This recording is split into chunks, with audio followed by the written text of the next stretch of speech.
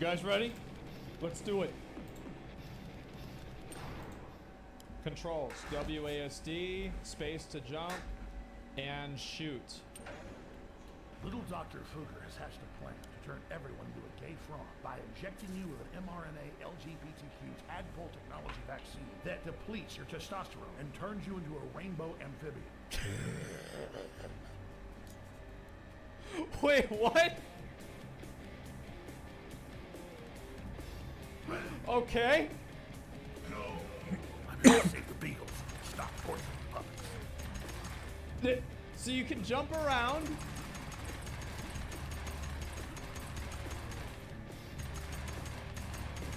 Okay.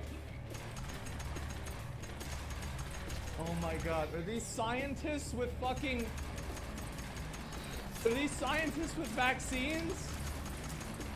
Oh my fucking god, what is this? Paul McCartney died 50 years ago. What? Oh, I gotta shoot that guy. There we go. Okay, we got him. What the fuck was that? Alright, now what? But the moon landing was a hoax.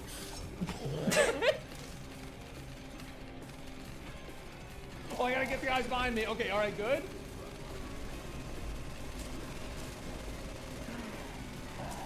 Oh god! Bro, he almost got me. Wait, is that... The moon landing was a hoax. Is that what I think it was?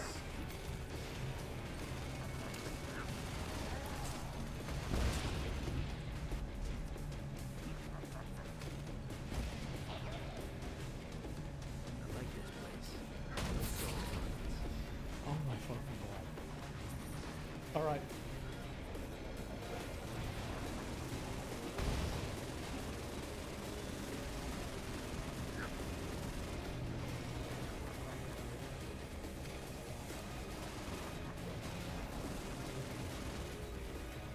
I can't believe this. This guy is so easy. Well, I got a lot of points for that one. Wait. Oh shit. Oh, I lost my other big gun. I don't think it even matters. Okay, they're all dead. There we go. Good. Say hello to my little friend. Oh, I see. So this is... I've got ammo for this. Oh, no! Wait. What do I do now? Damn, you're strong.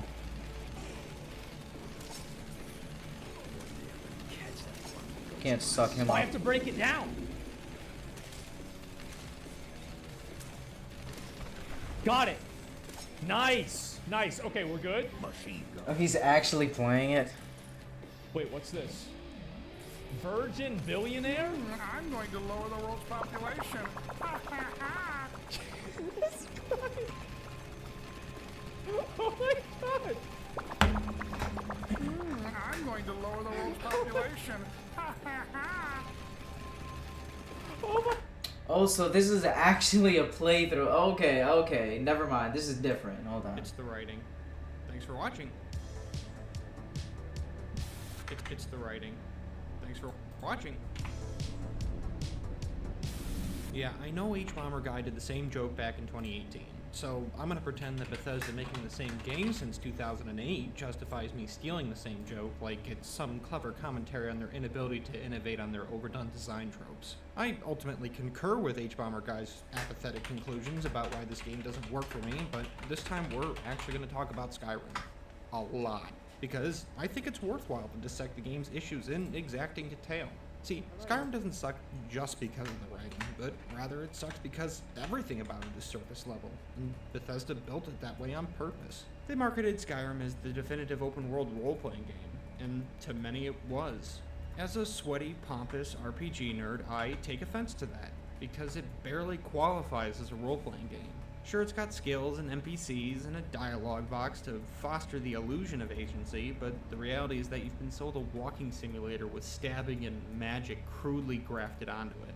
That sounded harsh, and it was, but I promise I'm not here just to belt out a gratuitous screed of groundless gamer rage at you, because I love open world games, especially ones that let you make your own character and lose yourself in deep, complex, and fantastical worlds. I love questing, exploring, and dungeon raiding. I love difficult choices and compelling characters and weird Byzantine lore. Because I'm a and a ton of experience, which is really good. That's where I get out of hell. And I'm just doing a quick guide on where to find all 15 glyphs, and also where all 5 of Blackbeard's chests are located, and how to get to them, etc.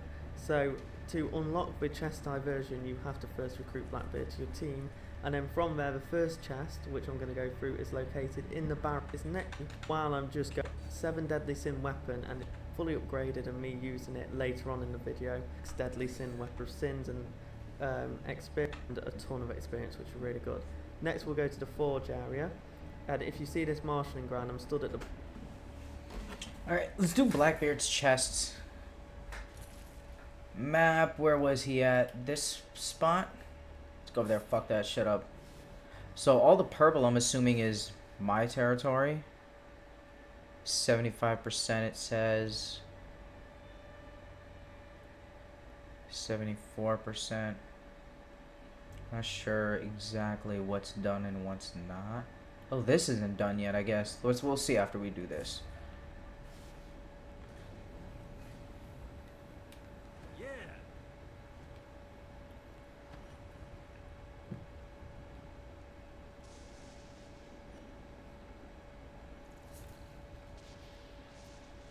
Oh, where was that? Time to put an archduke to sleep.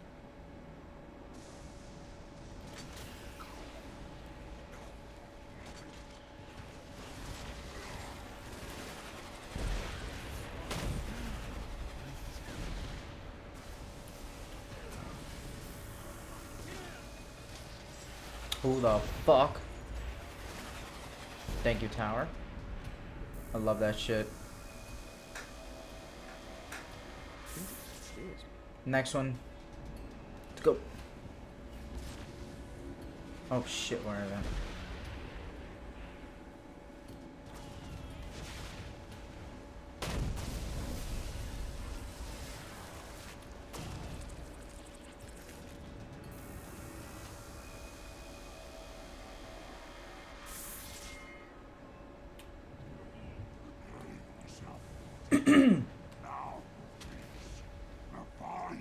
Come on.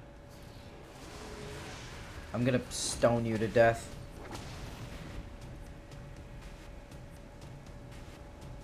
Where's he at? Come on, get your ass up here. There. Oh shit. Shit.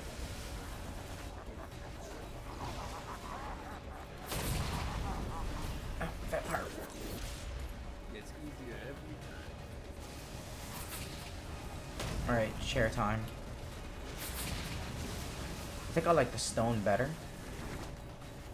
Yeah.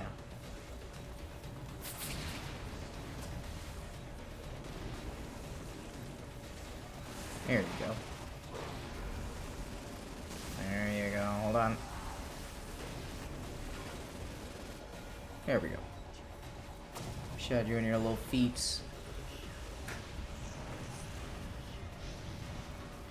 Bye, bitch.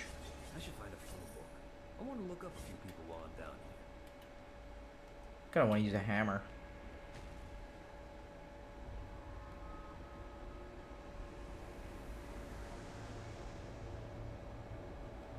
Yes. You've just gained 3 inches on your penis. Oh, whoa, 3 inches, that's a lot.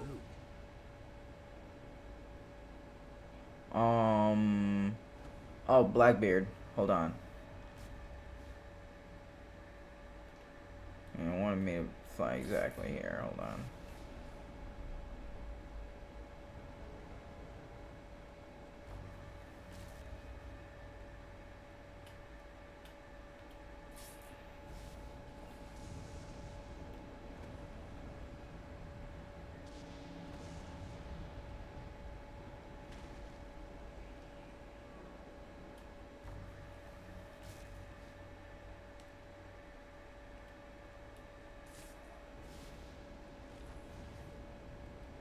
Alright, where's this glib he was talking about?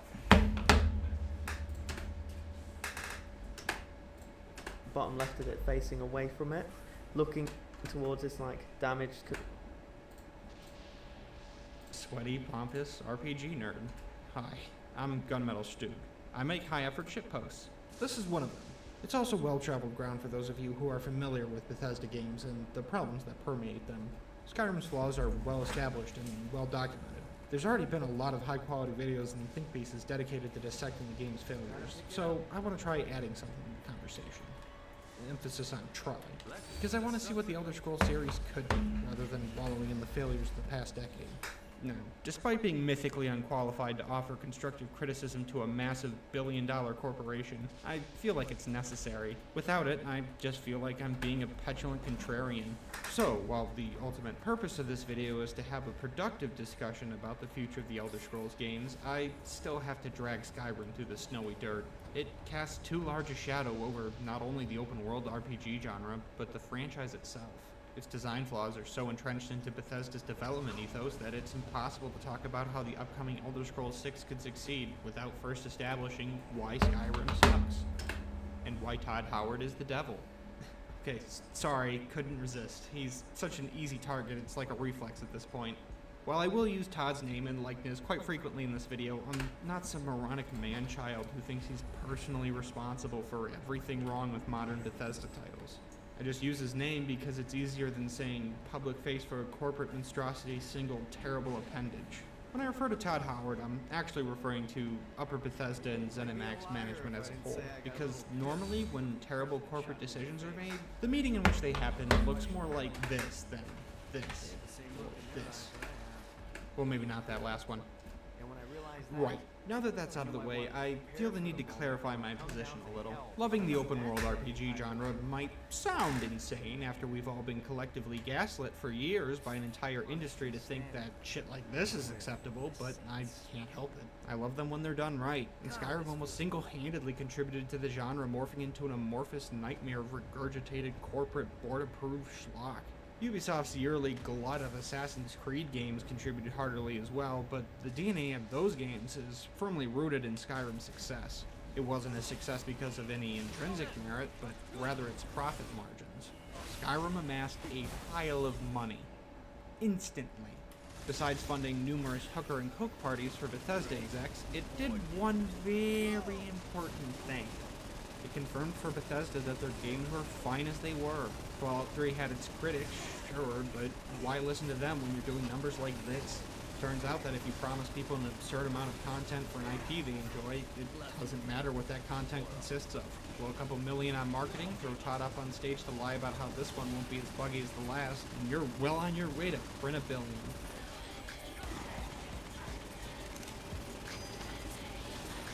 Even though the internet lambasted Fallout 76 and swiftly turned on Fallout 4's drivel-tastic excuse for a story, I'm genuinely confused as to why anyone expected anything better when people keep buying this shit.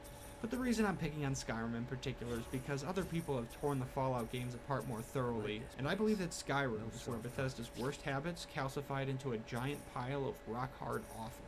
Allow me to explain. Skyrim utterly fails as an open-world RPG because everything about it is broken. And that's not just a dig at the game's now legendarily terrible performance and innumerable bugs.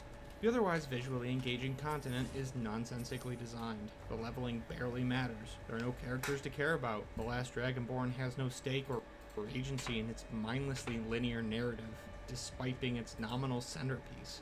Even if Skyrim wasn't explicitly designed as an RPG, but rather as a casual hack-and-slash explore-em-up, the combat is so atrocious it feels like an afterthought. Because it was. Because there was one aspect of open-world game design which was prioritized above all others, one that received so much focus, attention, and resources that it left everything else to starve. The map. The oft-memed, "See that mountain, you can climb it," marketing speak lather blurb was not a What the promise, fuck, but bro? a threat. Skyrim's touted scope Thanks. was revealed to be a What a dragon good tower. jealously guarding its pile of development resources and manpower. Whenever I criticize Skyrim, this is what I find myself coming back to. The Ouroboros of suck. Nothing in Skyrim works. Nothing in Skyrim works because of the focus placed on the map. The map itself doesn't work because of the lack of effort everywhere else leaves the map devoid of worthwhile content. The lack of worthwhile content means the focus placed on the map was wasted, so nothing works. On and on for infinity. I'm not going to fuck are you guys doing here? details of the game's development, interviews, First of etc. all- to dissect if this is exactly the case. I'm only going off what's presented to me in the game, and by that metric, the evidence is overwhelming. Bethesda filled its admittedly impressive map Piece with of a shit. glut of boring, where's superficial Dex? content to Get over here, justify Dex. its I'm insane punch you in the size. dick. By doing so, they fundamentally misunderstood what makes the genre and subject Stab your matter friend so in the beloved. dick. Nothing in Skyrim works because it is a cold corporate tech demo. Where you around at? Easily marketable innovation. You stupid. And it was built that way so that your brain can lie to you and say There that you those go. hours you spend approaching your inevitable Let me see you around death this weren't block again. wasted poking around Todd Howard's Winter Wonderland. This elaborate deception is carefully crafted so that you'll What you guys buy gonna more do? DLC, Get on here. and maybe the remaster, and maybe the next Fallout. More slop, please, Mr. Howard. My trough is empty. However, before we can look at how the Elder Scrolls franchise more might slop, move I need it. forward, before we can So- examine Skyrim, It's so we mid. first have to talk about game design, specifically open world game design. So, broad, big picture snobby stuff, then nitty gritty whining, then unqualified advice. Let's go. Open world role playing games are, by their nature, ambitious projects. They are broad, sprawling adventures, but they demand significant resources and technical competence to pull off convincingly. More than most other video game genres, open world RPGs need to be smart about how their systems interact, because that's the key to their expansive, enthralling majesty. To arbitrarily oversimplify a number of complex, interwoven game design principles, open world RPGs generally have four core design pillars: writing, exploration, combat, and art direction.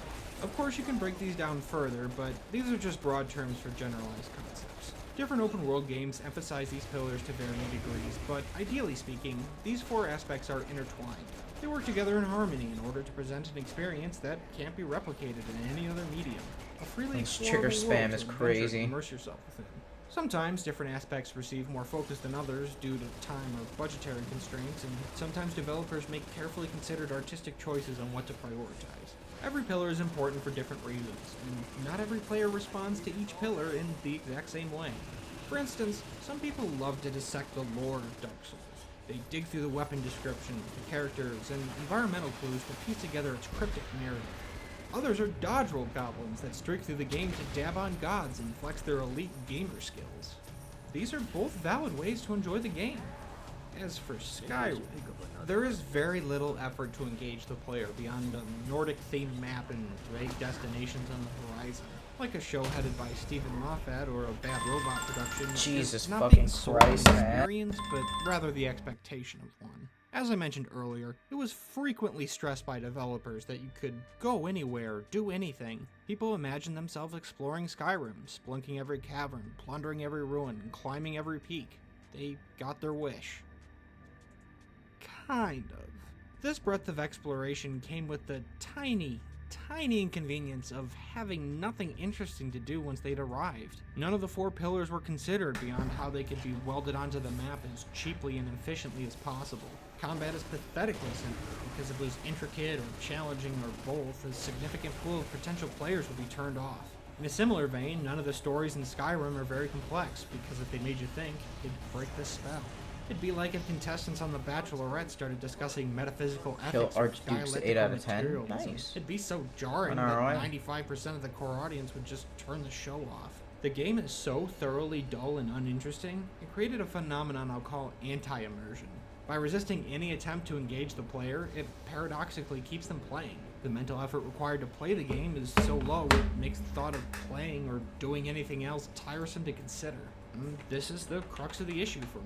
RPGs, at least RPGs in the traditional sense, are a fantastic genre to construct interesting stories and experiences that literally cannot exist in other artistic mediums. Their interactivity and reactivity are utterly unique when done well. So what does a good open world RPG look like, you might ask? Well, have you heard of this underrated gem? Jokes aside, Witcher 3 remains a really good game. It's also a very flawed game, and it doesn't map cleanly to what the Elder Scrolls offers, but the point stands. It's also the broadest, most easily recognized quality title in the genre. I think The Witcher 3 got a massive pass on release, however, due to how well it managed to present all 4 of the aforementioned pillars of open world game design, and present them well, consistently. When it released, The Witcher 3 was a massive jolt to fans of open world RPGs like myself. Much like how Mr. Plinkett remarks that hearing Jar Jar exclaim, "We's a going home," reminded him that he was a human being that was alive. The Fuck. level of craft displayed in Witcher 3 felt like the return of fucking Christ himself. The game is far from perfect, but by treating all these pillars as important parts of the experience and taking care to ensure that they were well integrated Booty, with each other, the retrieved. game became a massive Nice. genre-defining success that Next one hasn't up. been matched since. Definitely nothing since then. Nada. Zip. Despite its flaws, Witcher 3 is the best open-world fantasy game to come out, and there's nothing you could say.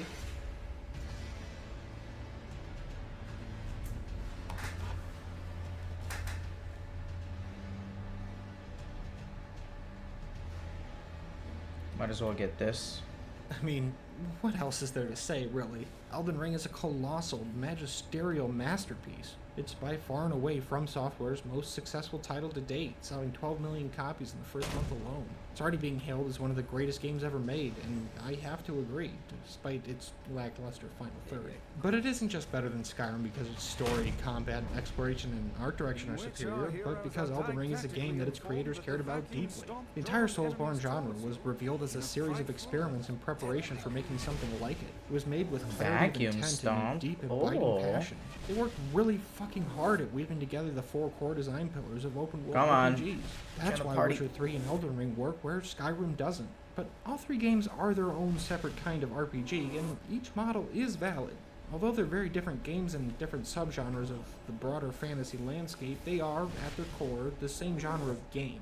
So Can I think it's suck fair up to health compare them. too? Witcher 3 raised the bar And for money? fantasy RPGs. No, just Elden bodies. Ring exploded it. Let me So see if if the I can next Elder suck that Scrolls health. game wants to have even a shot at measuring up, Todd has to take a brutally honest look at Bethesda's No. game design ethos. ESX doesn't have to be more like The Witcher 3 or more like a Soulsborne. It just Don't needs wanna to be get out more the cars. intelligently constructed. It needs to Shit. shed the Ouroboros of suck. But in order to understand how fundamentally broken Skyrim is, we first have to unravel the Ouroboros of suck and why it exists in the first place. See, I called the aforementioned pillars of open world game design pillars for a reason. They support what is arguably the most important aspect of a game, its purpose, the desired experience a game developer wants to instill in the player. For Bethesda games, this experience begins and ends at the Steam checkout page. Now, look, all AAA They all games just only exist to came generate flying profit out. for shareholders. Come on. But that doesn't mean games built purely for profit can't have artistic merit, or that talented coders, artists, and writers working on AAA titles don't genuinely want to create memorable art within their given parameters. Come on, I'll jump But out the car. The game's Clown purpose car. affects every other aspect of its construction.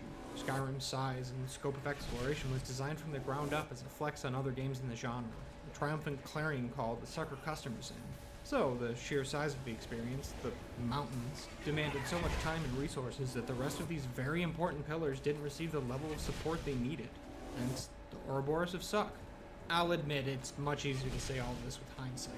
It took a decade of boring collectathon open-world games with zero redeemable elements set in maps that kept getting bigger and bigger before I, and I suspect many others, collectively realized that a giant map means absolutely fuck all if there's nothing interesting to do within it.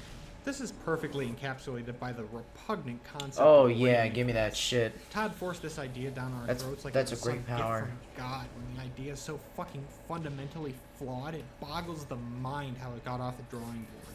Real quick, in case you don't know what raiding quests are, they are endlessly repeatable Finally, quests built by an vacuum. algorithm that will point you at a generic dungeon, give you a Oh, generic all health goal, and wage pickups then in the vicinity. when you Oh, complete it, fuck you'll have yeah, a finally. suspiciously similar quest given to you. That's You so might not know good. the exact term, but if you've played More Fallout damage, 4, more you've damage. seen Everything raiding max. quests. They're a huge problem. These advanced enemies and small vehicles. Yeah, bring them all, bring them all. This is offensive to me.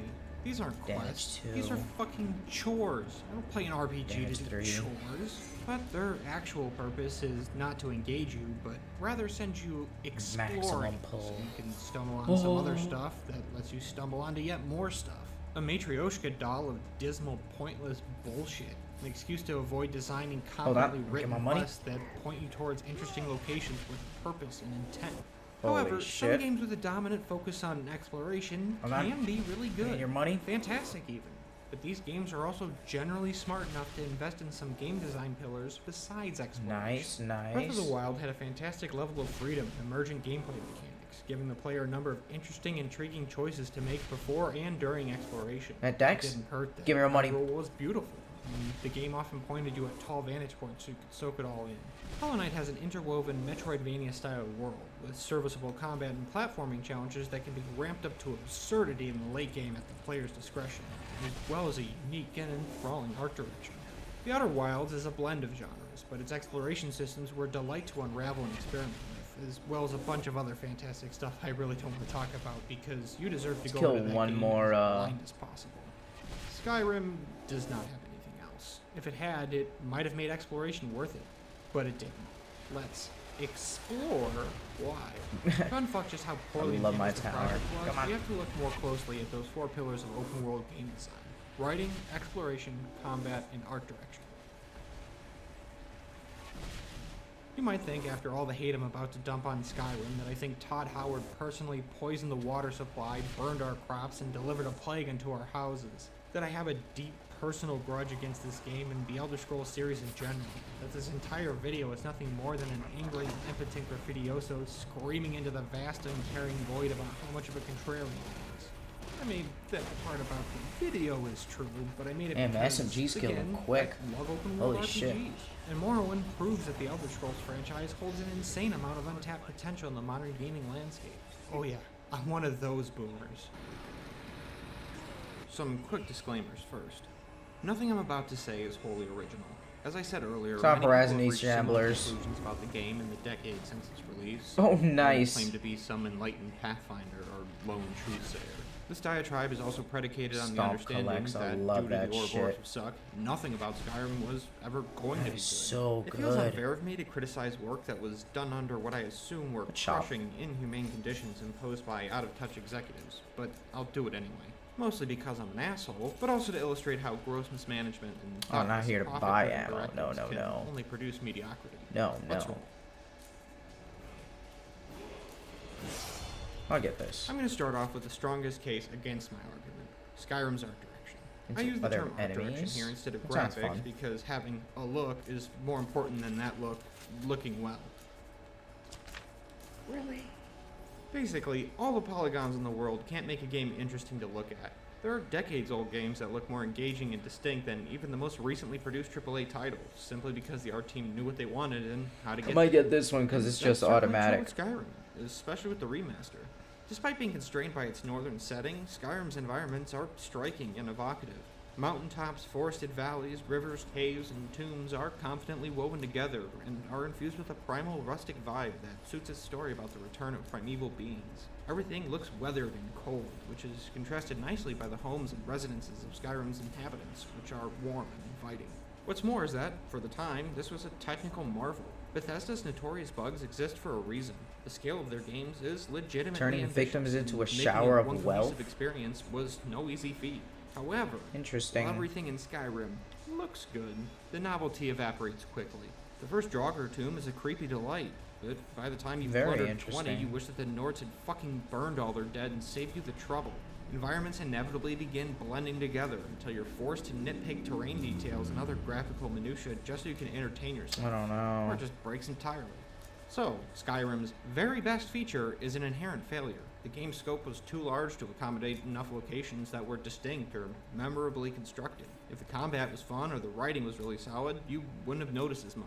But as it stands, the exploratory nature of Skyrim's quest forces the player to acknowledge that the vast majority of the places they're sent are identical. Every labor of love from the art and environment teams are squandered by repetition. Their hard work is pissed away by the fifth hour, and a handful of unique locations eventually lose their luster when you realize there's nothing there worth doing. I've talked a lot about exploration and how the breadth of Skyrim's map sucked up so much time and attention that everything else fell apart. So let's discuss what Alright, exploring and let's traversing see how these Skyrim's work map out. is actually like. It sucks.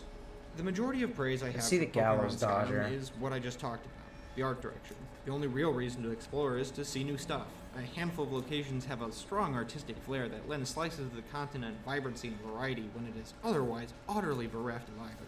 However, I'll continue the positivity for a little while longer and discuss my favorite Skyrim experience, the plunge into Kagranzal. This is the one time everything in the game was firing on all cylinders. Overconfident due to how I was being treated like a toddler for the first 10 hours of gameplay, I blundered into the most obvious trap in the history of ever. Oh Hey, shit. glowing orb, You can neat. just vaporize them. I was What stuck about at you? what felt like the bottom of the world. And I could hear the growls of Falmer in the distance. There was no way to fast travel out of my newfound predicament either. Sure, I could have saved Scum to avoid falling into the obvious trap, but the point is that I didn't want to. I was hooked. Crawling my way out of Cogranzal was the best content Skyrim had to offer. It barely lasted 10 minutes. There was nothing there besides a few Falmer camps and some mediocre loot, but it felt like a genuine adventure. The only time in the game I was actually experiencing what the fuck this genre is built to emulate. Now, that was all very anecdotal and also conditional. If I was higher leveled or had encountered some more Falmer beforehand, I probably wouldn't have gotten What the same fuck level is of that? enjoyment. Overkill? The reason Cagranzal feels so unique and special is because, well, sometimes you might stumble upon Holy some other shit, unique what the locations fuck? or uncover a hidden away alcove with its own story and vibe. The actual act of exploration, that is, moving around the world, is mind-numbingly dull. The trap that sends you plummeting So into the the more depths of enemies I Eastmarch is kill. the most exciting traversal ever gets. Because it wasn't just fucking walking. Interesting. Skyrim, So the you more can enemies only I kill, explore I by get an holding down overkill. W. If you want to get to the quest marker Or just the more faster, hits you I can get. sprint, or you get a mount. But these aren't real choices because there's no meaningful difference between them. One of them is Oh, more this is interesting or nice. engaging than the others. Your overall route doesn't change, and none of them require any input from the player other than the occasional Oh, this is source pretty code. fucking It's awesome. all walking I like this. all the time. And by walking, next I mean weapon. gliding. Now, I hate talking about how games feel because it's such a subjective concept, but I want you to tell me that the movement in Skyrim feels Oh, good. wow. Go ahead. That's Do a it. lot. Oh, that's Unless a you're lot a of money. diehard Holy contrarian, shit. you can't. Because in every modern Bethesda money? studio game, walking around the game world feels like you're Vivek hovering a half inch off the ground. Hills, even steep ones, just change your walking pace Oh, from in a the janky nuts. glide to a slow, You get down frictionless here. Give me your walk. nuts. Now, there's a ton of facets that Ah, go into okay, presenting go on, movement in a cohesive Alright, get and down there. engaging way. Animation. Does moving look good? Does your character look like they're reacting appropriately to changes in the terrain? What about sound? Do they sound like a part of the environment they're traversing? Does their equipment rattle against their armor? That You gives can me probably so see where much I'm going with money. this. What the There are a fuck? dozen ways to make an in-game avatar feel like Yeah, a bring part your of boys the world, though. and Bethesda employed exactly zero. You Roomba your ass from quest marker to quest marker from the moment you escape Helgen until you finally deign to dab on Alduin. It never changes. The world design is so fucking I gotta get diverse to this interaction damage up. that the only avenue for player expression is to jump around the level fuck is geometry that? until they break it completely. When they trotted out that tiresome climb the mountain Kills line, Sin what they Orb. actually meant is that they carved a nice path into it so you can gently hover your way up there. Way to go, sport. This is what I was talking about earlier when I praised Breath of the Wild. Its gameplay mechanics are seamlessly intertwined. Sorry, with its Shamblers, primary need some gameplay money. mechanic, exploring Hyrule. Climbing, gliding, riding, swimming, and combat are all player-driven exploration Wow, methods that's bound so in much the money. omnipresent stamina. And they're built so that even a new player can conquer formidable challenges with adequate planning and foresight. Traversing Hyrule Alright, and seeing let's its get back sights to gave the, the player real agency, making them feel like they were planning actual expeditions. Skill, the patience, and actual- preparedness were rewarded. Even the lack thereof could make for a memorable experience. In Breath of the Wild, when a player reaches the top of a mountain, they think, I did it. In Skyrim, when a player manages to bunny hop their way to the top of a mountain Todd doesn't actually want them to be at, they think, I broke it. It might be unfair of me to compare Breath of the Wild's mechanics to Skyrim's, but fuck man, Morrowind had better ways to facilitate actual player-driven exploration. Hell, Thief feels better to play, and in gaming time, Thief is practically antediluvian compared to Skyrim. This is why I keep coming back to the Ouroboros of Suck. To Todd, it was more important to have stuff rather than let the stuff be any good or fun to find. Quantity over quality. Even the morsels of well-made content are impossible to fully enjoy because they're laid out in a way that's so coldly calculated, it feels as organic as Oblivion's facial animations. Everything is paced out in a way to constantly distract and divert the player's attention away from the quest at hand, with mathematical, immersion-shattering precision. Even Witcher 3 wasn't totally immune from this, but at least the stories you kept tripping over were worth experiencing and felt like a deliberate, meaningful part of a greater whole. When exploration failed to feel immersive, the writing picked up the slack. There was a balance. Skyrim's endless drip feed of places to poke around in is so bizarrely constant that the world itself falls apart under the lightest scrutiny, which presupposes the rate of discovery itself.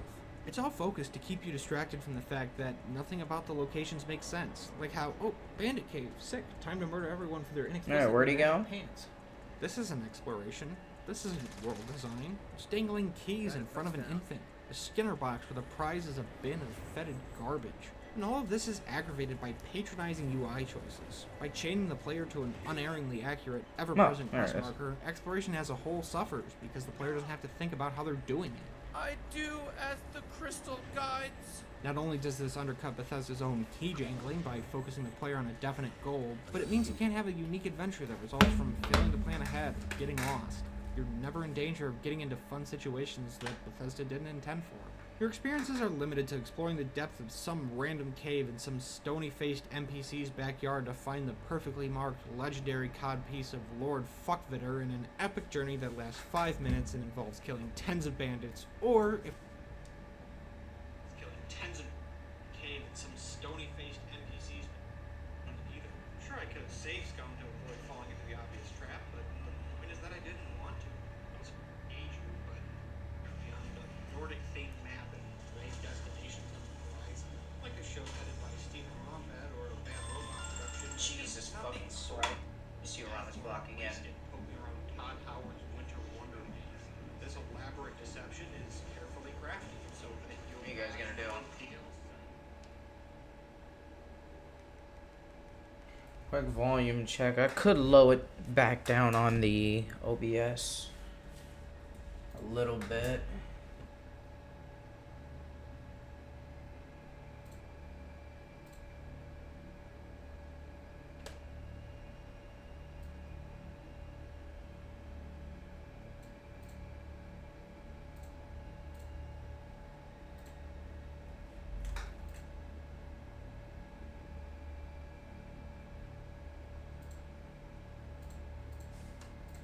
If we're feeling really spicy, more fucking Draugr.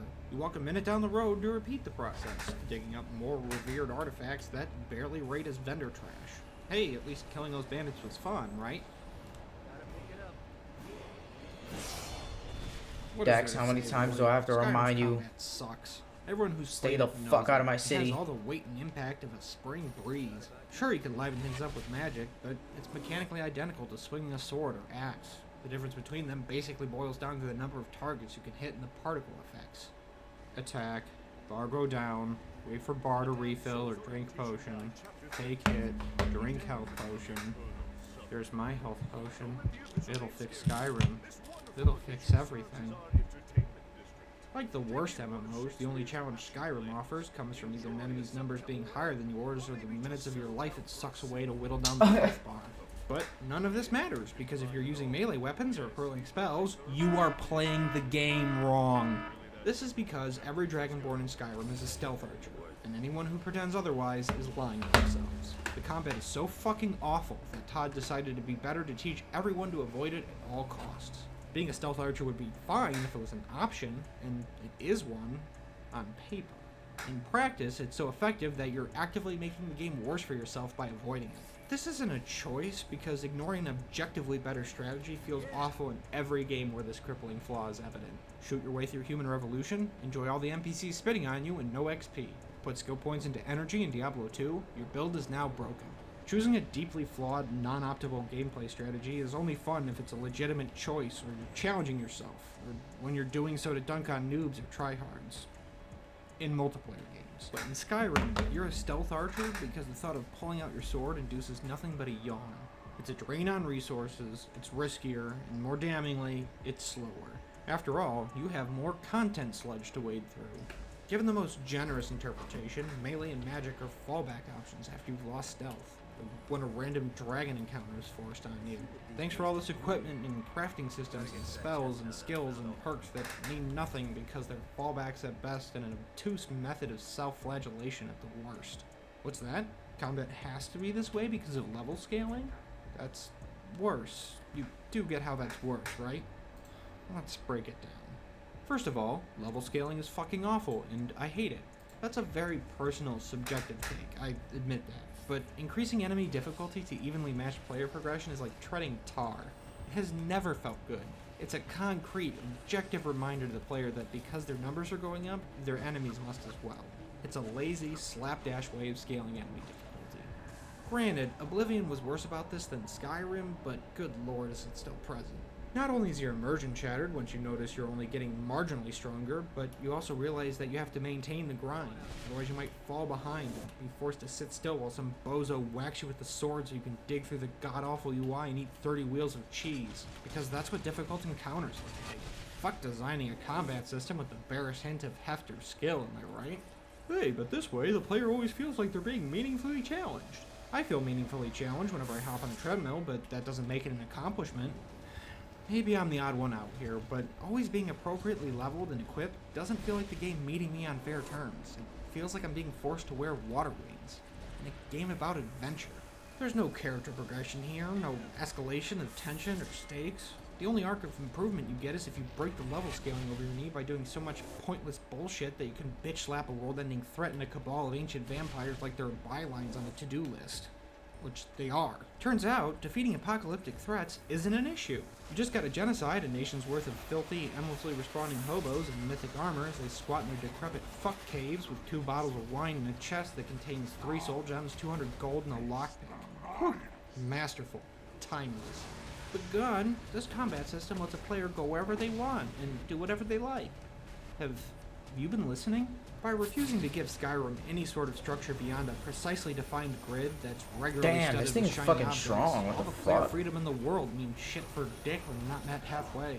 Being able to go anywhere doesn't count for anything if the developers can't meaningfully structure content Give me your money. around player effort, investment, gonna or have a systems big bag. mastery. It just means that location A has Get a to be tub of as boring gold as location B, coins. that the challenges faced in location C Oh, can yeah, only yeah. be superficially different from the ones in location D. Every single enemy can be These fought and $300. cheesed in That's the a- exact same whatever. way. Sure, giants might send you into the stratosphere if you look at them wrong, but all you need is a temporary distraction to eat Elon Musk's calcium-based booster rocket for you so you can dump enough damage into them and call it a day. A plateau that can be swiftly reached and promptly eclipsed with the barest investment into stealth. That's it.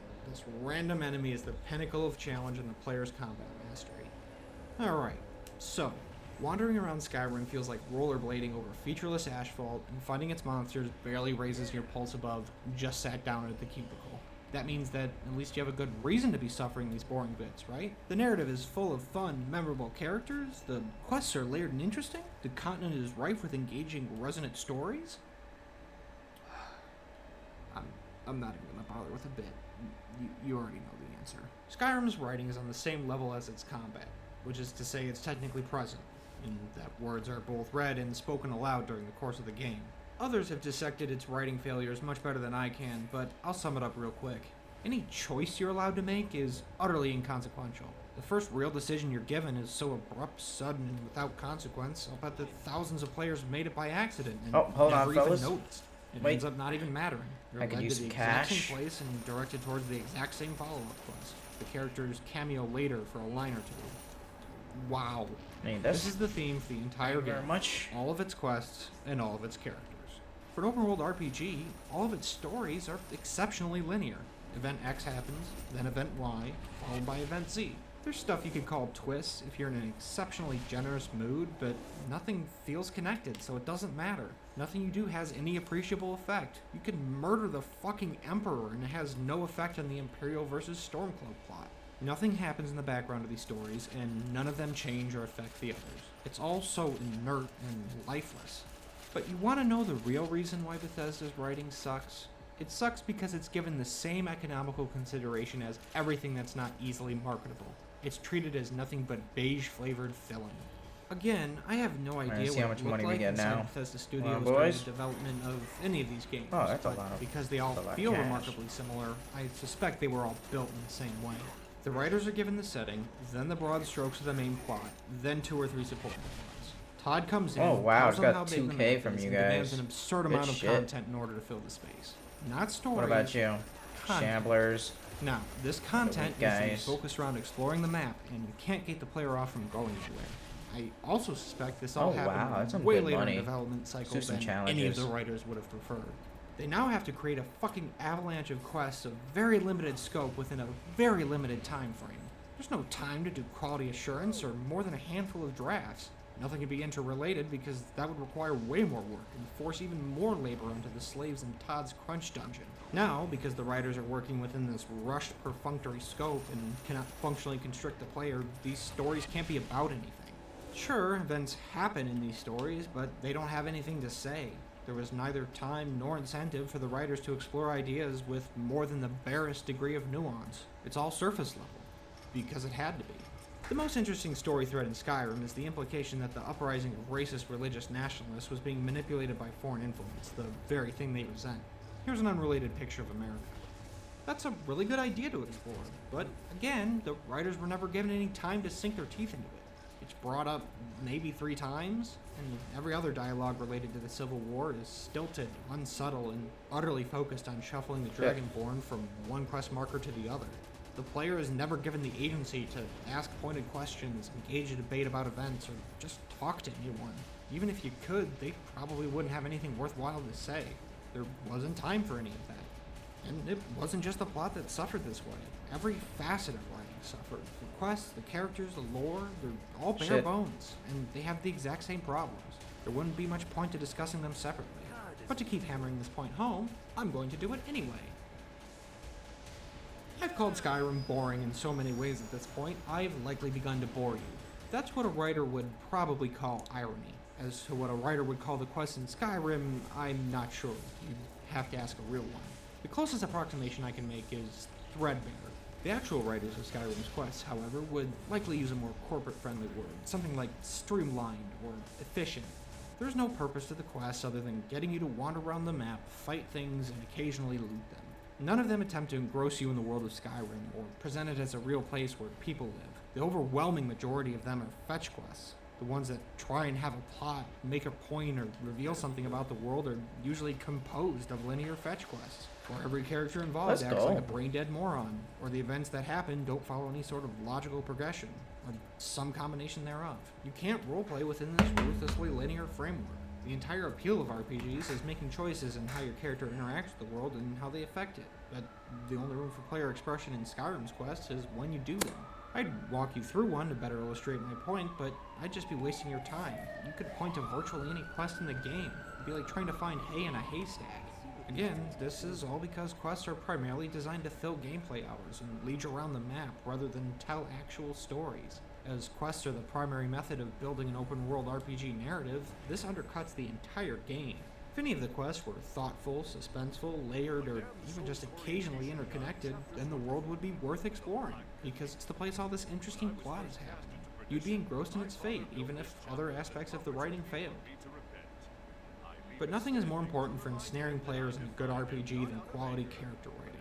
I would argue that it's the most important part in any narrative, no matter the medium, because if a story lacks characters you can root for or empathize with, or nothing else about the story works. It all comes tumbling down. If you don't care about any of the characters in the story, you can't get invested. The pathos falls flat, you don't care about the plot, and any interesting technical aspect of the story's production, say stellar cinematography, impressive effects, etc., they're wasted, pissed away into the wind. So what about Skyrim's characters? Its major players, its companions. Ooh. There are no real characters to speak of. Everyone's just an aloof asshole. I can guarantee no one fondly remembers Farengar's secret fighter, or his inept buttfuck boss who is the gaming equivalent of this tired meme. The only characters anyone remembers are memorable because they're annoying. Nazim for obvious reasons, and Lydia too, because she's inevitably the player's first companion. She says the exact same line in a dry, 97% every time you ask her to be your pack mule. The fuck does that mean? Fantastic meme fuel, but not anything with substance. Well, whatever. You can marry her and this line doesn't change. There's never any character arcs or personal quests. This is basic fucking stuff. But nope. Let's do the Blackbeard chest. There's something Seamus Young said about Skyrim that I feel really applies here. The NPC's only personality trait is their tone of voice, and they don't seem to have any life outside of explaining things to you. What's really funny about that line is that he actually said it about Fallout 3, but it applies to Skyrim too. It applies to Oblivion and most of Fallout 4. But you want to know why every character in Skyrim is a bland, featureless robot? It's because every voice actor did their lines alphabetically. That's right, every line in the game was done in the order of which letter began the sentence. I can't even imagine how fucking frustrating it would be to perform under such conditions, but this choice was made simply because it was the most economical. Todd wants content sludge for the trough, so better get it done. Now, to be fair, I can only concretely establish that the alphabetic line reads were done for Oblivion, but you've played Skyrim. Did you notice the difference? I couldn't. It feels petty and toxic to speculate like this, but if I can't even tell the difference, what the fuck was the point? Look, Bethesda's voice acting has been memed to death. The horse has been beaten to death and then further processed into a thin gruel. Not even armor could save it. However, I feel like everyone missed the core issue here. The Ouroboros have suck. If more time, effort, and resources had been dedicated to building a roster of interesting characters, there'd be more voice actors. Even if they hadn't hired a single extra actor, maybe the ones they'd already onboarded would have had room and incentive to put in a quality performance or execute an actual character arc. If there were characters worth experiencing, then Skyrim would be a much livelier place. You could enjoy exploring with your favorite companion, learn more about them as they live and grow as people.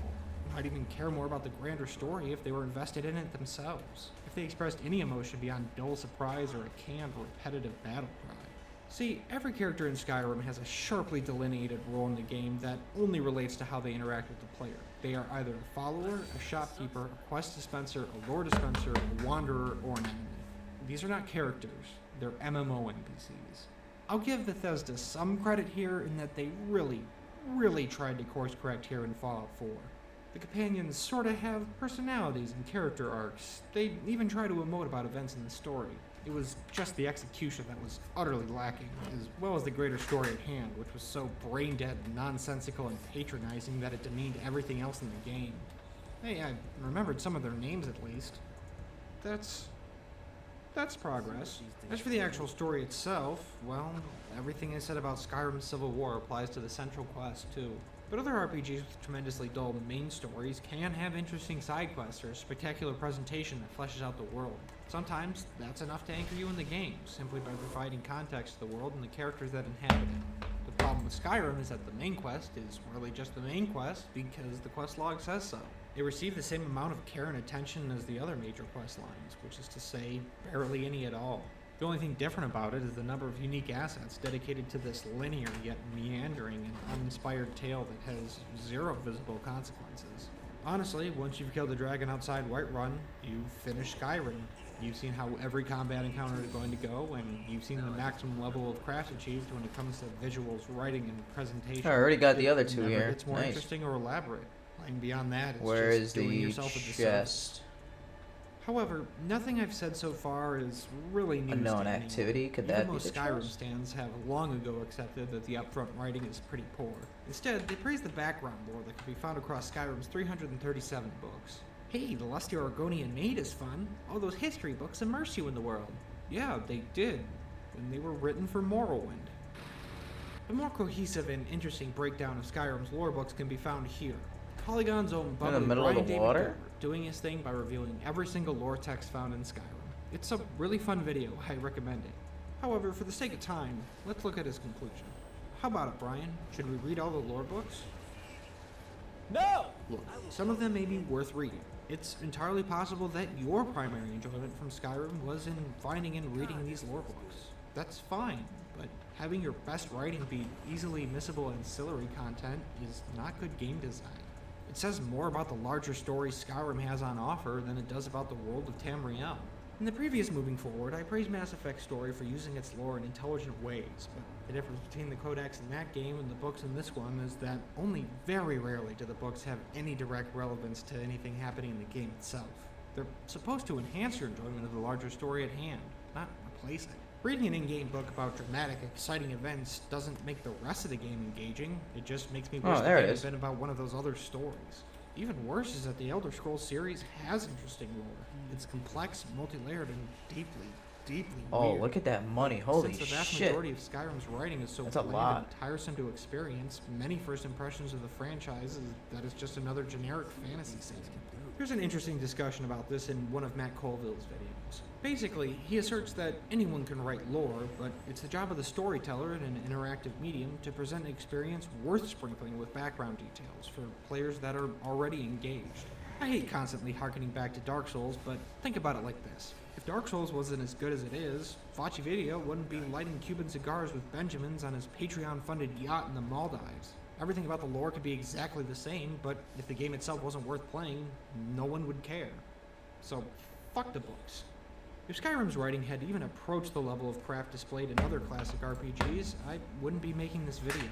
Even with dogshit combat and repetitive exploration, sharply written quests can keep players guessing.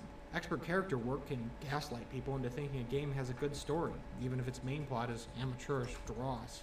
Conversely, a well-paced plot with interesting ideas or a neat premise can sink its hooks into the player's brain, filling the gaps for lackluster characters or simplistic presentation. With a game as massive as Skyrim, a few scattered pebbles of interesting quests does not overturn towering mountains of bland, boring, and convoluted. If only Skyrim's writing had been a bit sharper, it would have been easier to ignore its other flaws. But it wasn't, so I can't. The reason I'm harping on about this so much is because there's a game that someone literally hacked together out of Skyrim's bones, and it was actually pretty fucking good. Endriel. Sure, the creators weren't burdened with the work of building an entirely new game, but it does illustrate that some good writing is all you need to overcome shortcomings in other areas. Because all of Skyrim's non-writing issues are still present in Endriel to some degree, but they matter so much less when you're engrossed in a well-presented and well-executed story. Real quick while we're talking about a famous mod, if you've been sitting through this rant and thought, hey, but mods can make everything about Skyrim better, then you've missed the point. Mods can't fix Bethesda's writing, and even if they could, free, unpaid labor shouldn't be required to unfuck a AAA game with millions of dollars behind it. The only reason Skyrim's modding community is so huge and talented is because it needed to be. There was so little of value in the original product that literal legions of fans took it upon themselves to fix the existing content, never mind wholesale system revisions or new stuff, like Endriel. So, if 10 beer-swilling crowds can make a good game out of Skyrim, why couldn't Bethesda?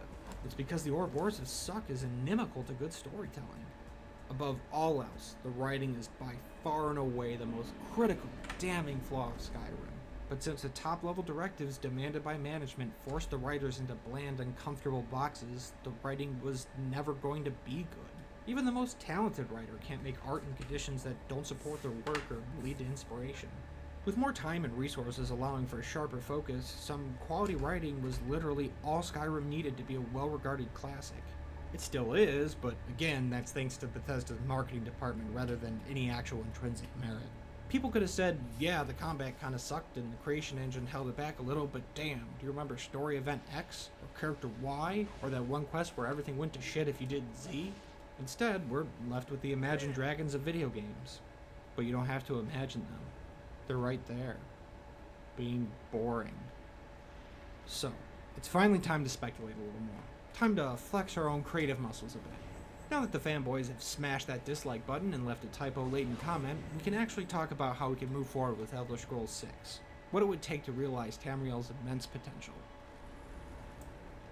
This section will be shorter than its equivalent in my Mass Effect video because the problems with the Elder Scrolls series are far more structural, and offering anything other than broad suggestions feels like talking to a brick wall. With my forehead. First off, I want to address an oft-discussed expectation that this new Elder Scrolls game having the new version of the creation engine will automatically have a positive effect on the game's quality. This is hilariously misguided. Thinking that a newer, more advanced engine will make Elder Scrolls 6 any better than the previous avalanche of trash is pornographically naive. It absolutely has the potential to Pornographically. improve things, and I'll talk about that, but it's not technology that's holding the franchise back. The problem comes down to resource allocation and developer priorities. Frankly speaking, I do not give a fuck about how big a game world is, how good it looks, or how much raw content it has. I would be gobsmacked that after a decade of Ubisoft games and Bethesda sandboxes, if anyone else did either, open world game maps have gotten as big as they ever need to be. It's time to start using that technical prowess and big dick Microsoft money towards expanding the depth of their content instead of just its breadth. So let's take a look at how they can do that. Before anything else, we have to throw the Ouroboros of Suck away. We have to press on with the assumption that Elder Scrolls 6's open world will serve to elevate the stories within it, not supersede them. The ultimate sin of the Ouroboros, and thusly Bethesda Studios' open world games, is that they are terrified of telling the player no. Again, this is a deliberate decision, anti-immersion. By giving the player total unrestricted freedom, they have gutted any meaning that freedom might have had, but the illusion remains, and thus keeps butts in seats and dollars in Todd's pockets. This is the most important aspect to fix. We don't really need giant, intricate game maps, dramatic Mass Effect choices, protagonist voice acting, or pre-rendered motion cap cutscenes. That shit is like the lore books, it's just there for flavor. What really counts is that the player's decisions should matter, regardless of how big or small they are, or whether they're diegetic or non-diegetic. It's all about meaningful player agency, with consequences. Skyrim and Fallout 4 both have this issue where it can be the leader of each major faction in the world, and it just feels ridiculous. The story tells you that you're an immensely skillful, super special boy, but all the power you amass isn't acknowledged or respected within the world once you achieve it because you're never allowed the agency to actually employ it. So my advice here, the guiding principle of any new Elder Scrolls game, is to discard the notion of total, unrestricted freedom. Make the players squirm. Close off companions, guilds, quests, and items based on how they play the game. Give them tough choices. Let them fail Damn, where's the quests chest? or I didn't find make the bad chest here decisions either. based on incomplete information. Show the ramifications later in the story. A role-playing game with no consequences or meaningful choices, whether in the story or in how a character interacts with the world, results in a world that feels shallow, boring, and not worth experiencing twice. It's not an RPG at that point, it's just a non-linear stab-a-thon. In one of the very best mediums to experience an adventure, you can't have an adventure without the player facing some sort of challenge. If the player never faces significant pushback, no part of that experience will feel valid because the world is handicapping itself to accommodate the player and secure the largest possible audience. In short, Bethesda should remember the genesis of the open world game, Dungeons & Dragons. D&D is a natural point of comparison for any open-world fantasy RPG, but the game's aesthetics are the least important part. Rather, being a dungeon master for any tabletop RPG can serve as a fantastic crash course in factoring for player agency when designing games. The best DMs understand that their players aren't story receptacles to be talked at and shepherded from one plot point to another, but rather active participants in a shared narrative. While that degree of reactivity and interactivity is impossible to fully achieve in a video game, it's more so about understanding good campaign design principles. A skilled DM will structure their quests, and the greater narrative as a whole, to allow for player creativity and agency without letting them run roughshod over any challenges or obstacles they might face. Given that framework, the greater control a player has over their experience, and the more consequences they see as a result of this control, the more they'll feel a sense of authorship over it. Games that are really good at spinning this illusion of authorship are often well-regarded classics, and it's important to strive towards this in role-playing games. It's in the genre's name, after all. So let's get a little more specific. Let's talk about some pillars of open-world game design, and how Bethesda could do that better. When it comes to all the stuff that goes into game development, writing is somewhat unique in that you can't just throw money at the problem to fix it. I mean, writers should get a lot more money, but that's besides the point. Sure, skilled, competent writers cost more, but the crux of the issue is that even talented, well-paid writers Boom, who chicka. create good stories can get tangled up Where in do I corporate get that? mismanagement. Blackbeard, and where you create at? stories that feel toothless and bland, even if their core is solid. Almost constantly, video game writers are forced to make changes and adjustments based on what suits want, some piece of tech not panning out as planned, or a shift in director priorities, which results in a disjointed or incomplete narrative. These are failures of management, not writers themselves. I think it's in my So in weapon order storage. to be a true RPG and craft a story that players can feel like active participants in, the writing staff needs much more creative control over the content creation pipeline, and should probably be placed more towards the top of any related org chart.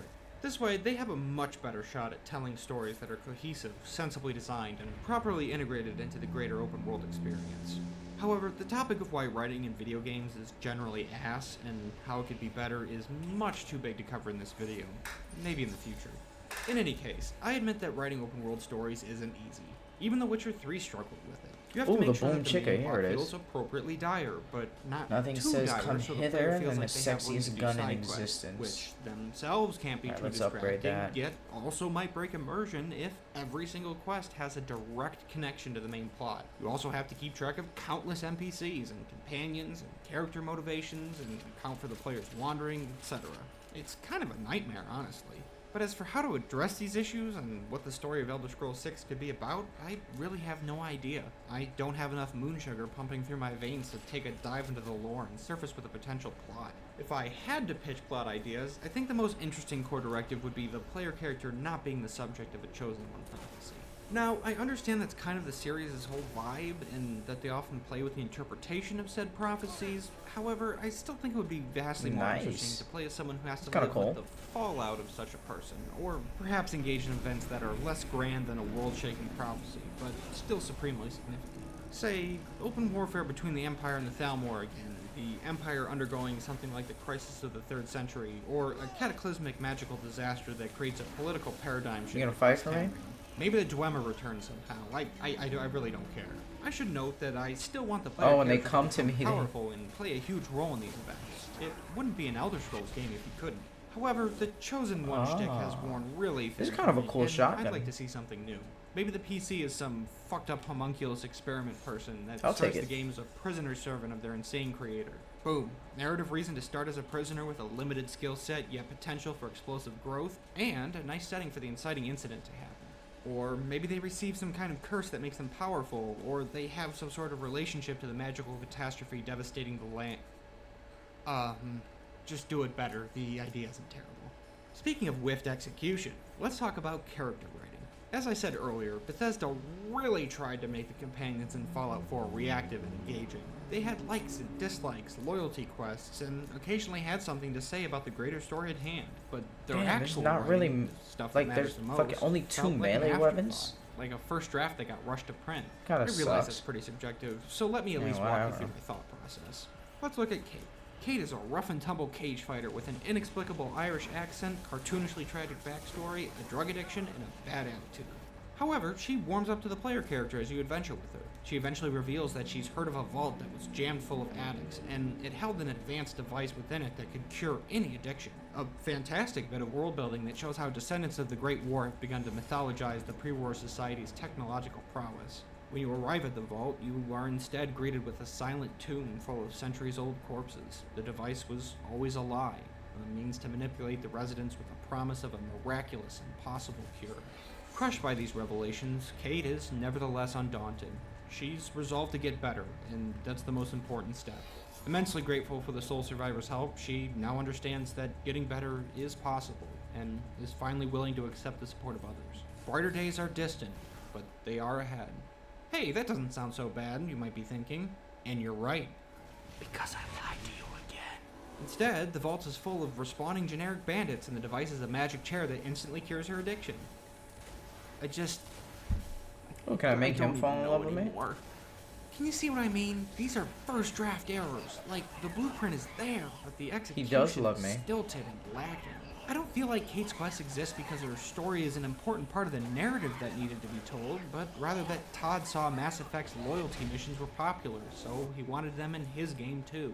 Very cold and corporate, get which these is bad really the boys problem out. with Bethesda's writing as a whole. Oh, just I unlimited hope a better magazine, too. I don't have understanding to, of the Orc Wars Who Suck might help them prioritize reload. their writers Nice. more and put them higher up in the design process. This is great. Give them more time for additional drafts, better QA, better integration with the other Shotgun, parts I of don't have to. development. Oh. The writing needs to be a higher priority, rather than just a vehicle for subpar gameplay. Who the However, fuck threw good that at gameplay me? can not only smooth over weaker writing moments, but can elevate the writing that does work, crafting a much stronger experience. Shamblers, get over here. It can Need also money. serve as its own unique aspect of writing as the primary vector for Ludo narrative.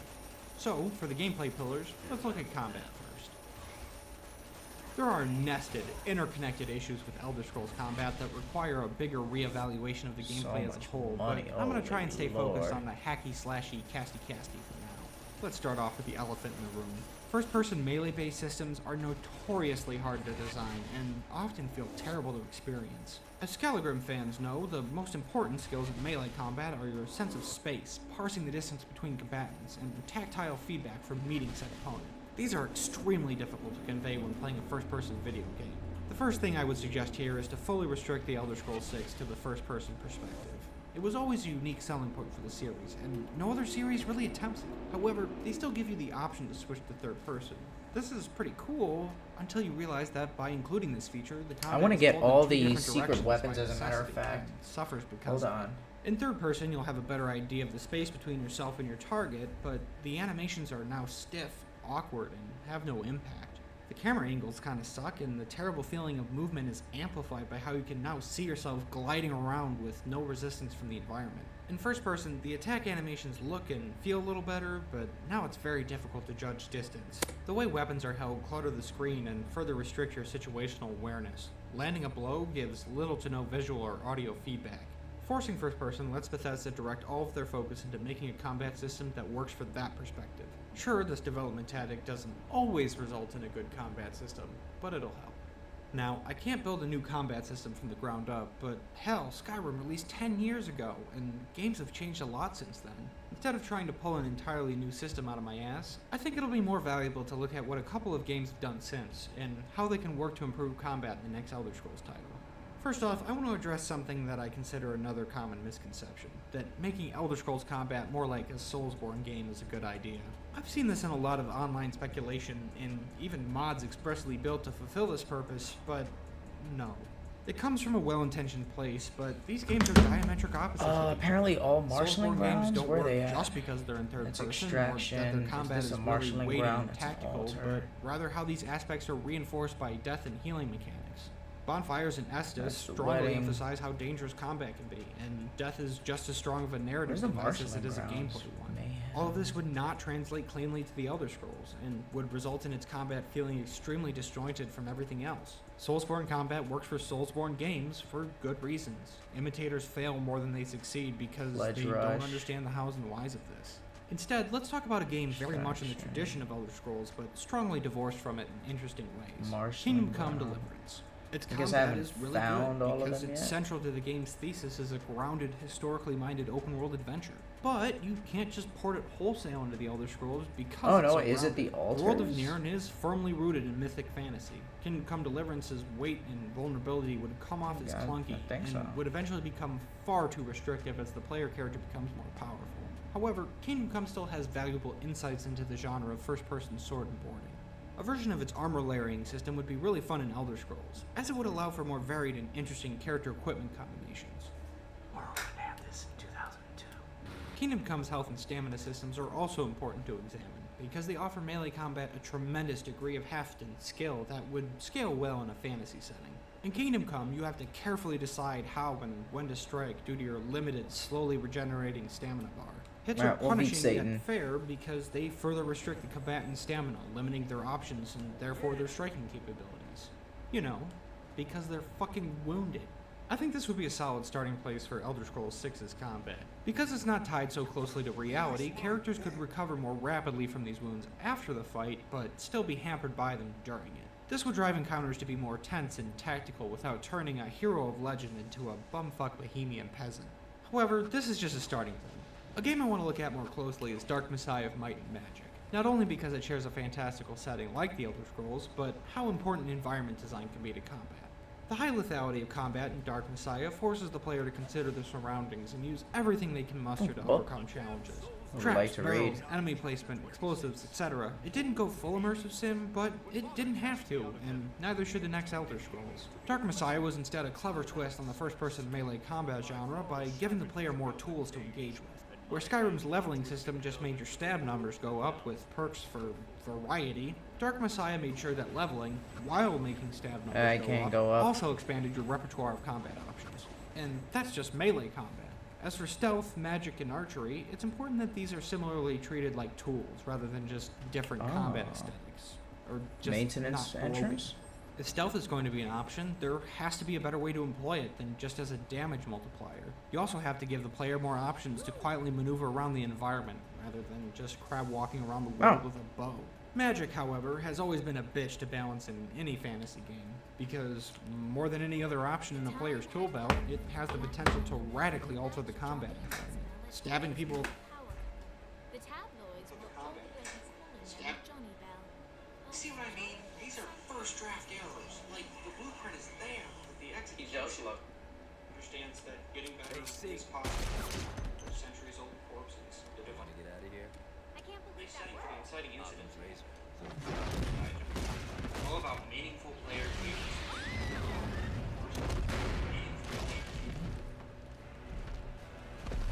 Alright, it's good. Playtime is over, Mr. Gat. Save them if you can. Oh, hold on, I gotta. I love weddings. Okay. Can I pause? Okay.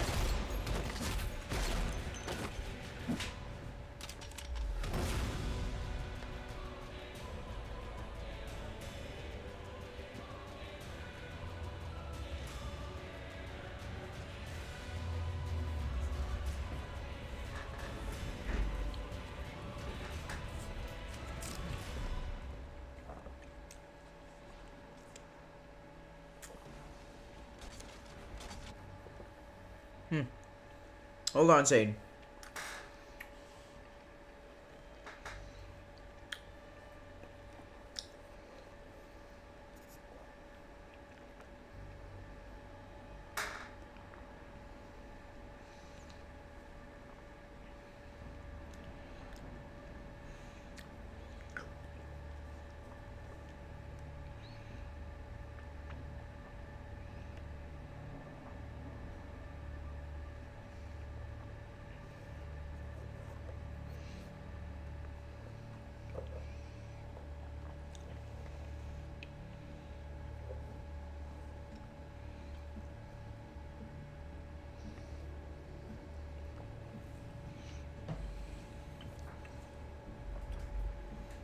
Well, the sword can only make them die, but a fire spell can set someone aflame, cause panic, work as area denial, burn environmental objects, etc. In really dynamic combat systems, it can spread, causing unintended consequences. This is one instance where the new creation engine would actually be really useful. A more advanced engine can render environments with additional physics objects and integrate gameplay systems with greater fidelity.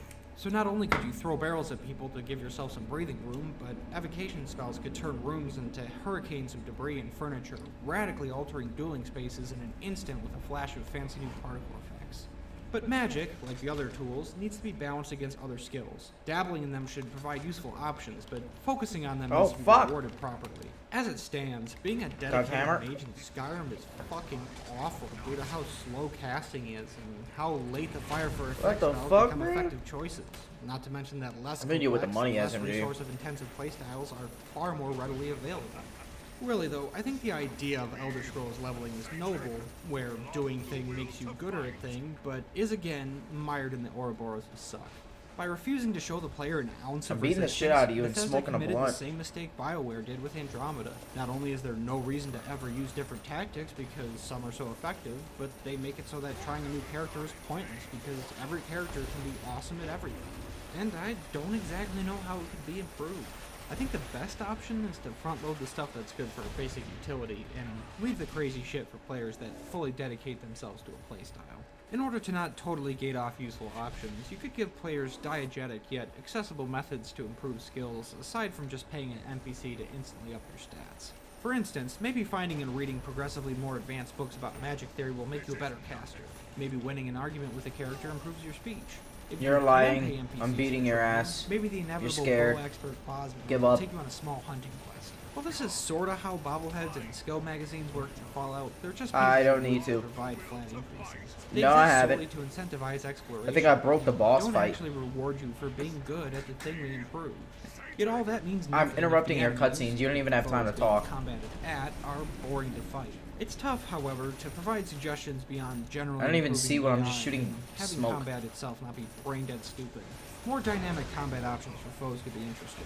Maybe having well-trained sentients fight in formation, even a small, looser one, would help alleviate Skyrim's issue where melee inevitably devolves into a mindless mosh pit. Give different creatures different strategies when attacking or ambushing the player. You don't necessarily need to challenge players on a mechanical level, but making them think a little bit about each encounter goes a long way towards making enemies feel like worthy opponents. Oh, shit. Other than that, I think the more relevant question is considering how to use enemy difficulty, placement, and scaling. If Bethesda is totally married to the idea of level scaling, I think it's at least well within their capabilities to employ it more responsibly. The famous example of clever Tough enemy boss usage fight, within damn. the sphere of creation engine titles is Oblivion's tough, New Satan. Vegas, where I didn't Death expect Claws this. would murk your ass if you thought you Your were skills being are a real unmatched. smooth fucker by making a beeline to the city. What made that work wasn't the part where you More fucked around smoke? and found out, but rather that the NPCs fairly warn you of the dangers the world contains. Not only is this good world building, but it creates a sensible expectation of the threats the player will face Gotcha. without railroading. Trying to play By hide directing and the player seek. towards a more balanced path before letting them loose, Obsidian clearly defined the difference between early game enemies and late game ones. Literally just 2 stomps and your whole Now, squad is however, dead. we're talking more about exploration. I hope you're getting a sense now of what I mean when I say that Skyrim's issues are interwoven, and how one pillar of open world game design can radically affect others. There's layers here. So, if exploration is once again going to be a primary focus of the new Elder There we Scrolls, go. it has to be done better. Or at least hold more on. thoughtfully. Triangle. As for the map itself, it's obviously going to be larger and better Give me a looking than kiss. the previous titles, but that misses the point entirely. I'm worried that the only real reason Todd is upgrading to the new engine is to push the Oh, boundaries of we're map gonna kiss and make up?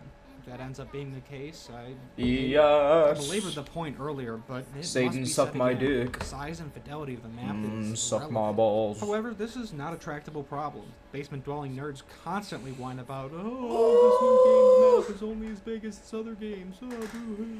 Those kinds of nerds do not have worthwhile opinions, but they do tend to be very loud about them. Instead, I believe it's more important to utilize this new engine's power in other areas of graphical direction and environment design, no matter which slice of the world we end up in.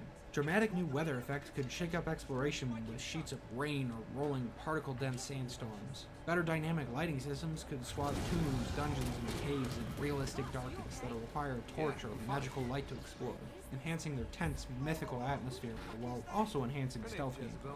These are the kind of experiences that stick with the player. A large map is only impressive if exploring it is memorable.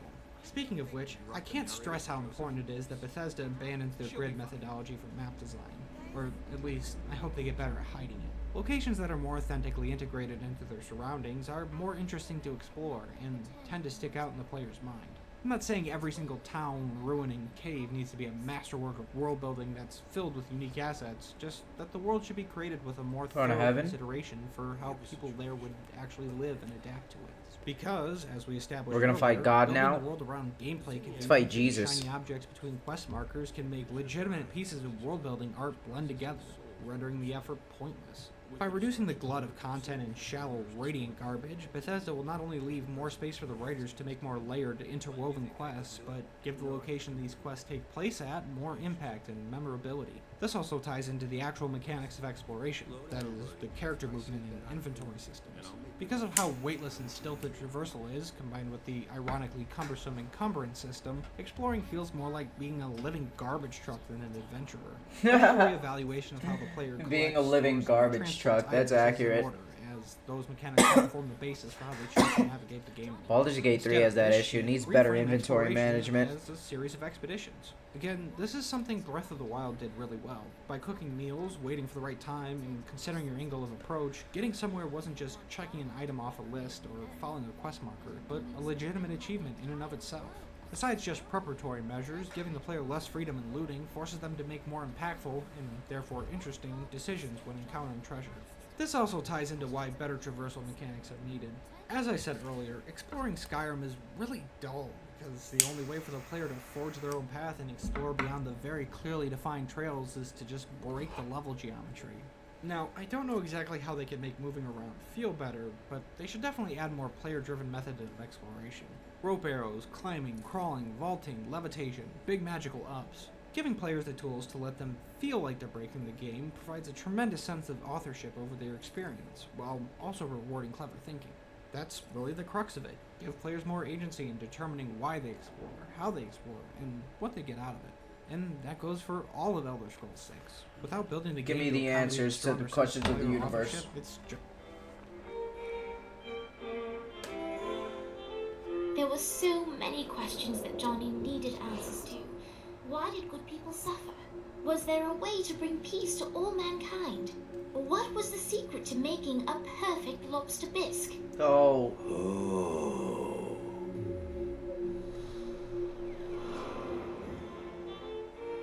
The end.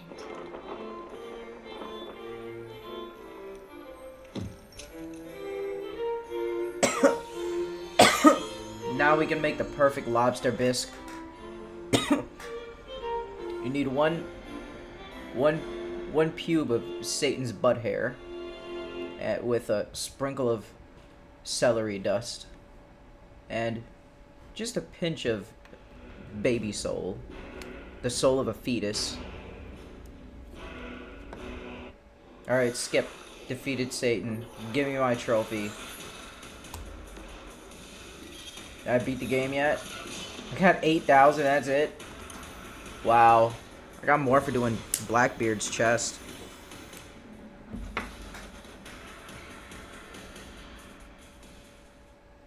Did I beat the game? I win? Oh yeah. Oh yeah, that's good.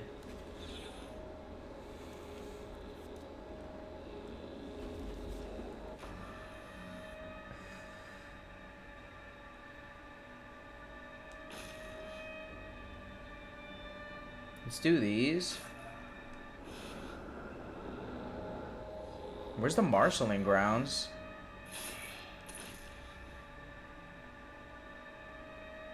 Did I already do all the marshalling grounds?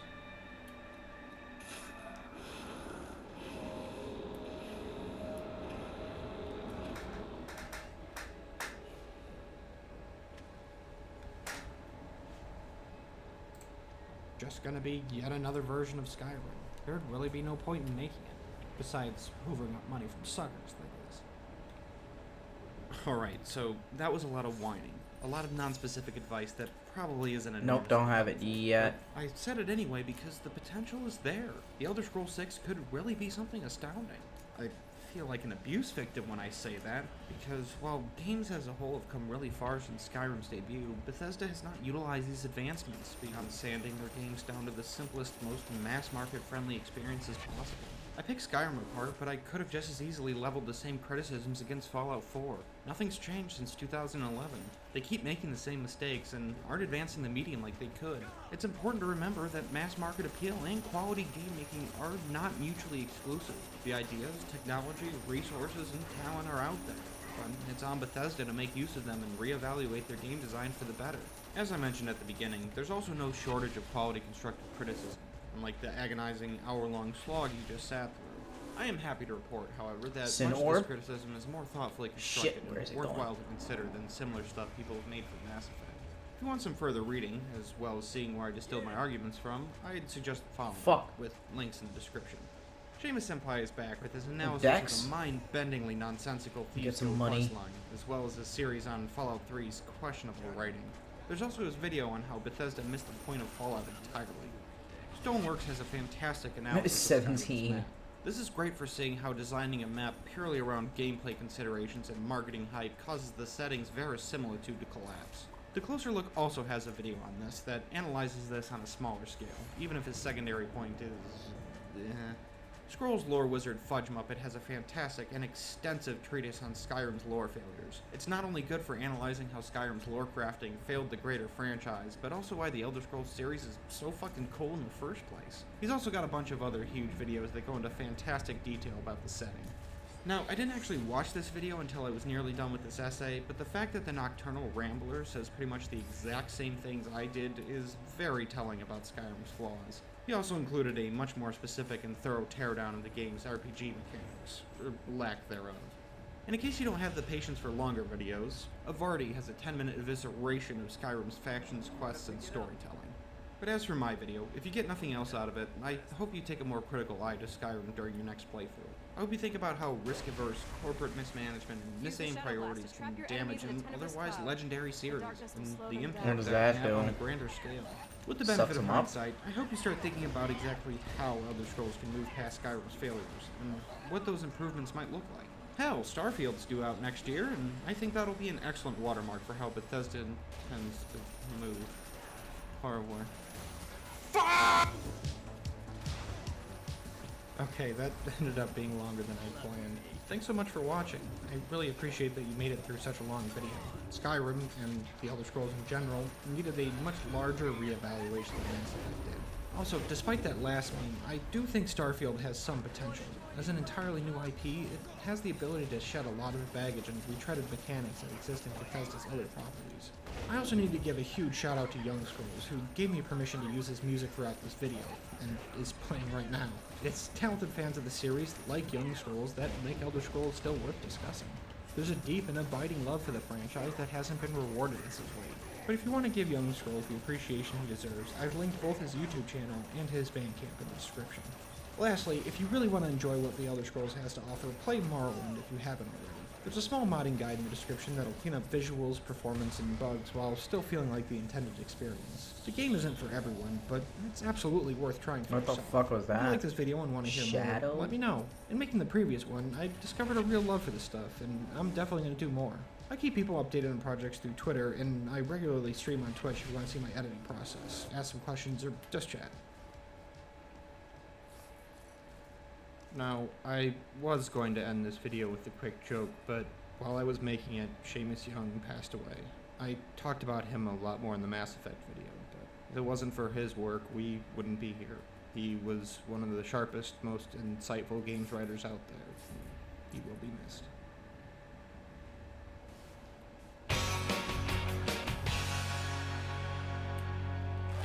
Our main story tonight concerns shopping, an easy and enjoyable way to forget that you and everyone you know will one day die. Specifically, it concerns one of the most ubiquitous places to go shopping in this country, dollar stores. The discount outlets where you can get a variety of goods at sometimes $1 or less, and they position themselves with upbeat materials like this. Whether you're making a quick fill-in stop or stocking up for the week, Dollar General helps you save on the things you need and the unexpected items that make shopping fun. Something new for the house, a greeting card, or a surprise for someone special. Ultimately, we love helping our customers save time and money. It's what drives us. That's why more than 125,000 people have joined our team, and we're growing every day. Wow, they really captured a wide array of definitely human people in that ad. They've got an old lady, a nurse, a man who absolutely does not have kids, Molly Ringwald, and some idiot about to buy a bouquet of half-inflated balloons. Today, two companies dominate this particular retail landscape, Dollar General and Dollar Tree, which also owns Family Dollar. These two corporations operate more than 35,000 dollar stores in the US. That is more than all Walmart, Starbucks, and McDonald's combined. And they have earnings to match. Last year, Dollar General made $2.4 billion in profit, while Dollar Tree made $1.6 billion. And their growth has been fueled by targeting low-income customers, singling out communities that are being marginalized economically, often rural areas and neighborhoods of color. A former Dollar General CEO once described their customer base as being in a permanent recession, and their current CEO summed up the business like this. I would tell you we do very good in good times and we do fabulous in bad times. Right. It's a store that tends to do better when its customers are doing worse, which isn't something that really requires use of the word fabulous. Fabulous is best used to describe a quirky hat, or the cast of The Golden Bachelor, or the fact that Kim Cattrall made $1 million to sit in a car and not talk to Sarah Jessica Parker. That is fabulous. But a company bragging about how it can profit off financial hardship? Not so much. You might have heard stories about how dollar stores impact the communities that they are in, where they can be the only food retailer around. In some cases, that may be because they've driven others out. In others, it could be because they've entered a market that's already a food desert. But either way, customers often turn to these stores for their convenience and low prices, although those prices can be a bit misleading, as this clip from a few years ago demonstrates. At Dollar Tree, a 2-pack of Irish Spring soap costs $1. At Target, an 8-pack costs $3.99. I killed But Satan. If you look very closely, the bars sold at Dollar Tree, they're smaller. So if you He's do my the bitch math, now. Irish You don't have to Spring worry by the about him. ounce is actually more expensive at Dollar Tree. Right, despite the promise of value, you can end up getting less for more, although I will say, in the case of Irish Spring, that's not necessarily a bad thing.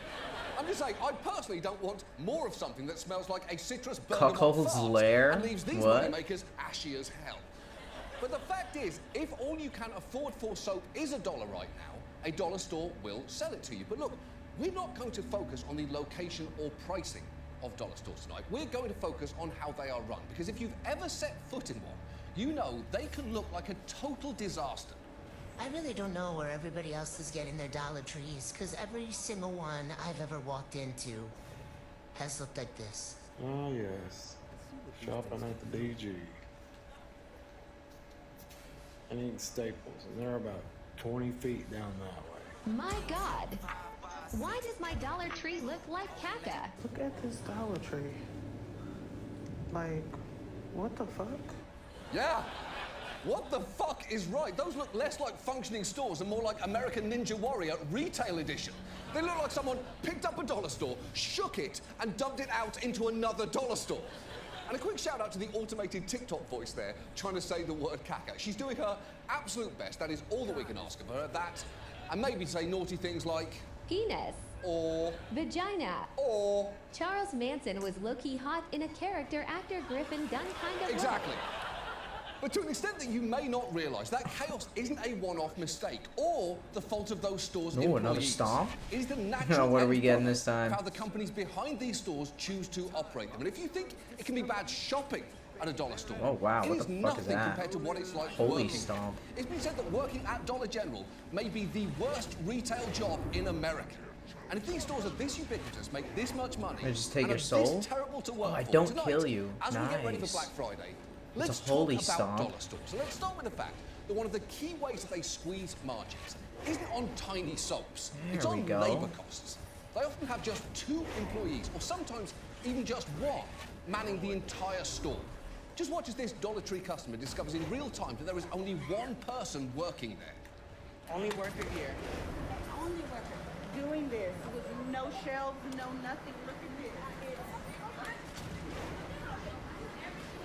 this. She's the only worker here. Everything, guys. These people don't even work here and they're helping her. Look at this. Walls of boxes. All by herself. Yeah, of course the stores are going to look like that when there's only one person there to do everything. It's so bad, random dudes are pitching in to help her for free. Imagine how monumentally shitty a store would have to be for you, a customer, to walk in and say, oh fuck, they need me. It reminds me of that famous Mr. Rogers quote. When you walk into a dollar store that looks like Chernobyl after the blast, look for the helpers, you will always find people who are helping. And incidentally, the people employed by dollar stores are not making much more than those volunteer helpers. Just watch as a former Dollar General worker points out the disparity between what the top execs make and what the rank and file Oh, do. nice. Y'all out there. You're welcome, Blackbeard. I got you, bro. Y'all can go out. I'm here to serve the people. Steak and filet mignon Let me know what I can do. escargot and all this shit. Meanwhile, y'all workers are eating ramen noodles. Come on now. Y'all making millions. Think about it. I want everybody to think about it. Let me know, when did a Dollar General worker make more than $20,000 in a whole year? Don't worry, I'll wait. Excellent. I've never heard a harsher insult than simply listing out foods you assume someone else eats. Crabs, steak, Challenge filet Satan? mignon, Again? escargot, and all this shit. Where's She's that up there? describing a And beat his ass cartoon-rich twice? person, and it's devastating. I have no doubt that she would take one look at me and go, mushy peas, figgy pudding, and all that milk, and I'd be wrecked. And the thing is, she's right about the numbers there. The median compensated employee for Dollar General makes around $18,000 a year. And a report 2 years ago found that 92% of Dollar General staff was making less than $15 an hour. That is a higher percentage than every other company they surveyed. On top of that, lawsuits and press reports have repeatedly documented Dollar General severely restricting the total hours it allocates in a week to non-managers, and then expecting store managers who are salaried to cover the rest without overtime and without enough people to do everything. Sorry. From running the register, to receiving truck deliveries, to stocking the shelves, to keeping prices updated, and cleaning the bathrooms, things can quickly fall apart. Just watch as this assistant manager sends up what is basically an SOS to the company.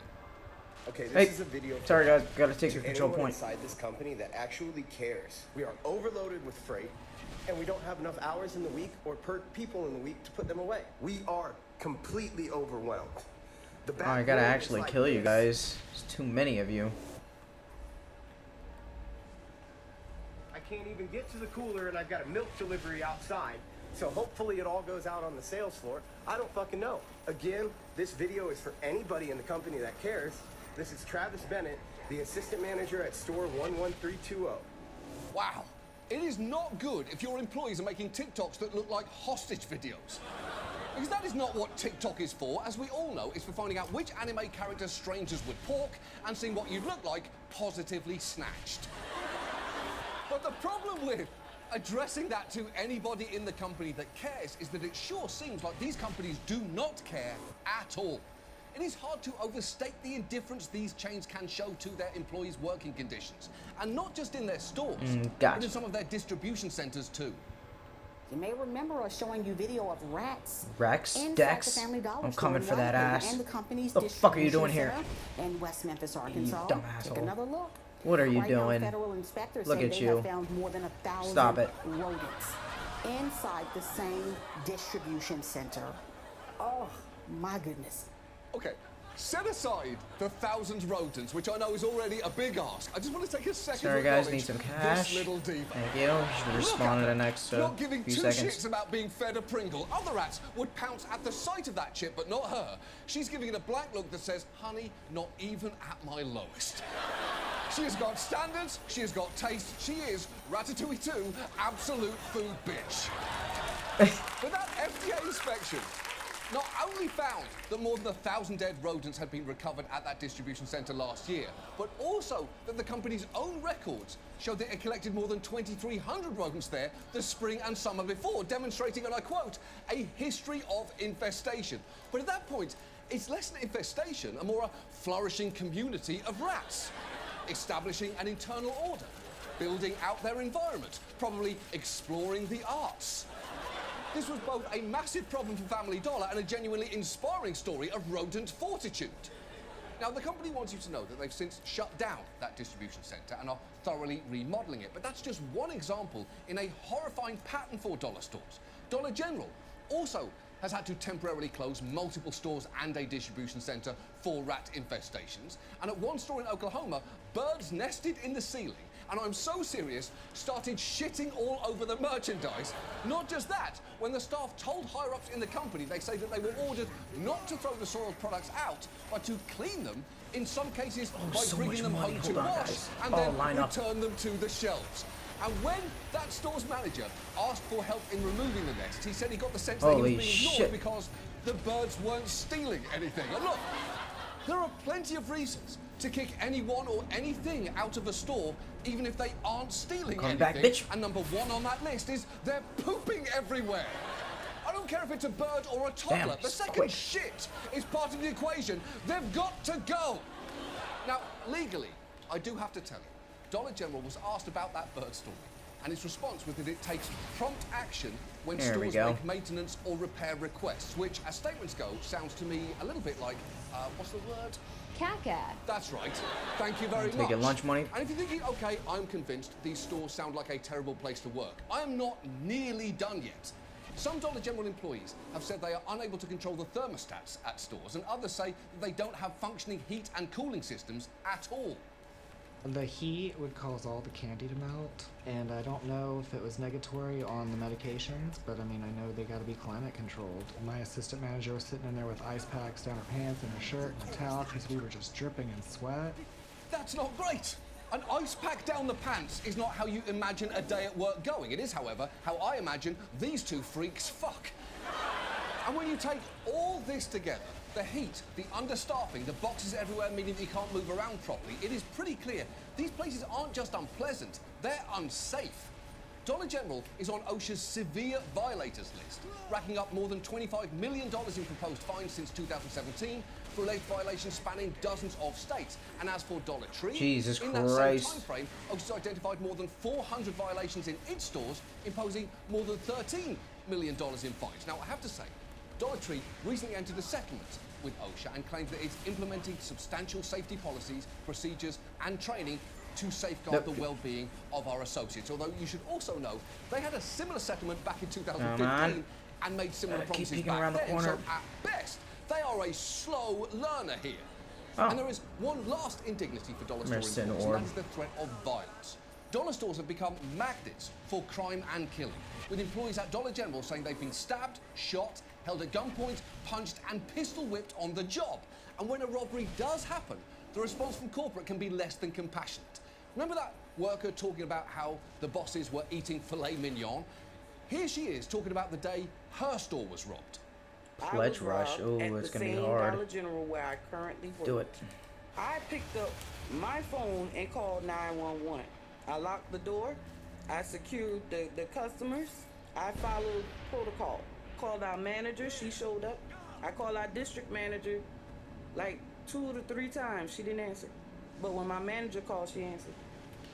The first question was, is everybody Pledge rush? okay? Where you guys need to The get smacked at. second Oh! thing she said, Big green circles. what are we gonna do about Get in reopening the the circle. store? Come on, YouTube. New initiate. We haven't even been robbed, even Oh, though where more does the 10 to fucking 15 FBI minutes and invaded you the party? already talking about opening up the store? That is ridiculous. Guns. An armed robbery is a traumatic grab event planks. people No need guns. time to recover from. It's not something But you can just ignore. who's that like with the gun? A spam call or a Put the gun broken away. light bulb or any show on You're Apple joining TV. us. Did Get you in know there. Octavia Spencer starred as a true crime podcaster on a show called Truth Be Told for 3 seasons? Of course you didn't. It's Apple TV, where celebrities go to hide. While researching this piece, dollar store workers repeatedly told us how they feared for their safety. And while these Oh, companies shit. say that they take security concerns seriously, ass experts over have said that the level of violence may be down to how Blue these stores Points are set frat up and leader. organized. What does that mean? Having so few people working there, with no security guard typically present, makes them an incredibly enticing target. In Texas, a Dollar General employee who had a co-worker die in her arms claimed in a lawsuit that her store had no lights at the back of the building and cash registers that didn't have panic you buttons, guys, and that the throw sign you around announcing in a there. remotely monitored security system was a sham. And at that point, they might as well have just put up one of those inflatable floppy Who men invited on the "Hey, sniper? turn to me, babe" sign. Somebody get him out of here. At almost every turn, dollar stores seem to Oh, treat their workers with either big stunning bonus. indifference or outright contempt. Hold on. And Just some are getting more so money. fed up, they $1,000 are bucks. walking out. There leading we to stories go. like this. We saw dozens of people trying to go inside Family Dollar this afternoon, only to find the doors locked and no one inside. Garfield resident Dodie Byrne went to Family Dollar on Penn Avenue yesterday, only to find this sign saying, "Staff quit, y'all be easy" on the door. Yeah, and that is not at all uncommon. At another Family Dollar in Nebraska, staff left this sign on the door: "We all quit, sorry for the inconvenience." And at a Dollar General in Maine, workers left a series of signs reading "Closed indefinitely because Dollar fraud. General doesn't pay a living wage or treat their employees with respect," and "Capitalism will destroy Let's this get some country. more of you guys If out don't here pay people for the enough to live torment. their lives, why should they slave Oh, away Sin from you?" Orb? All of which is What are you punctuated doing here? perfectly by the Get over exciting here. "Now hiring" sign, which gotcha. really has its work What do I cut get out for that? and Sin while those Orb kill. workers are justifiably walking out, others are choosing to fight back. Over the past few years, groups like Step Up Louisiana and the Gold Union for of I gotta Southern give him Service a Workers million, staged strikes and million and a protests half against years Dollar in General. punishment. But the company has pushed back hard in All right, really let's go, usual Pete. Does he have a union-busting name? ways. No, you're In Connecticut, nameless. when workers tried to organize, Dollar General violated federal law by firing a Oh. pro-union worker, illegally surveilling and interrogating employees, and threatening to close the store. They also make all new employees watch a video where they shit-talk the very idea of joining a union. Which Oh, one these worker are filmed hot and spots posted where online. cars are at. We don't believe that our employees need a third party or union to come between us and them. Our employees don't need a union to have their voices heard here at Dollar General. I'm sorry. Your employees are able to get their voices heard? Are you sure about that? Because it seems like the guy pleading for aid from TikTok strangers might really beg to differ on that point. So what is there to do? Well, since 2019, 80,000 at out least of 75 400. communities, Interesting. many of them lower income, We have a lot of actually time. blocked proposals to build new dollar stores. But the truth is, most of these stores are unlikely to go anywhere. Remember, in many areas, they're the only right. retailer around. So much more attention needs to be paid to what workers have been saying. Hit the and for lava. How much do we years get for that? Dollar store workers at Step Up Louisiana developed a list of what they are asking for from these companies. 126. Things like having safe staffing levels, to creating 148. safe store infrastructure, to giving Oh, workers a yeah, we're right good. to He's getting a deal lot of with time for violent this. incidents, none of which is really asking much. And until such time as these companies Just actually rolling do through these the things, lava. they should at the very least have to be much more transparent okay, that's- when it comes to the retail and workplace experience that they Oh, actually shit. provide. Let's go in the lava here. Hi there. Let's get Here some at fraud. Dollar Bucket, whether you're making a quick fill-in stop or stocking up for the week, we've got everything you need. Like this roll of Shit, toilet why'd they paper spawn me or back here? An adorable Fuck. bar of Irish Spring. Dollar Bucket helps you save on the things you need, but also on the special treats that make life a little more, well, fun. Like Oh, this Jesus, flaccid this is balloon, bad. or this bag of Skittle. You mean Skittles? Nope. A Dollar Bucket.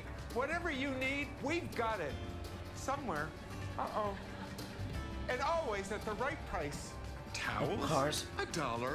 There were so Batteries? many. $1. This rat? $1. What up, boys? I made it on the party. Let's go.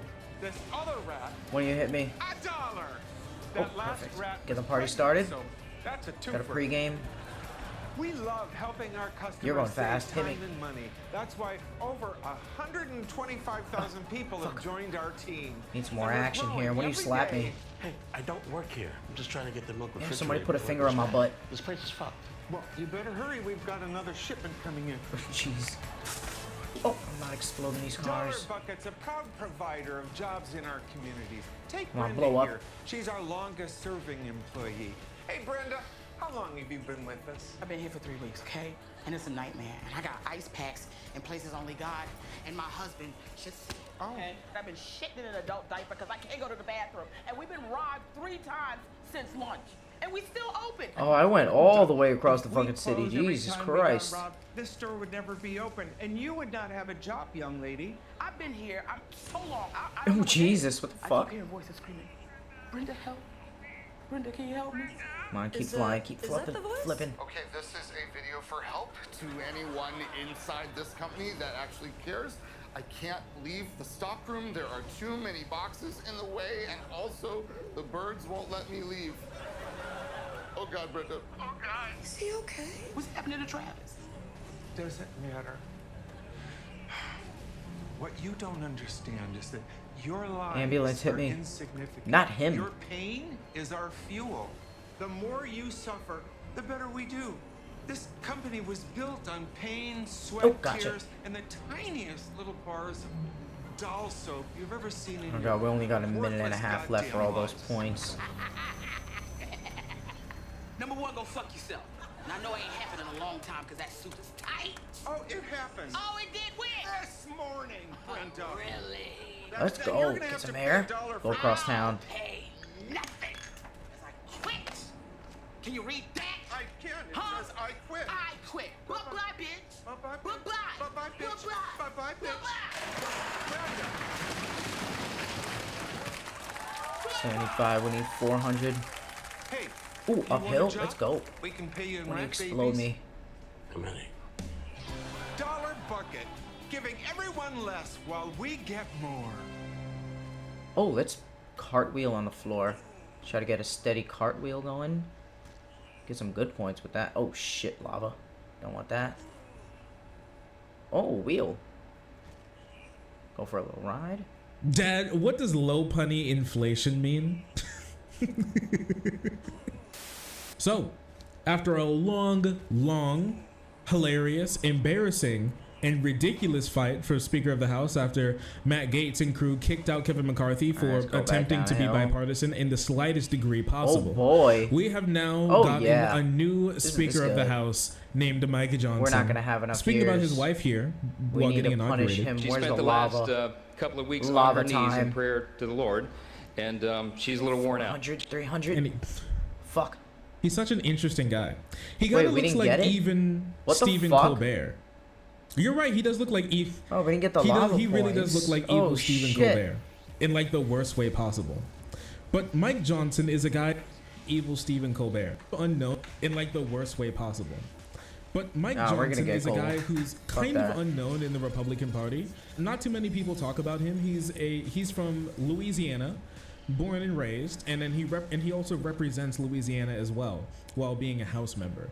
This guy, even though he's not known that much, doesn't mean that you don't know of him. And I'm not talking about necessarily who he is or where he's from or what he does. Oh, I mean, I his forgot work. about the You ragdoll completely know about button. his work, and we'll talk about the here in a moment because he's made his mark What on the U.S. fuck? history How did that happen? for every bad way that you could possibly imagine. Now, this guy, he's been in politics for a long time. Born in Hit me. 1972. Oh, carry me. He worked as an attorney in a private practice for the Alliance Oh, keep Defending flipping. Freedom. And we'll talk about these guys in a moment, but Graceful. remember these guys, the Alliance Defending Freedom. At the ADF, he advocated for sodomy laws and criminalizing homosexuality, writing an amicus brief which opposed the eventual U.S. Supreme Court ruling on Lawrence v. Texas. If you don't remember what Lawrence v. Texas is, that is the Supreme Court ruling that said that states can't criminalize like gay sexual relations, basically, like gay intercourse, gay course, as I like to call it. They can't ban. He basically said Punishment mode wrote active? that the Supreme Court should be able to. What does The that Supreme mean? Court should make it legal for states to be able to discriminate against gay people and say that they should not be able to have sex with people that they like and don't like. And he's even sat on the Ethics and Religious Liberty Commission for Southern Baptist, the Southern Baptist Convention.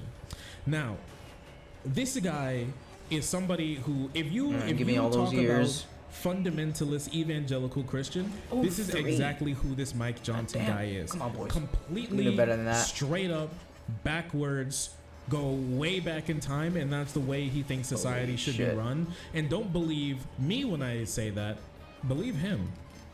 You know, truth has been replaced as the greatest virtue in society by tolerance. Well, we're the inherently intolerant ones who say, wait a minute, life is sacred because we're endowed by our Creator with certain inalienable rights. We have to stand up for those.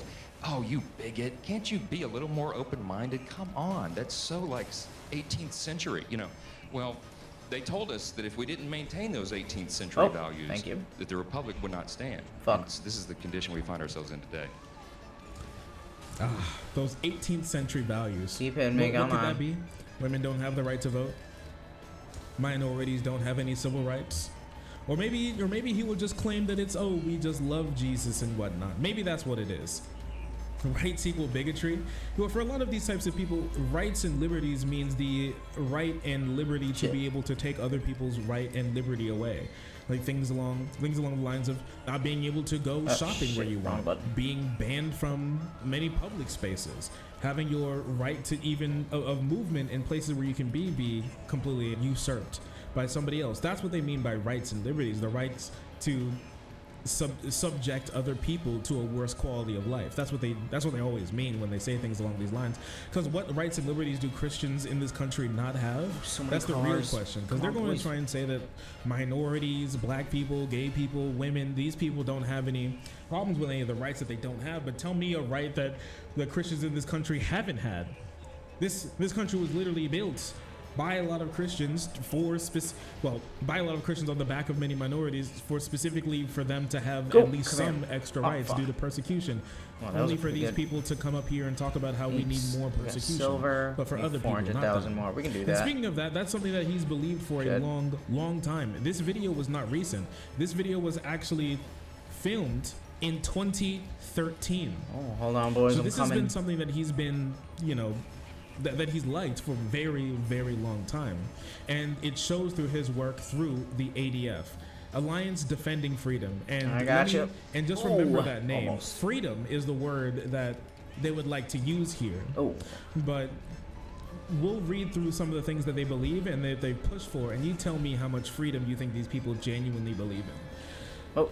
So Alliance Defending Freedom, they're a long-standing anti-minority Christian fundamentalist group who's behind almost every single bad decision that you've seen the judicial system or the legislative system make against minorities. I mean, I'm 100% serious with you about that. They are behind all of it. This is the group. If you see something bad happening to minorities in America, the Alliance Defending Freedom, 9 times out of 10 is one of the groups behind there, if not like the number one group behind there, funding it, pushing the laws, getting the lawsuits through, making these types of things happen. They're behind almost all of it.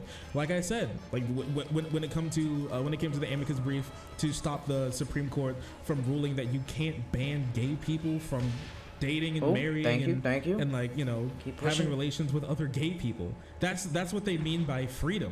What freedom do Christians gain by stopping other people from having sex with people that they want? Another grown adult. These Republicans are more happy with trying to stop gay people from having relations with other consenting adults than they are banning child marriage. But I guess that's just not very high on the list of things that they care about.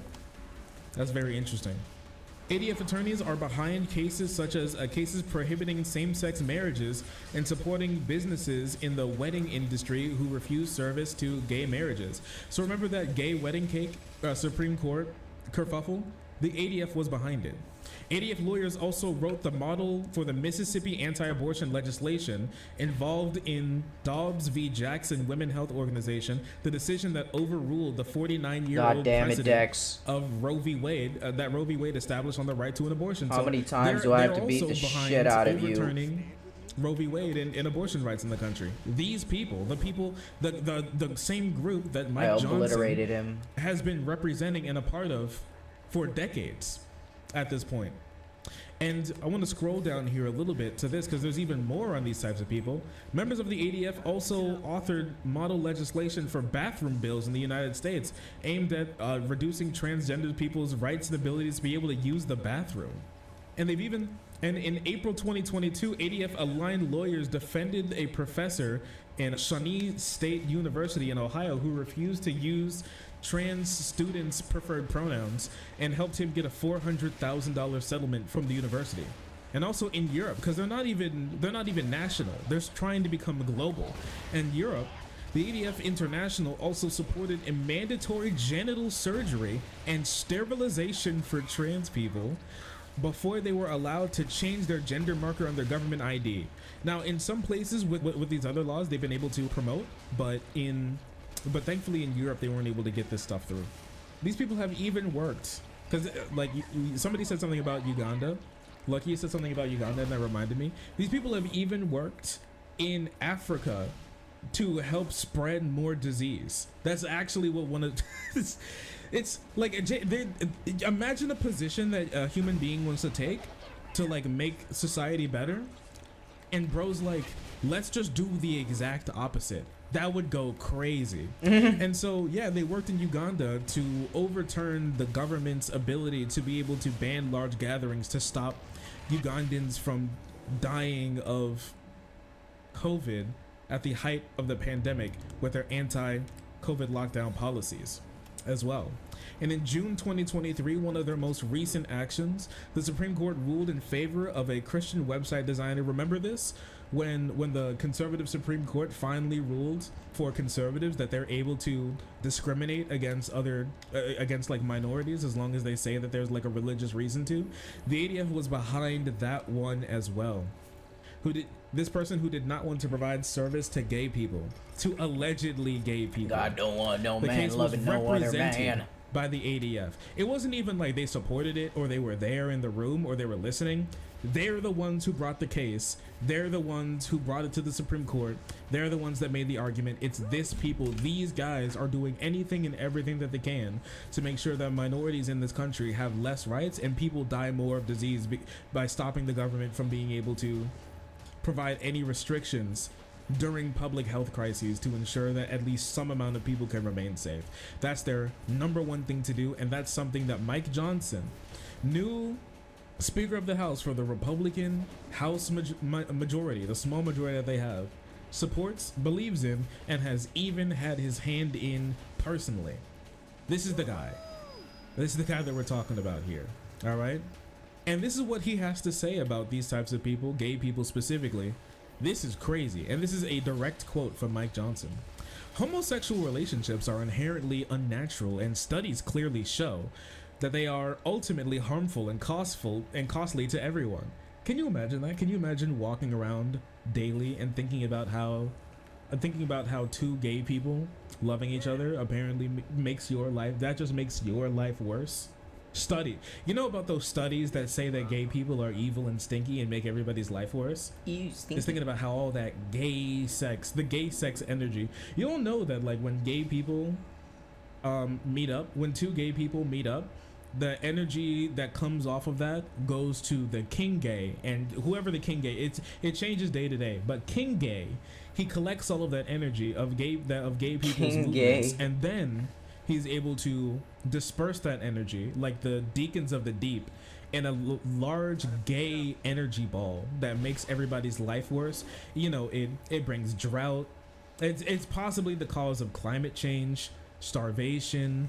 You know, you stub your toe. It just brings evil upon the world, and that's just basically it. They hit you with the gay nuke, and it's just like Goku. Yeah, it's the spirit gay.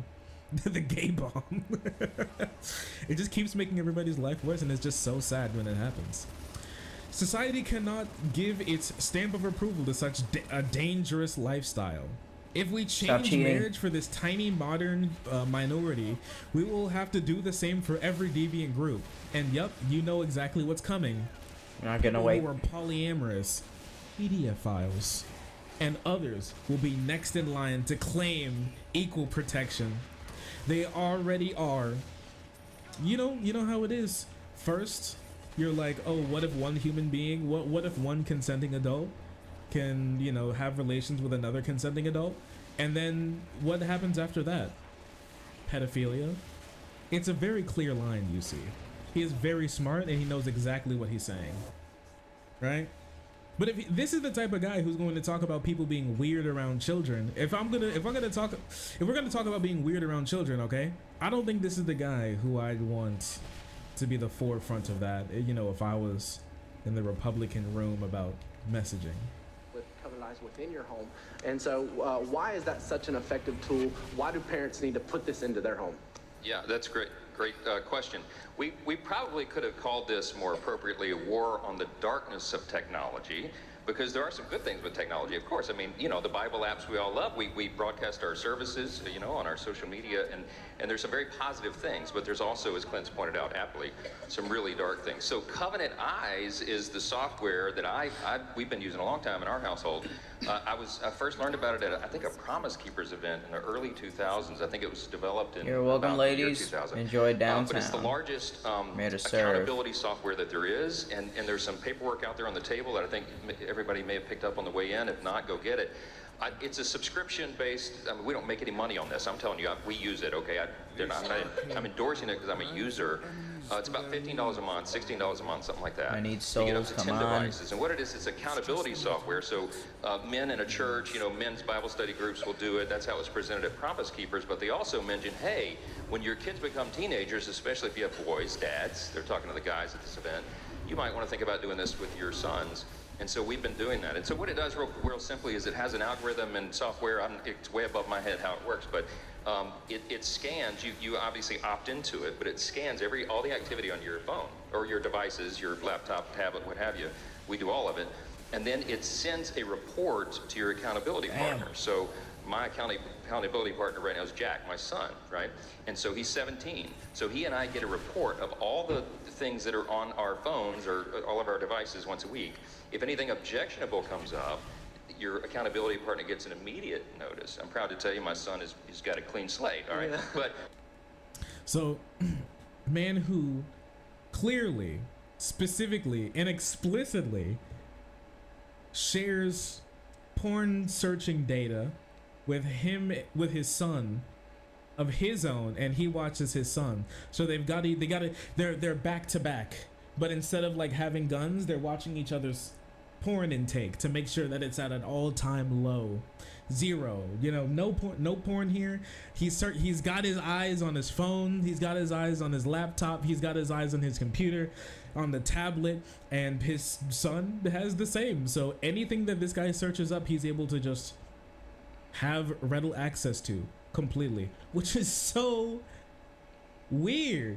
Now I can understand it in one way, maybe like monitoring your child's internet usage. I don't think that's necessarily wrong, but sharing your porn, like your possible porn intake with your son so he can see it, so you all can you imagine that, like, Dad, what's this? And it's like, and it's like Pokemon Deep Throat.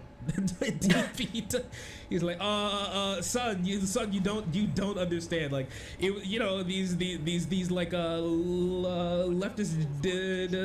degenerates. They were just like sending me so much stuff. I follow Ted Cruz on Twitter, and it's just, you know, crazy stuff can like pop up sometimes. I mean, listen, son. I mean, like, and he's just like, Dad, I told you, you're in rehab for the Pokemon pictures.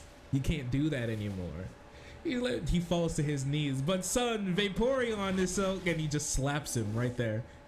Dad, what does low punny inflation mean?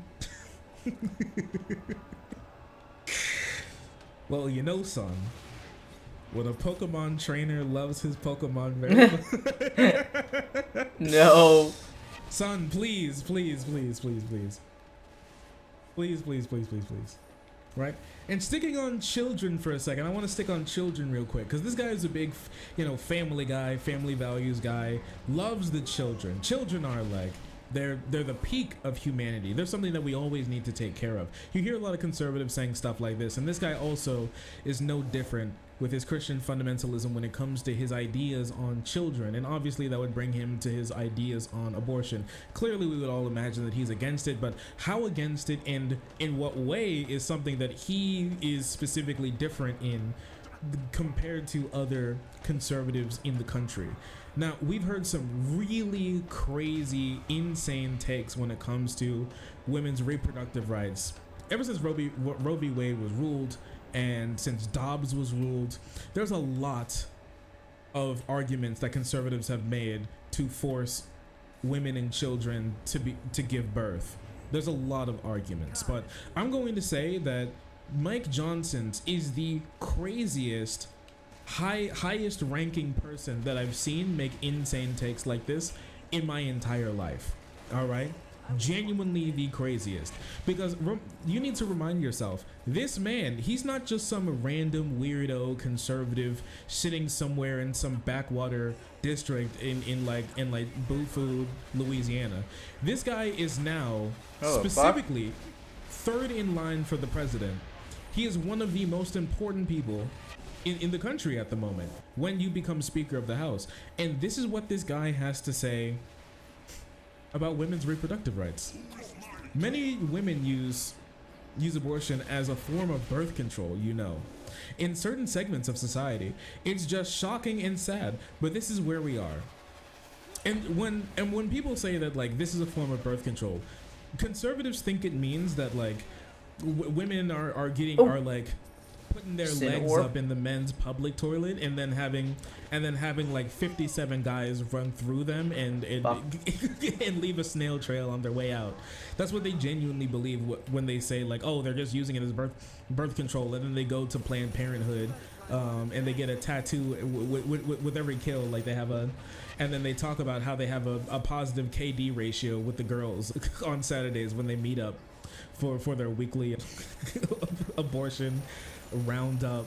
Yeah, their abortion roundup score count, and the girl with the highest abortion score gets a one candle gift card to Bath and Body Works or something. This is what they genuinely believe. But no, it was just a form of birth control, as in it controls you giving birth, which is just a factual statement. It just is. And nobody can deny that. It really is. But moving on, he says, when you break up the nuclear family, when you tell a generation of people that life has no value, no meaning, and that it's expendable, then you wind up with school shooters. So just to be completely sure, just in case nobody's lost, just to make sure nobody's lost here, he's specifically saying that abortion has led to school shooters because when you do abortion, that's when you think that life has no value, and so fuck back in your cage. There's no reason why you shouldn't be shooting up a school full of children. Listen, if the girls are okay with getting shot up with children and then taking the pill, then think about it. The kids who do make it and grow up, why shouldn't they shoot up children in school?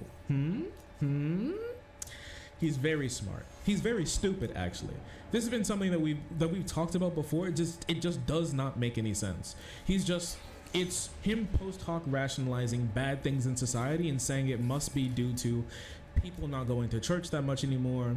It must be due to the political beliefs of the people who he dislikes. But in all actuality, the reason why people do this is, and the reason why abortion has been dropping ever since Roe v. Wade was realized, is because that there's a specific reason, whether it be health or money or mental state, or I just don't believe that I think a normal person would believe that there's no reason for somebody who can't and doesn't want to be a parent should be a parent. Okay, as somebody who's grown up seeing and knowing people with parents who very kind of clearly seems like doesn't want them, I don't want people to grow up with parents that like don't want them. Does it suck to have somebody with the potential to come into the world and be a human being but then stop that? Sure. I think it's way worse to gamble with two people dying, with like the baby dying in childbirth and the mother dying on the operating table, when you could just do an abortion and stop a life from coming into the world to begin with.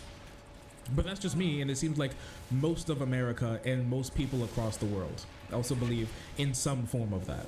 All right, and that just makes sense. I mean, there's a lot of people out there. A conservative, if you ask a staunch conservative on this issue, they're going to tell you straight up that they would prefer 3 people dying in like a situation like forced pregnancy, we're just gonna call it that for the video, rather than having just one abortion be administered. Okay, like specifically, I remember when I was talking to Matt Walsh, Alec asked a question about abortion, and he was like, when it comes to assault of like a 10-year-old or something that actually happened in Ohio.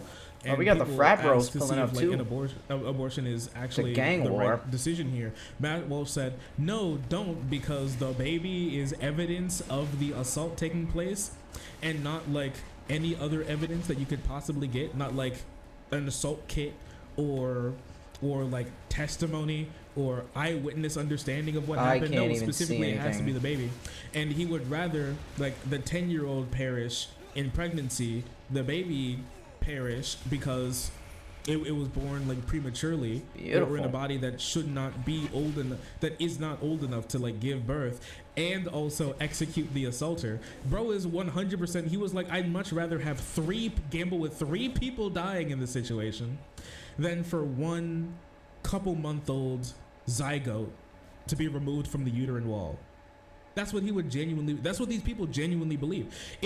I find it hard to talk to a lot of conservatives about this issue because when it comes down to it, people dying isn't something that's genuinely on their mind that they kind of care about.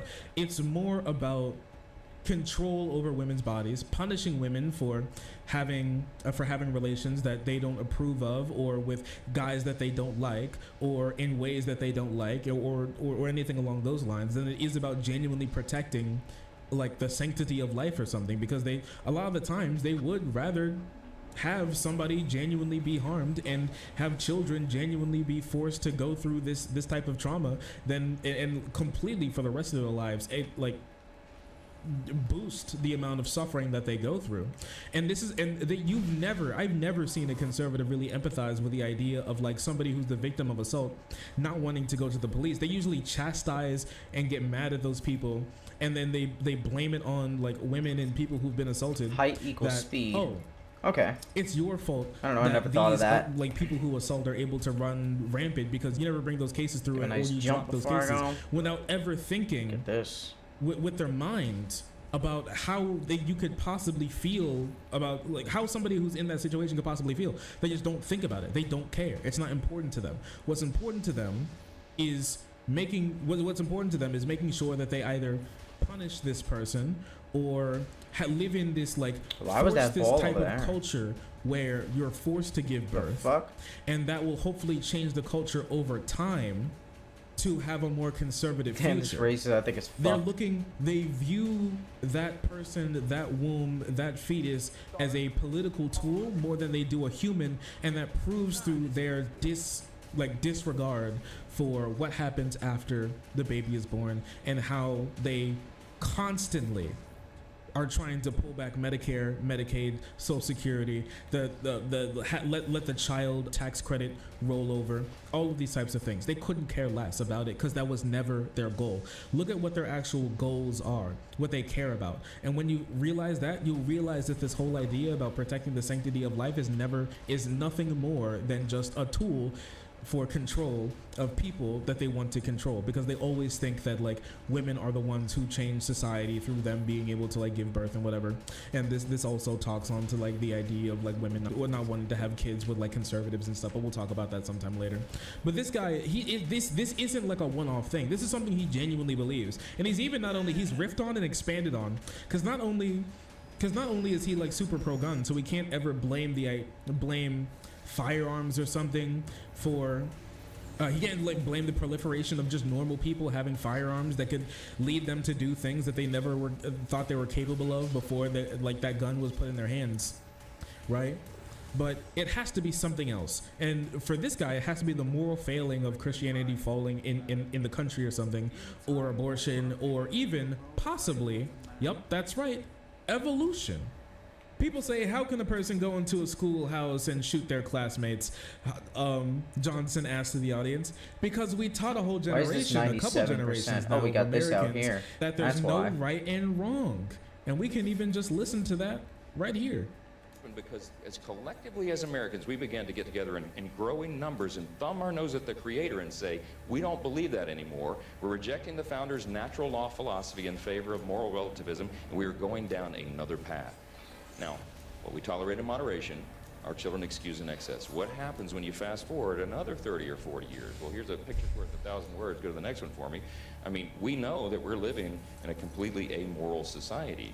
And so people say, how can a young person go into their schoolhouse and open fire on their classmates? Because we've taught a whole generation, a couple of generations now of Americans, that there is no right and wrong. That it's about survival of the fittest, and you evolved from the primordial slime. Why is that life of any sacred value? Because there's no Holy Stomp description. I want to see where it is. That's true, guys. Anybody up? thinking about how they don't matter because they come from the primordial slime. Anybody up repping the primordial slime? Anybody up thinking about how they their home belongs to the primordial ooze? To worship You're still you? pretty young. Do you feel like your schooling What told does you that do? nothing is wrong? No, that didn't happen. But to him, if it's not specifically stated in the Bible, then it's not something that's worth genuinely believing or genuinely holding or genuinely teaching. That's why he says stuff like that. I jerk off to the primordial slime. Yo, chill out. Survival of the fittest is a misunderstood quote. He's talking like he thinks your average person is like an anime villain who believes strength is all that ever matters.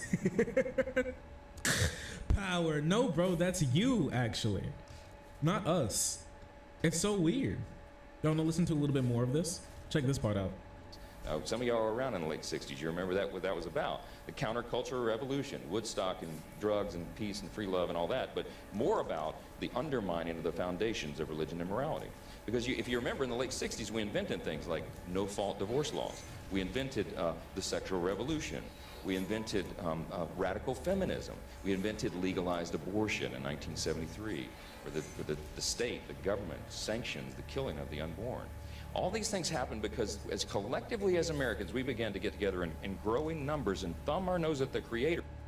So yeah, that's what he said before. And I feel like playing it like this tells a lot about how it's not just one thing. It's everything that has moved away from those 18th century values. If it's not something that we kind of believed in the 18th century, he just doesn't care for it. Maybe he doesn't care about witch burnings. Maybe he's not somebody who would necessarily do that. But with a lot of things, yeah, genuinely he would believe it. And there's a lot of conservatives who I've seen specifically talk about this. Michael Knowles specifically said he wanted to go back even further. He said not only would he want the 18th century values, he wanted to go back to the 1500s. That's how far back he was thinking. And I mean, some people even would go back to the ideas of like the 1200s or less, maybe even 300 BC. Who knows? Just go, maybe even 2000 BC, and we just go back to the age of throwing, of like smashing two stones together and go around fire. Who knows? Possibly. What I do know is that he hates how society has moved to the point where, if I'm gonna be honest with you, he hates America. All right, he hates America. All of these people hate America. They're un-American. And now I have like a lot of my obviously lefty audience will talk about, oh, but America never stood for this, that. Listen, I get it. I'm not talking about what America actually did. I'm talking about what America is supposed to stand for and those ideals that are supposed to be embodied in the American consciousness. But these types of people will talk about how the first Congress or the first Congresses after the founding of the United States, how they ran America for how we should run America, or what they said about how they want to run America. But the thing is, it doesn't matter. It doesn't matter. Even some of the founding fathers said trying to force the future America to hold by this exact same values of the past America is like forcing a grown man to wear the shirt that he had as a boy. And I think that is so incredibly apt as somebody who was born so long ago talking. We were children in the sense of this American experiment. Like, he's going to talk about how we're like a super the young last summon country. We are, right? But even then, we were babies, real babies, fetuses. Let's see what he even. does. We could have been aborted so easily. Get 'em. In fact, right? And so, with that being known, Get 'em, King. we were never supposed to be held to the Nice. exact same standards of the first Take care of Congress and this. the people who first ran America. Keep you safe. We weren't supposed to be held to those standards at all. There's no reason why we should, because if I got we two. should, then they would have put it in the Constitution. They would have made it to. They would Thanks, have bro. made it so it is an unalienable Get out thing. The thing that something that shouldn't change. Something like America being forced to be a Christian nation is not something that it was supposed to be. Now, nice. the first Congress may have wanted that. Some of the first Congress, maybe congressmen. Who My knows? boy. A lot of those people were also slave drivers. Okay, so I don't think that these people Oh, are I got necessarily 100% the number one takeover. most moral people Nice. that we need to be pulling our positions from. If I'm going to be honest with you, it's one thing to believe in like some possible rights that somebody should have. It's another thing to be, you know, torturing, assaulting, and keeping human beings as like labor pets and tools, right? And animals. That's another thing. That's a hugely different thing. At the end of the day, they don't like the idea of what America was founded on, which is, at the end of the day, progress. It is a government made specifically to progress. The old ways of government, that being, you know, feudalism, I completed or hell. Monarchy, or For a dictatorship. 100% takeover These reward. ways of running Oh, I society can were access not the secret built tower? to make change. They were Oh, I built didn't to do keep these the objectives. things the same. And Let's do that. Is America perfect? Activate no, any it's marshalling not. ground. And did we completely Okay. succeed? No, we didn't. But that's the purpose of the Constitution. It's supposed to be a living document. It's not dead. Conservatives want to read the Constitution like it's the Bible, because in this country that we have at the moment, there's no way of us putting through another like constitutional amendment to change it. But in past America, that was absolutely a thing that could happen, and that's why there's so many amendments on the books for the Constitution at the moment. But that change, that progress, that is specifically against conservative ideals, the country becoming more inclusive, changing the way that it thinks about things, expanding rights and liberties to other people. Was the first Congress able to do that? No, they didn't. That's why they're not perfect, and that's why I guess let's they're go over in here. the past, and that's why we're here. But they don't want to believe that. It goes against what they genuinely believe. And so that's why this country was never supposed to be a conservative country.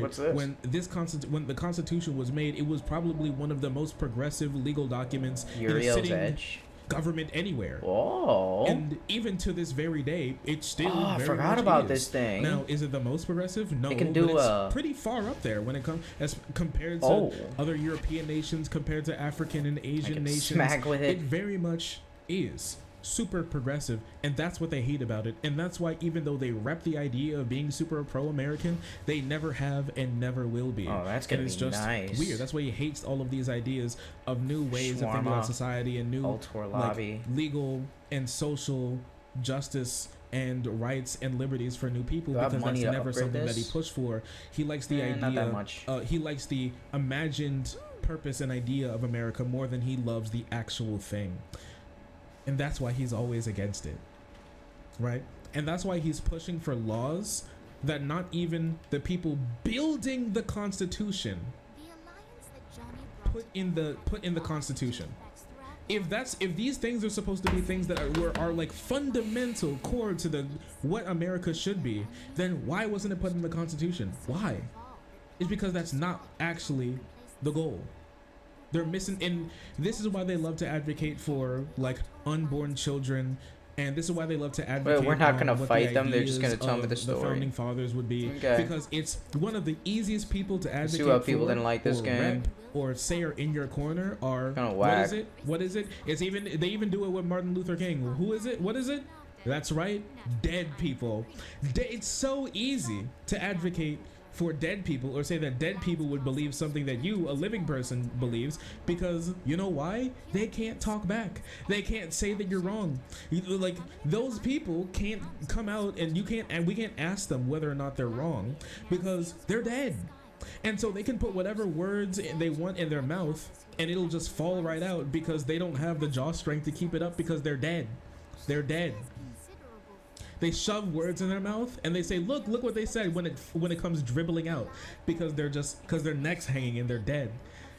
But they're going to sit here and tell you that they're going to be advocating for them, and that's just that's the real world. It just doesn't make any sense, if I'm going to be completely honest with you, in the sense of it being smart, but it makes sense because it's super easy, and it's a great political tactic to just claim that people who are dead completely believe what you do, because they'll never talk back.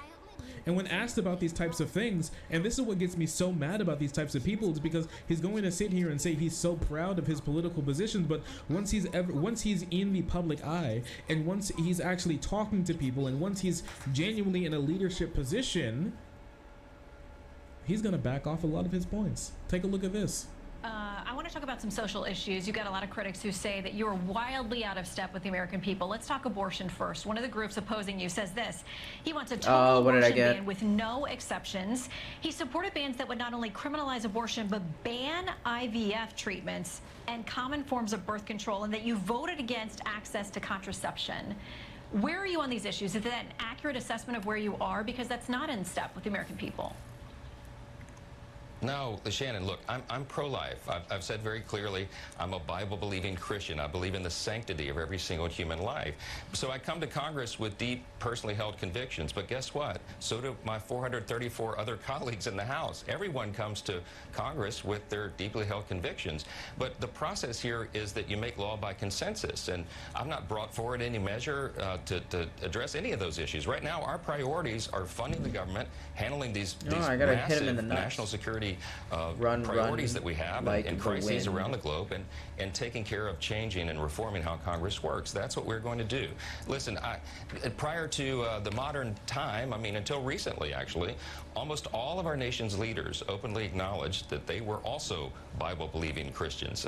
I mean, this is not something that should cause great unrest, okay? It's just that Washington, right now, what you're seeing, Washington and the Associated Press Corps are engaging with a leader who openly acknowledges faith and the foundational principles of our country. Okay, I think this is a healthy discussion, but it doesn't affect how we run Congress. To be clear, though, it absolutely does affect Congress, and all those things that they said about him were true.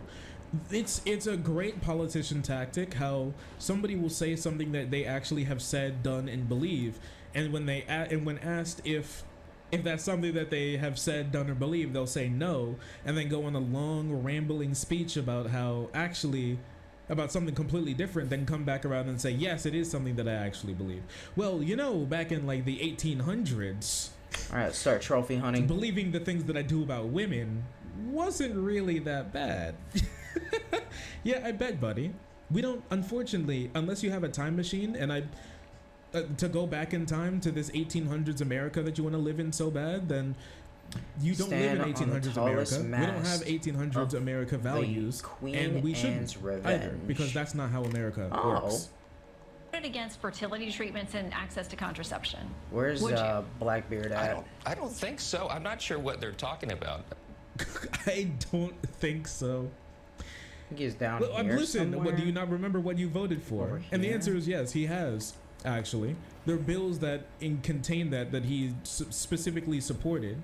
Especially the nationwide abortion ban is something that he supports and wants to be implemented in office. Like, this guy is just lying through his teeth about what he believes, and the last election is proof why. Because when conservatives tell people what they genuinely believe, then people don't want to vote for them. Like Donald Trump made them think that they have enough riz with the American people to be able to tell people exactly what they believe, and that it's going to work out well for them. And they're realizing election after election after election that no, that's not how that works. Only Donald Trump could do that because he's silly sometimes. And he's running up against people who are even worse than him. The tallest mast.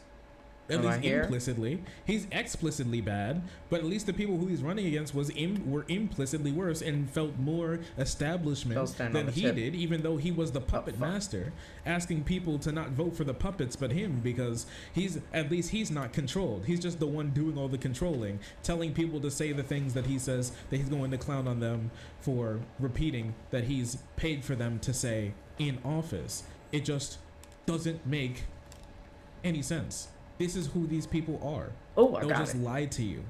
And that's why they'll switch up so quickly when they get into office, is because they can't win if you just tell people what they genuinely believe.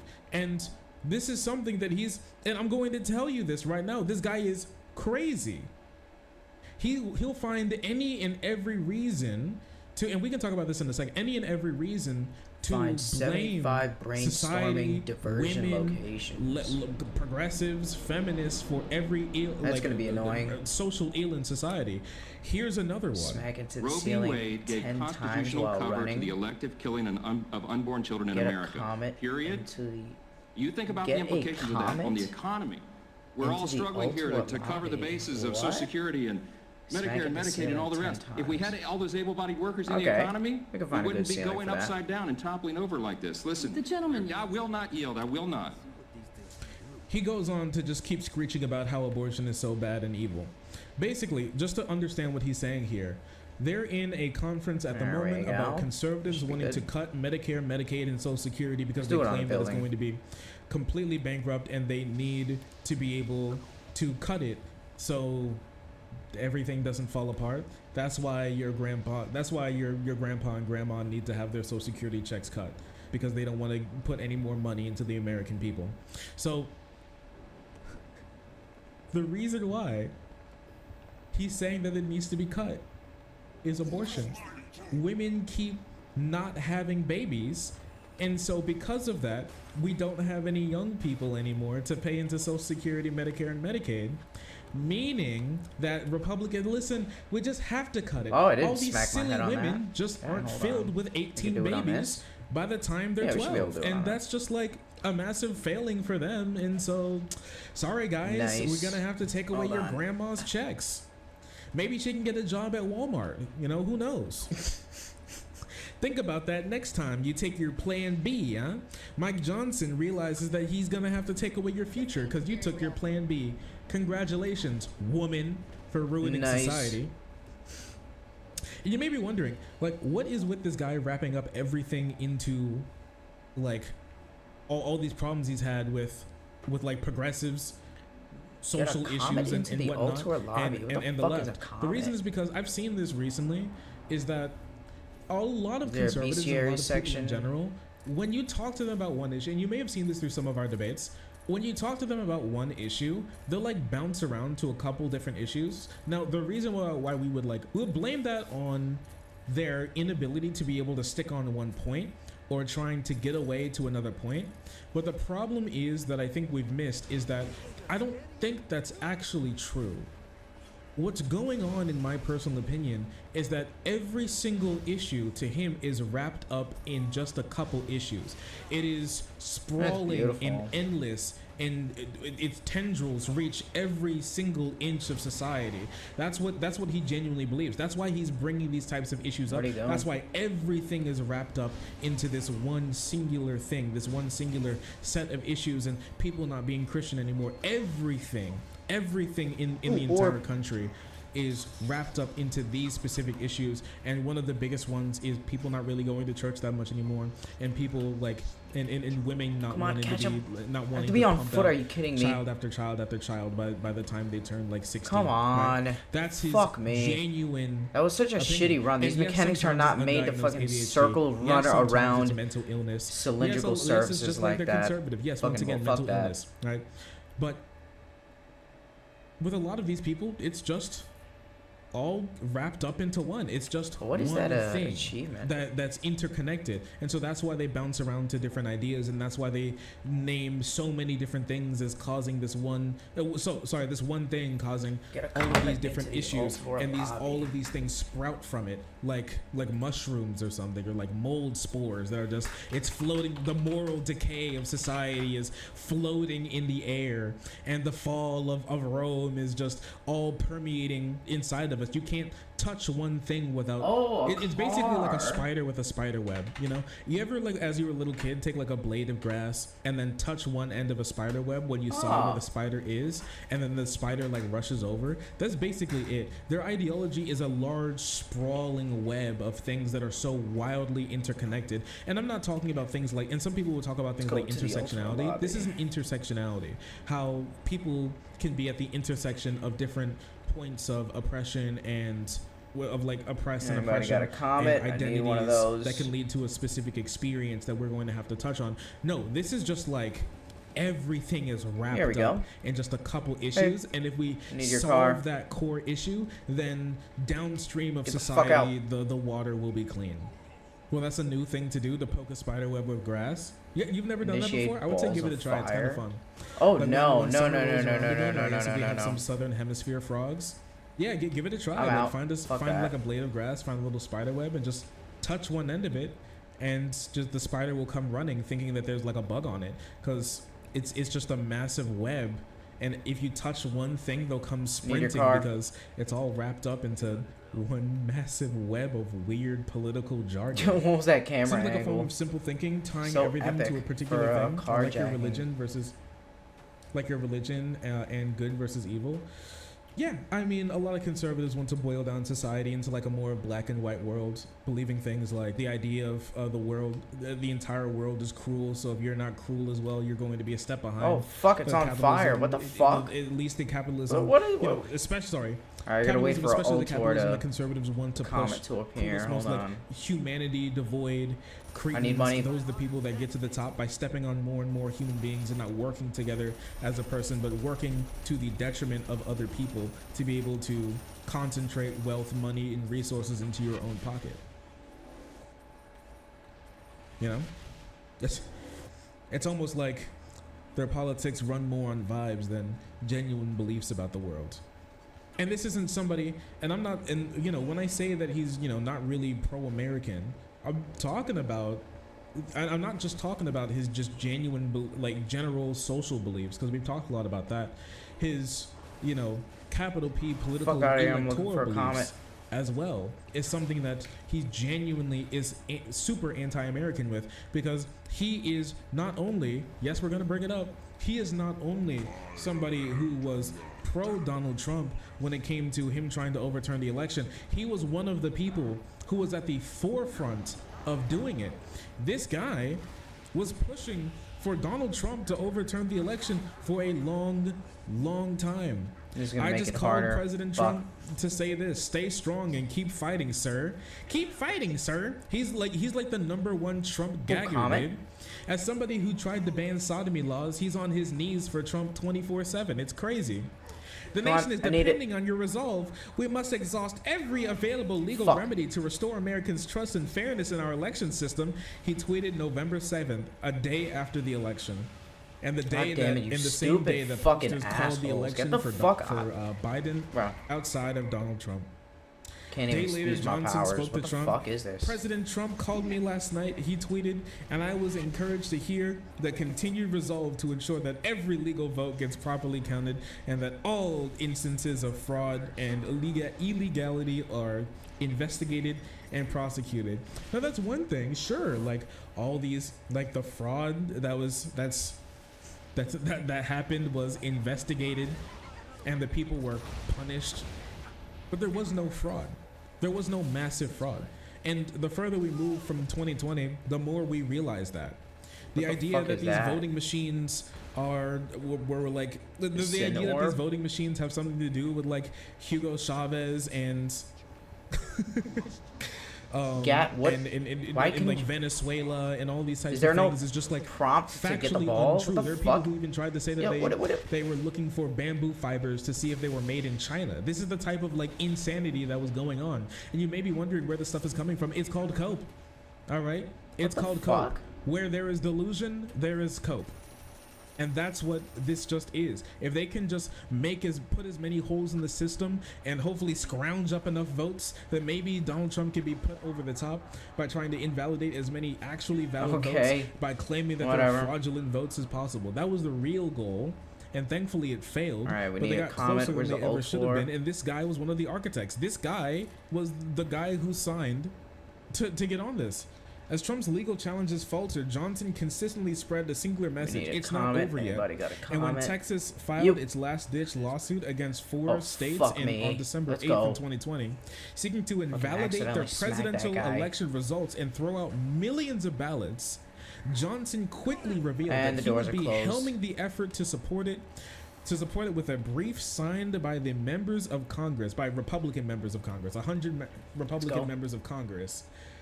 Signed this brief saying that they want like Pennsylvania, Michigan, Wisconsin, and I think another state, but I don't remember exactly which one, to throw out all of those voters votes because they just said it's full of fraud and run by Democrats, and Nancy Pelosi and the Kamala Harris was 10 seconds without dying. filming their ass cheeks on the printer machine and flipping all the votes from Trump to Biden to make sure that he's able to win. Just some stupid bullshit like that. He just couldn't understand. Sorry, he didn't 10 want seconds. to understand the fact that they lost, and he didn't want to accept it because to them there's no reason why Donald Trump should ever lose an election, a Republican should ever lose an election, besides there being fraud. Everyone loves them and everybody likes them, and the American people are totally with them, and there's no reason why they shouldn't be, because they're super pro-American, and the Democrats are evil and stinky, and so if the Democrats win, it must be fraud. It must be fraud. There's no other explanation. We can't be bad. We can't be out of step with the American people. Nothing. We can't be behind on the times. It has to be the fact that, you know, they're just cheating so hard, dude. They're cheating like super hard, man.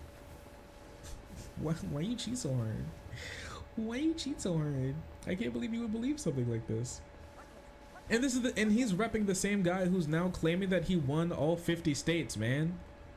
Like, what the hell is this? We won, and the last time, 50 states, think of it. 50 states. We won every state. We then did great in the election. We got 12 million more votes or so. 12 million more votes than we got the first time. 50 states. Everyone, we won all 50 states. Every single state. And we got 12 million more votes. Every single state, guys. The 50. You know what? This is even greater than Tim Pool's 49 state landslide. There we go. I had to walk 50 state landslide. Feet dirty. It's real. It's real, dude. You don't get it. Need some help. We won 69 states. We won all super 69 states. The silent majority. It seemed like the majority also apparently doesn't speak. They also don't vote because that's why he didn't win. But that's not all the weirdness for this Mike Johnson guy. You may believe that this is the end of the weirdness. I'm going to tell you, no. Not only is this Mike Johnson guy so weird and so strange, okay, that even in some of the clips that I've shown you, I only shown you one of those clips of him speaking on YouTube. The reason is because all of the clips were pulled from YouTube from several years ago. Let's get some money. But when he became speaker, he actually deleted those videos, and so you can't watch them on his on his YouTube channel or YouTube channels that he's affiliated with anymore, because the things that he was saying were so insane that he wants to back off from, specifically saying them, not actually believing them, that he's like going back and cleaning up all of that stuff to prevent him from having a massive political blowback with the insanity of him. But outside of that, not only is he super weird when it comes to that type of stuff, and his weird thing with his child watching his porn intake, but also the fact that he may not be just lying to the American people about that. He may be lying to the American people about his bank account. And the fact that he's been constantly telling Congress and the federal government that he doesn't have one. I'm completely serious with you. He may not have a bank account, or he's hiding a bank account. Bitch, you're not dead? The fuck? Because he's never put down on his financial disclosure filings that he good for exploding guys close to has me. Any money at all. It's so weird, bruh. Must be nice. I guess so. Newly elected Speaker of the House Mike Johnson does not have a bank account, or at least that's what he reports on years of personal finance disclosures dating back to 2017. Over the course of 7 years, Johnson has never reported a checking or savings account in his name, nor has his wife or any of his children. Disclosures show. In fact, he doesn't appear to have any money stashed away in investments at all. So this guy is just reporting that he has no money. I gotta keep killing you guys. Hold on. He has none. Apparently, like, President Biden pays him in like $100 bills in an envelope every month or something, because he's just saying that he just has no bank account, no savings, no investment, no checking, no nothing. He doesn't have a Chime. He doesn't have a PayPal. Nothing. He just doesn't have any money anywhere. Apparently, he has no assets. Nothing. I guess. Of course, it's unlikely Johnson doesn't where's your actually have boss a bank at? account.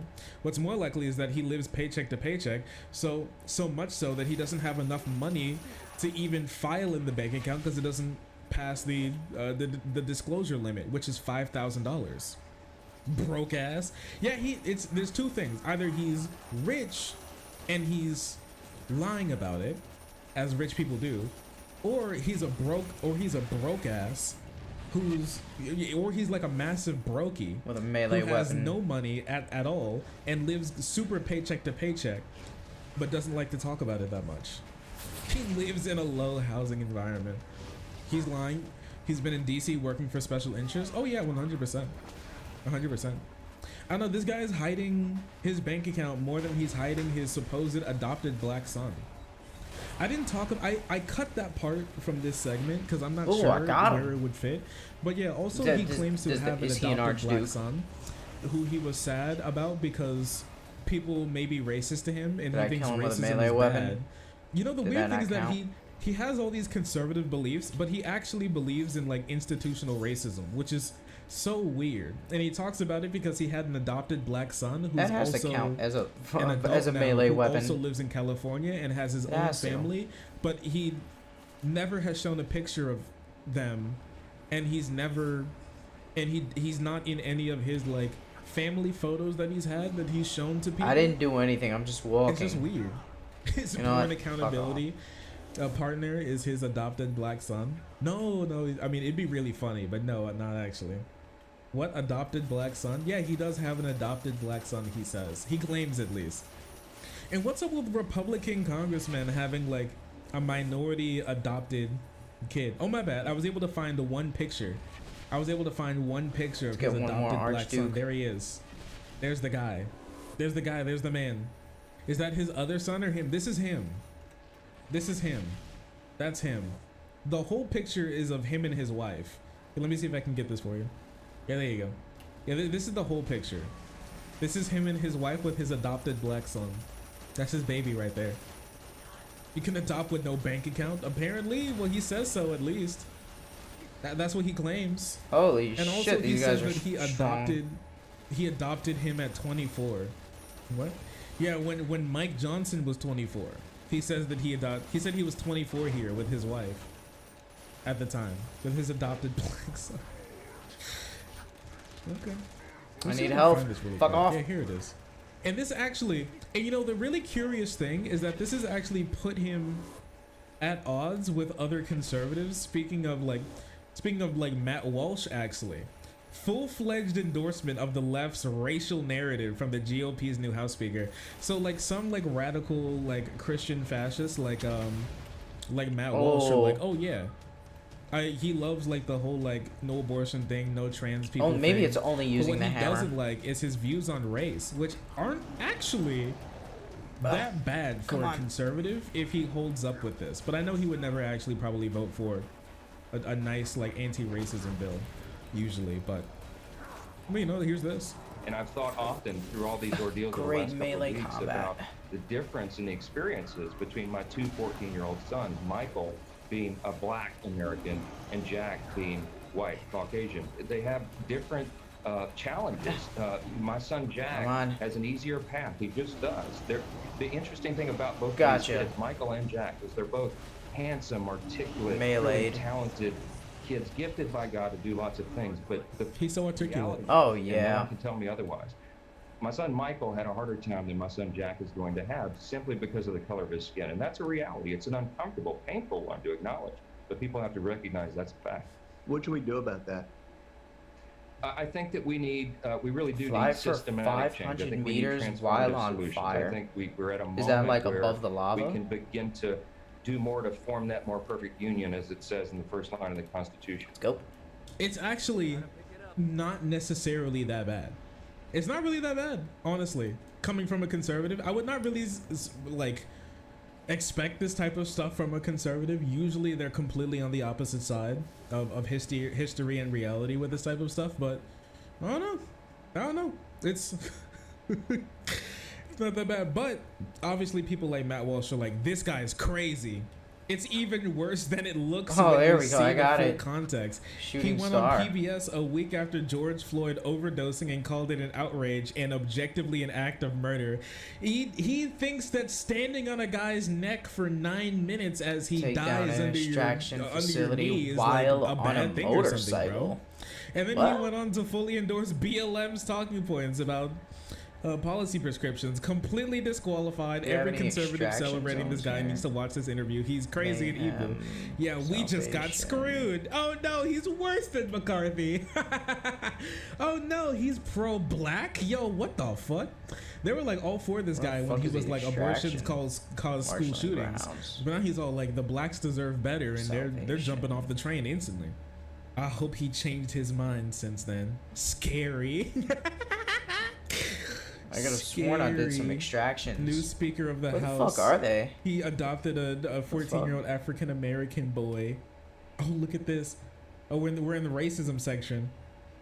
He watched Blindside or Are they Hoop not over Dreams here? and figured this kid would be able to go pro and make him some money. That's great. And the statue emojis and the fucking sunglass picture emojis are going crazy in this comment section. White guilt. The new speaker is an Afrocentric sympathizer confirmed from our friend of the stream, Eurasian Emperor. So true, buddy. So true, buddy. Not Jewish, but might as well be Matt Gaetz vibes. At the end of the day, the far right hates Christianity. What's happening to this country? For fuck's sake, we can never win. Why are white people like this? That's voluntary cuckoldry. He's not here to save the white race. He's here to cause problems for Ukraine illegals at Take and down illegals an at the border. extraction Everything else is facility. superfluous Wow, for where now. the fuck is the Disgusting. extraction facility? It's all so tiresome. I'm gonna vomit. Oh no, he likes the blacks. They're like, dude. I What can't change the hell? filter. Chill, No. man. This guy's freaking solid, dude. Oh, wait, He's yeah. so cool. It's Oh, okay what if he the likes the fuck? blacks. It's so crazy how he's like, Oh, D-pad. how it's the giga Oh. racist conservatives versus the mildly racist conservatives. They hate us. Well, every it's single last obviously one. not showing all. Oh, they're begging that there's he no change his mind extraction on here. black people. We don't have to Mayhem, agree on everything, salvation, guys. This torment. is wild. It's not anywhere here. Well, What the there's fuck? this weird thing with the Black Sun thing. Those puts him at Hellblazing. odds with other conservatives. Funny stuff. Targets. Anyways, he says he doesn't have a bank account or a retirement plan at all. Collectibles. He and his What is wife this? said that Johnson Toilet. reported receiving Drive-through. $10,000 in distribution from a New York Interesting. Life IRA in Commentary. 2017. His first year I in guess we office, can go possibly around from and the get all the retirement little account he had listed in the collectibles. previous That's year. not bad. It's strange to see Speaker Johnson disclose no assets. What is this? A soul cluster too? Lebowitz Oh. told the Daily Beast he made over $200,000 last year. That's just from being in Congress. And his wife took home a salary from 2 employers as well. So why isn't there a bank account or any form of savings listed at all? Where is that? He owes hundreds of thousands. Johnson also has carried debts over the years, which Lebowitz said would sharpen the question. He owes hundreds of thousands of dollars between a mortgage, personal loan, and home equity of credit. So where did all that money go? If he truly has no bank account and no assets, it raises the questions about his personal financial well-being. So basically, this is the kind way of saying that the new speaker is a brokey. Look at that face. It's the face of a brokey. He has no money, no clout, no riz, loves the blacks, and thinks evolution causes school shootings. He's just such a hit up all weird. those He's toilets. so weird, dude. They picked one of the weirdest dudes. They picked one of the weirdest dudes to be Speaker And we'll of the get House. all the soul It's clusters. so peculiar. Is he maidenless? I mean, he is also divorced, obviously. He has a wife now, but he was divorced. Man, what is that? As you can expect from like your average conservative. Don't worry, guys. He still hates women. That's a necessity at this point. That's a part of the plan.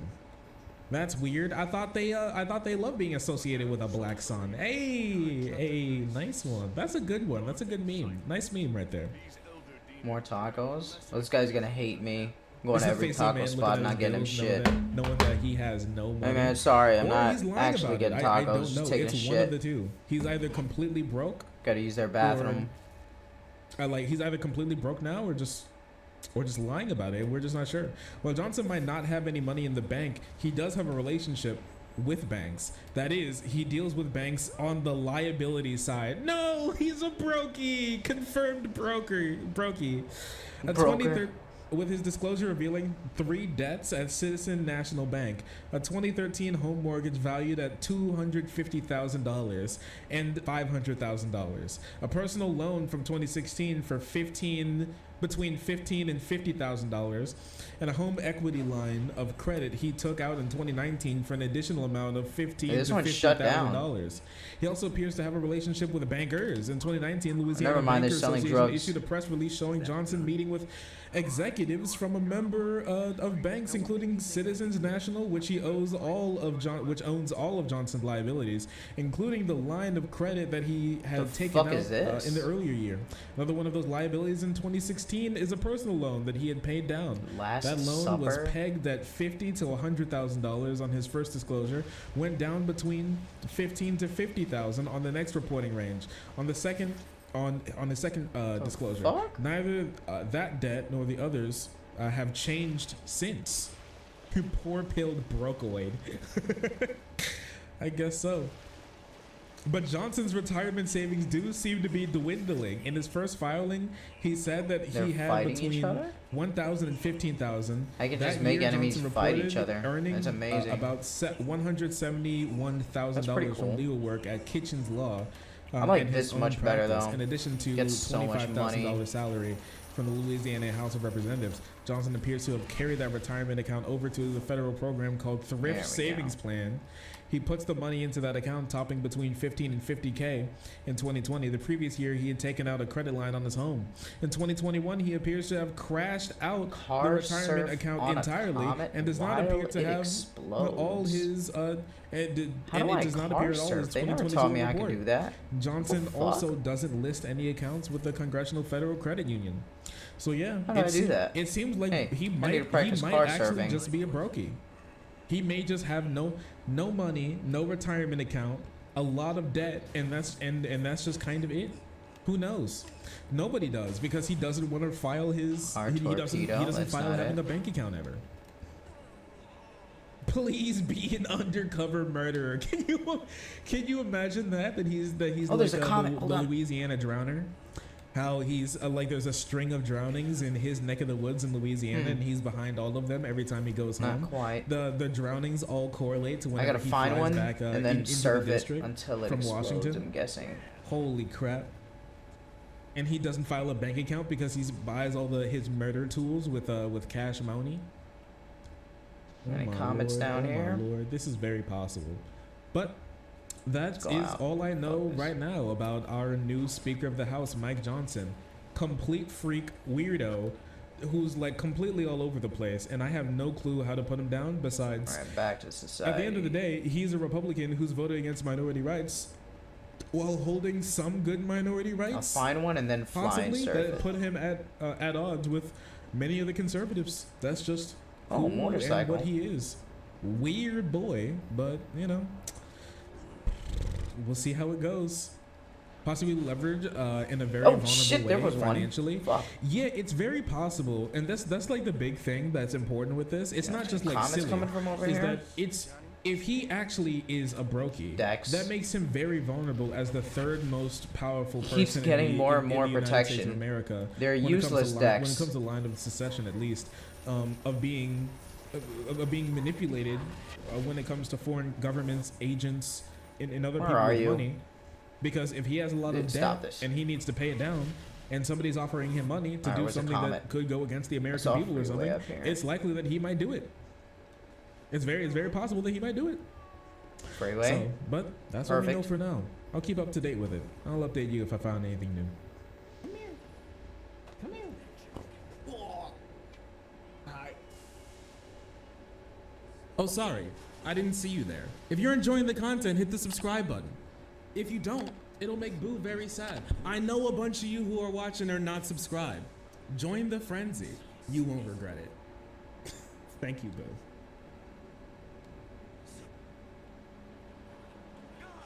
The world stand at the crossroad just as it did as it did in the 1930s?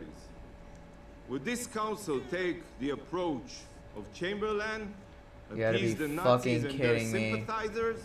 Or Leave will me this council alone. take the approach of Churchill, to fight evil with blood, toil, tears?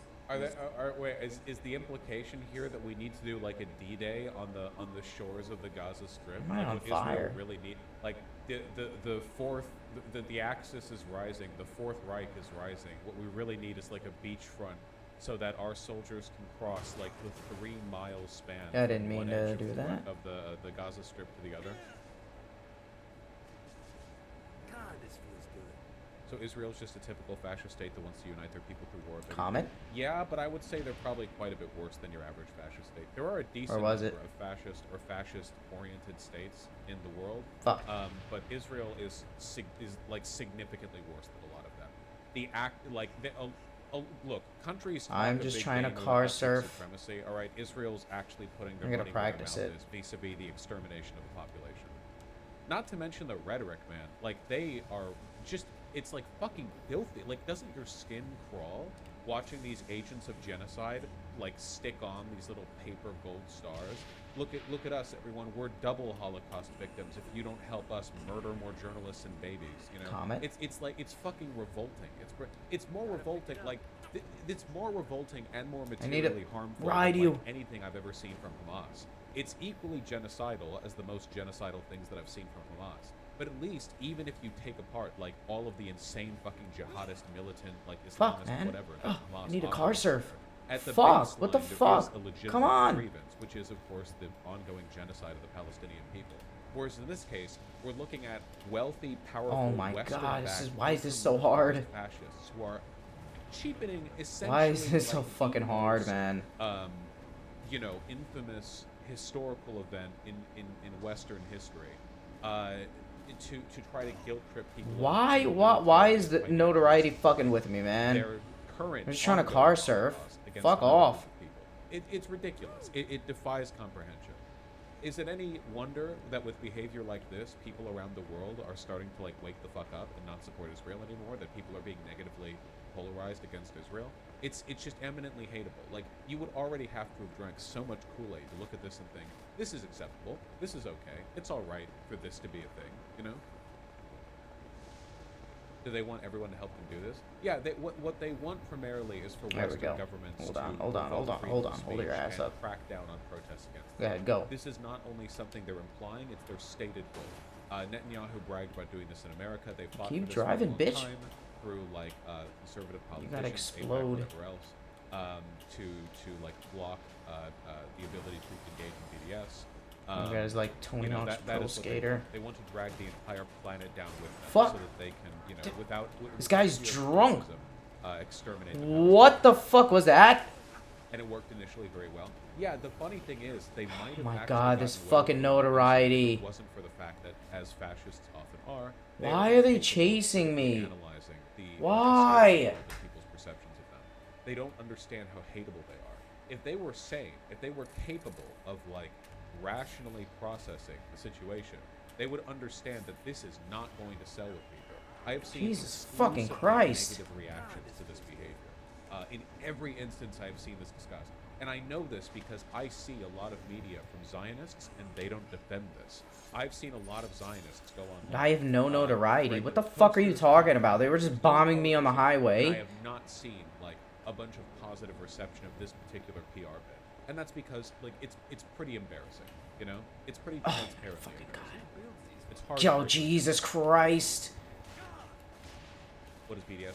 Boycott, divest, sanction. Basically, Stupid like ass. Israel Fuck bans, you. so let's Get the make fuck them out of sort here. them out. I don't think that boycotting on its own is that effective, but divesting and sanctioning can be effective, though obviously those are like state-oriented practices. It would help if they got likable diplomats at these things. Okay, you know how Donald Trump has been running Can't the war on sprint. illegal I just trouble? gotta wait or The else I'm only gonna lawyers fucking that will destroy defend everything in Trump my are way. those who he has to pay $1 billion Accidentally set off because notoriety. If he had a regular lawyer, he would the regular lawyer would ask, hey, like, Hold on, here's some can't wait. information Right in the you middle know, of the case, street, can there's you tell nobody me about here. that? And Trump would give the information. I'm just to the walking, regular officer, lawyer. don't mind I think me. you should confess. I think you should confess and beg Oh, for hoopty. like, you know, favorable treatment. I Get think the you should fuck get out of my down on way, your bro. hands and knees before the judge and beg Oh, for, shit, for shit. mercy. So he has to get crony lawyers who will lie for him. It's kind of like that with Netanyahu's cabinet. Oh, why did you jack him? I pressed vehicle surfing. Sane people won't work with you. Sane people would not work Stupid with ass Netanyahu's fucking cabinet. game, man. Like, I'm trying to actually do the thing and it's not working. Into his cabinet. Like, he will only appoint cronies.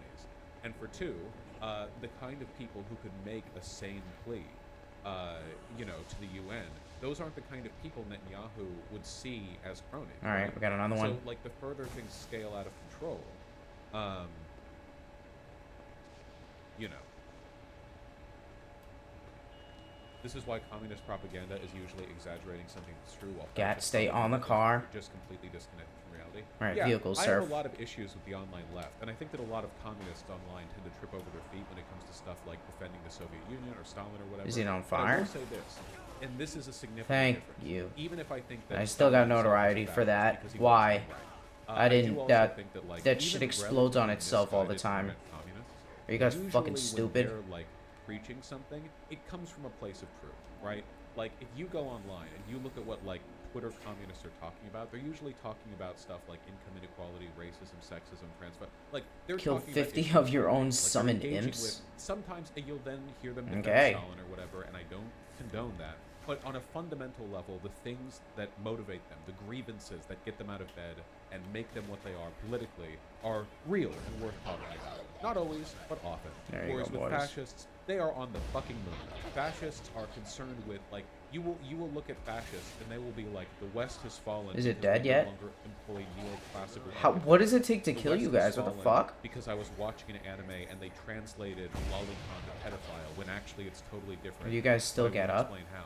Like, the West has fallen. You do. Because Die. women don't, you know, wear sundresses anymore. The West Bro, has these fallen guys are because women fucking- now what the have fuck? tattoos. Like, literally, and this sounds like a joke, but it's not. You've seen it, haven't you? Haven't you? You've seen it.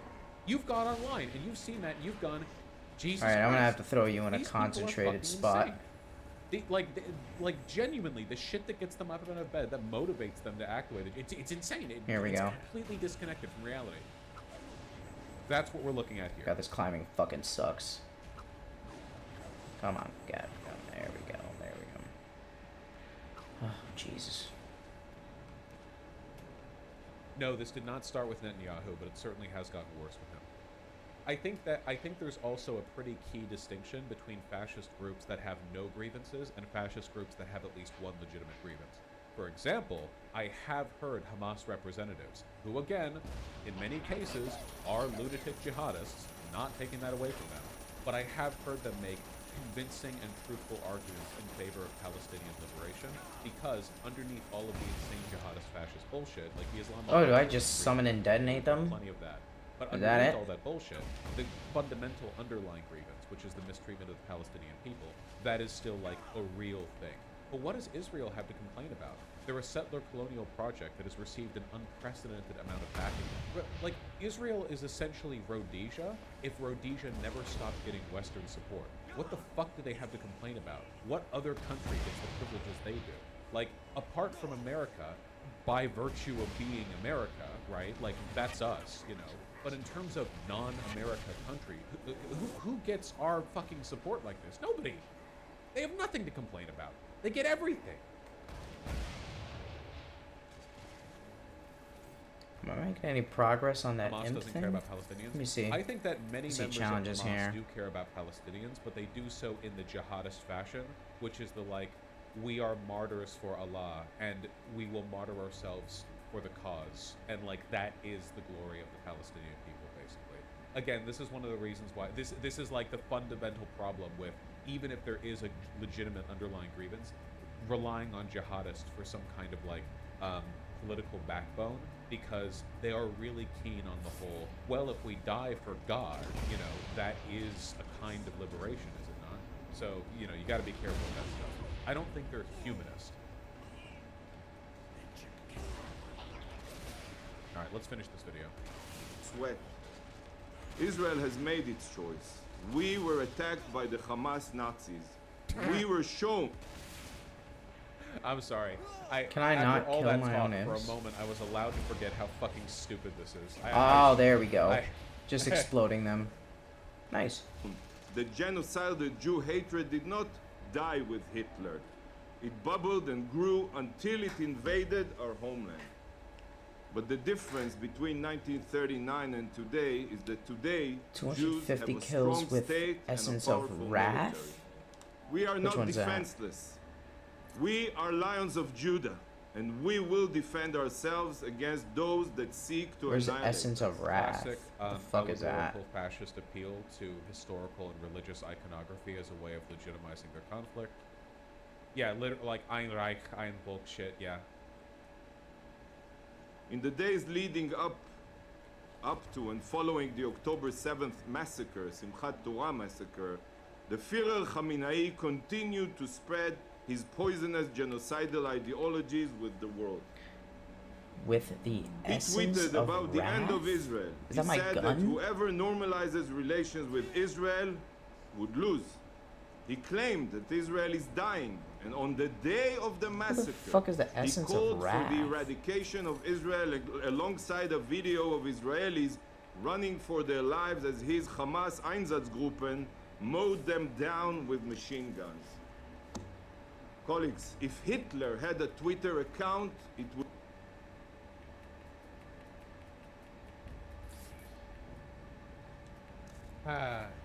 I love to address the UN with the line, if Twitter had a Hitler account. I preempt most of my arguments with that opener. would look exactly the same as Khamenei's. Exactly. Exactly the same as Voshvi. I can't replicate his accent. What It the fuck it is almost Essence of impossible, I think, Wrath? to replicate, like is it Hebrew accent, Israeli accent? I assume that Persians who speak Hebrew sound different. What is that? Wait, hold on a second. Wasn't the Hebrew language almost completely resurrected after Israel came about? How did I grow up with a bunch of Persian Jews who spoke Hebrew? When did they learn Hebrew? They grew up in Iran. Did it spread from Israel to Iran? Was it like a broader Middle Eastern project, not just Israel? But it was so fast. Like, they would have left in the 70s.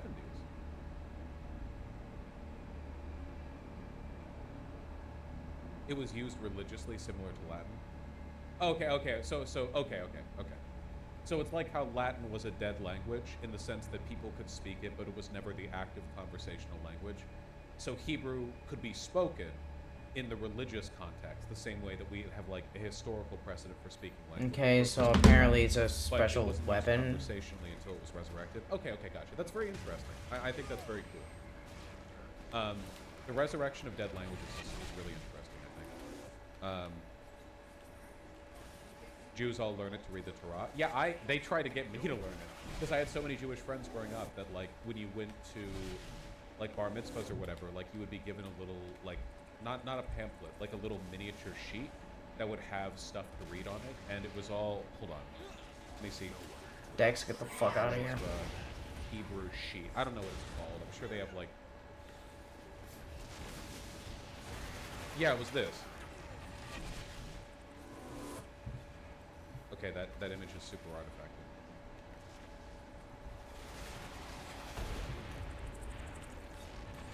Here we go. Bar mitzvah event planning guide. I don't know why it's so artifacted like this. Mine was like this, where it had Hebrew and then it had the phonetic English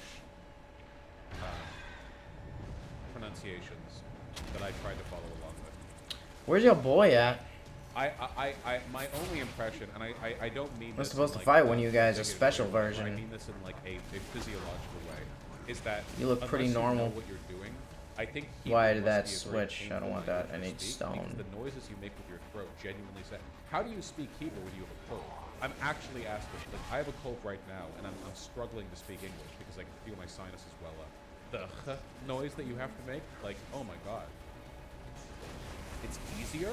I don't get it. It seems like it's so difficult until Stone. you know how to do it properly. Like, Not you have to fucking know how to speak. electric ball. Um, There we go. man.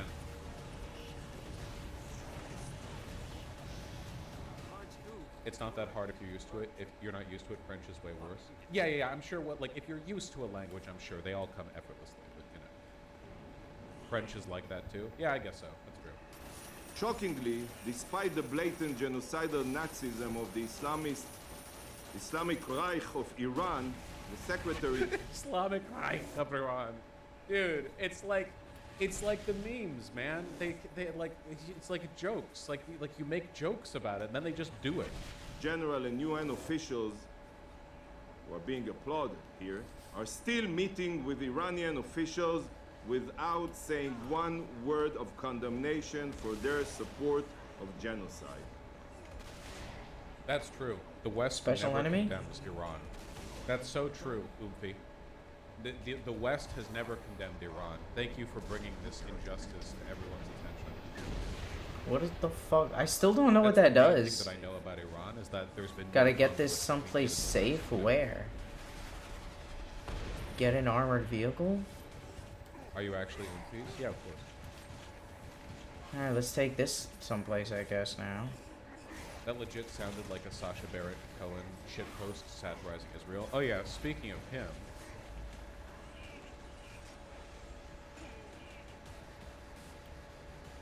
I saw this. Sacha Baron Cohen is, of course, Jewish.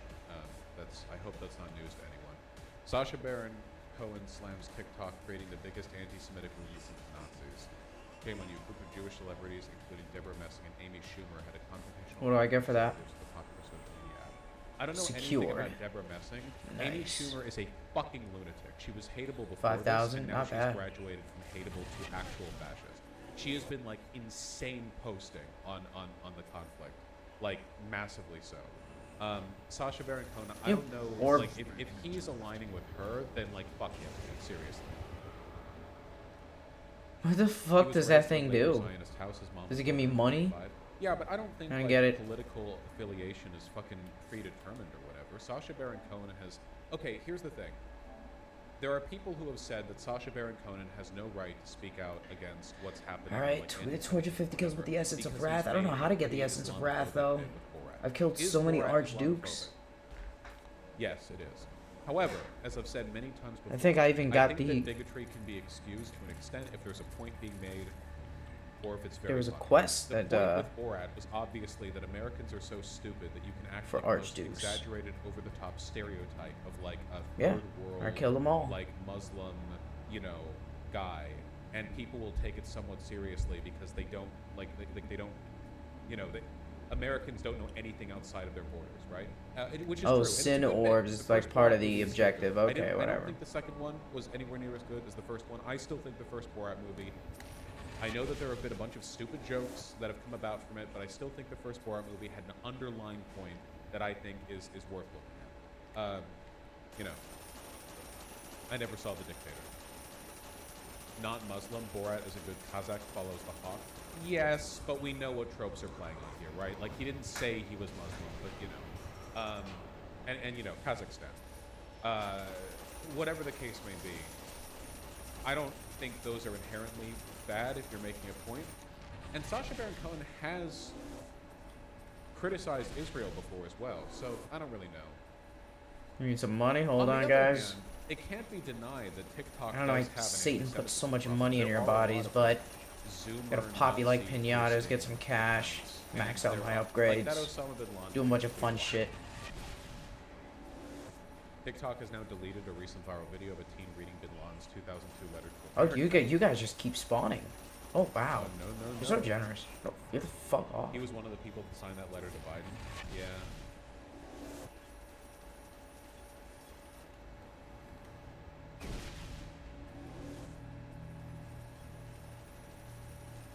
I don't know. It's pretty disappointing. Where's the Archduke guy? Please watch Go. You mean Go? You have to fucking just bomb everything. It's the only way you'll listen. Get your boss here. I'm still disappointed in Mark Hamill speaking out in favor of Israel. Well, Mark Hamill is very much a like current thing poster, isn't he?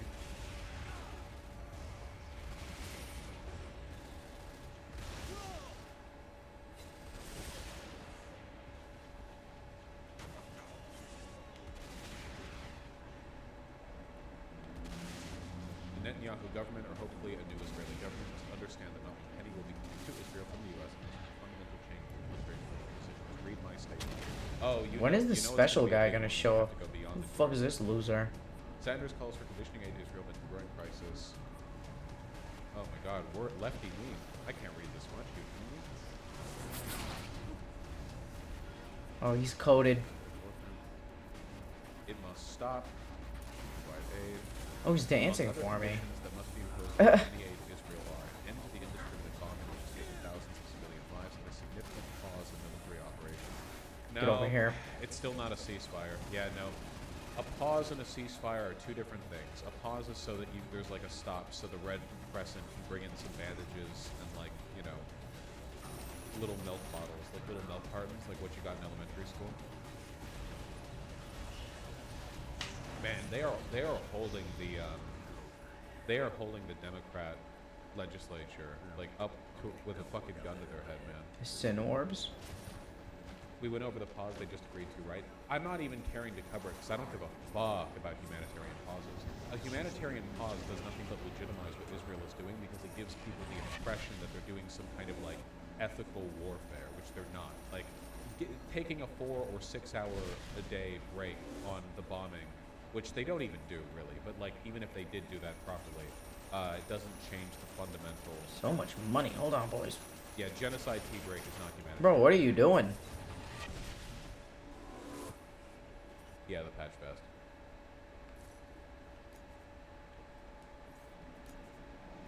Health is maxed out. Resistance maxed out. It's pretty disgusting. Weapons, not really, but we can go. What is this? Israeli media? Israeli Channel 14 hosts. We will tell you every day we are coming. I'm always telling people this. We are coming to Gaza. We are coming to Lebanon. We will come to Iran. We will come to everywhere. Can you imagine how many we are going to kill? How many of you we are going to kill? On each of the 1,300 people you killed, kidnapped. You did not see these numbers. So we only have weapons left to upgrade. The weapons are really expensive. I assure you that it will come. In case you are confused, what, dude? We get it. You'll come. You're coming.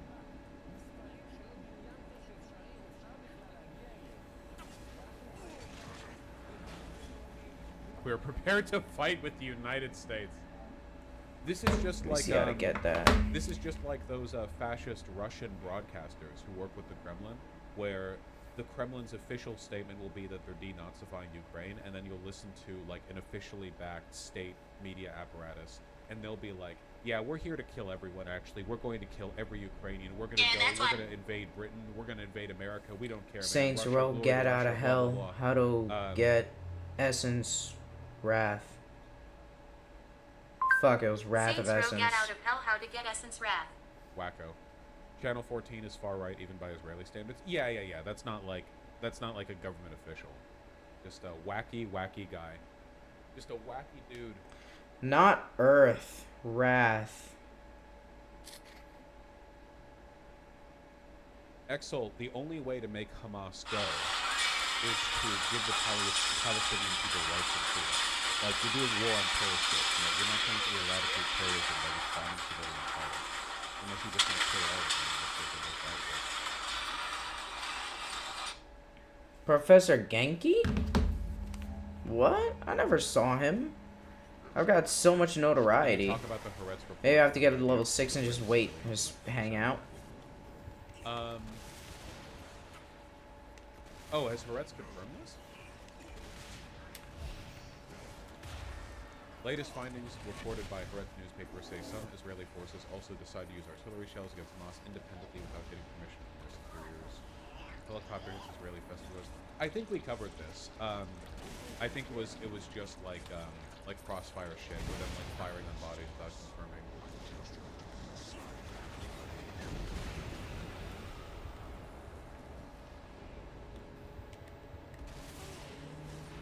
Israel's military appears insanely undisciplined. Yes, that is true. Israel's military is extremely undisciplined. again, it's a lot like Russia, where a lot of the shit that happens and a lot of the shit we find out about seems to be like poorly trained soldiers were like extremely fucking fashy, like pumped up, you know, like yeehaw, let's go kill some people, dipshits. The fuck?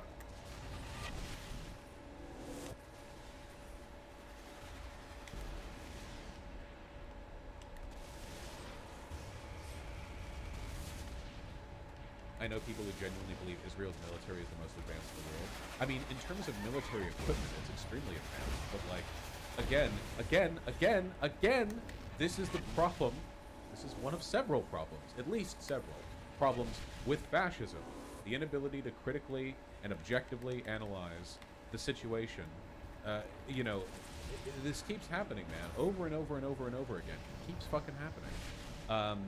The more militant and fascistic a government gets, the soldiers get juked up on more militant fascistic propaganda, and as a consequence of that, it gets harder and harder to rein them in or control their optics, you know?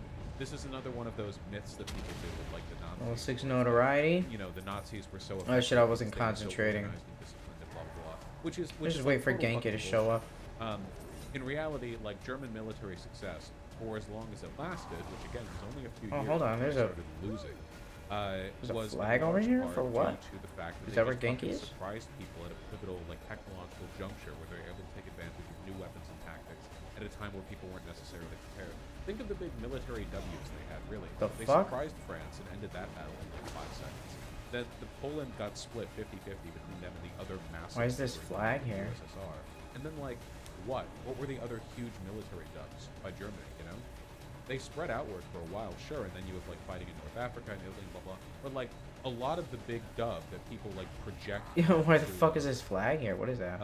The Wehrmacht and the Luftwaffe and blah, blah. A lot of it really is just favorable propaganda, you know? Like, a ton of it is. In reality, you know... And you can look at, like, there are history... It's gotta be this thing. And stuff. There was a ton of ill discipline in the Wehrmacht because a lot of those guys were fucking lunatic fascists. They were, like, juked up 18-year-olds who had spent like half of their life being raised by, like, the Hitler Jugend or whatever, like being taught about how every other country is controlled by Jews or whatever. They were lunatics.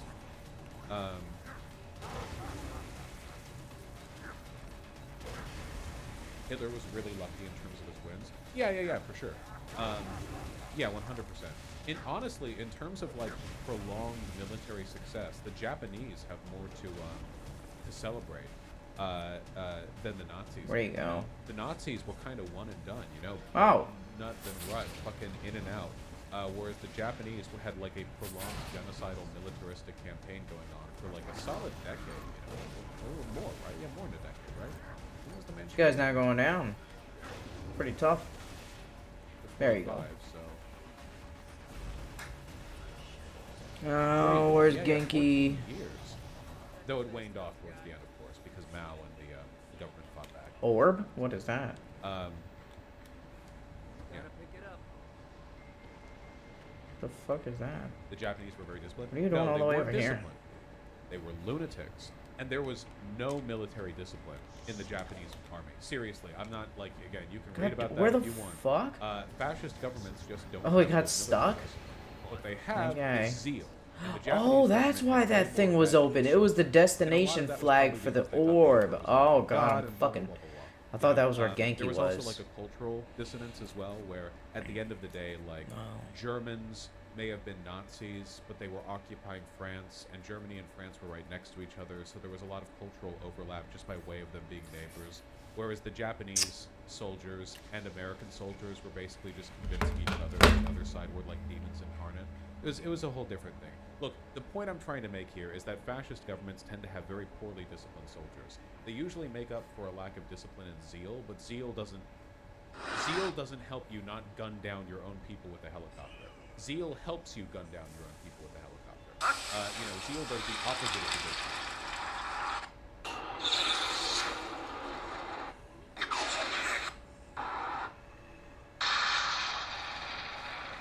Zeal actually exacerbates a lack of discipline. Yeah.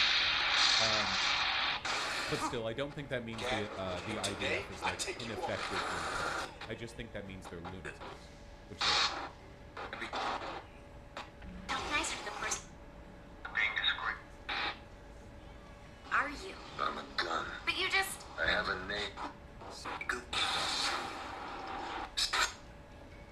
actually having a dog.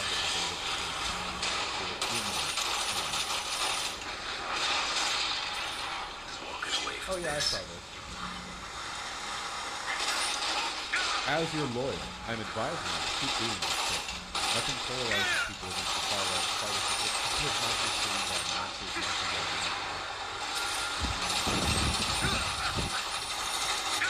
Madison, Wisconsin has been racking up a serious like social democrat bubble. So this is a pretty fun concept.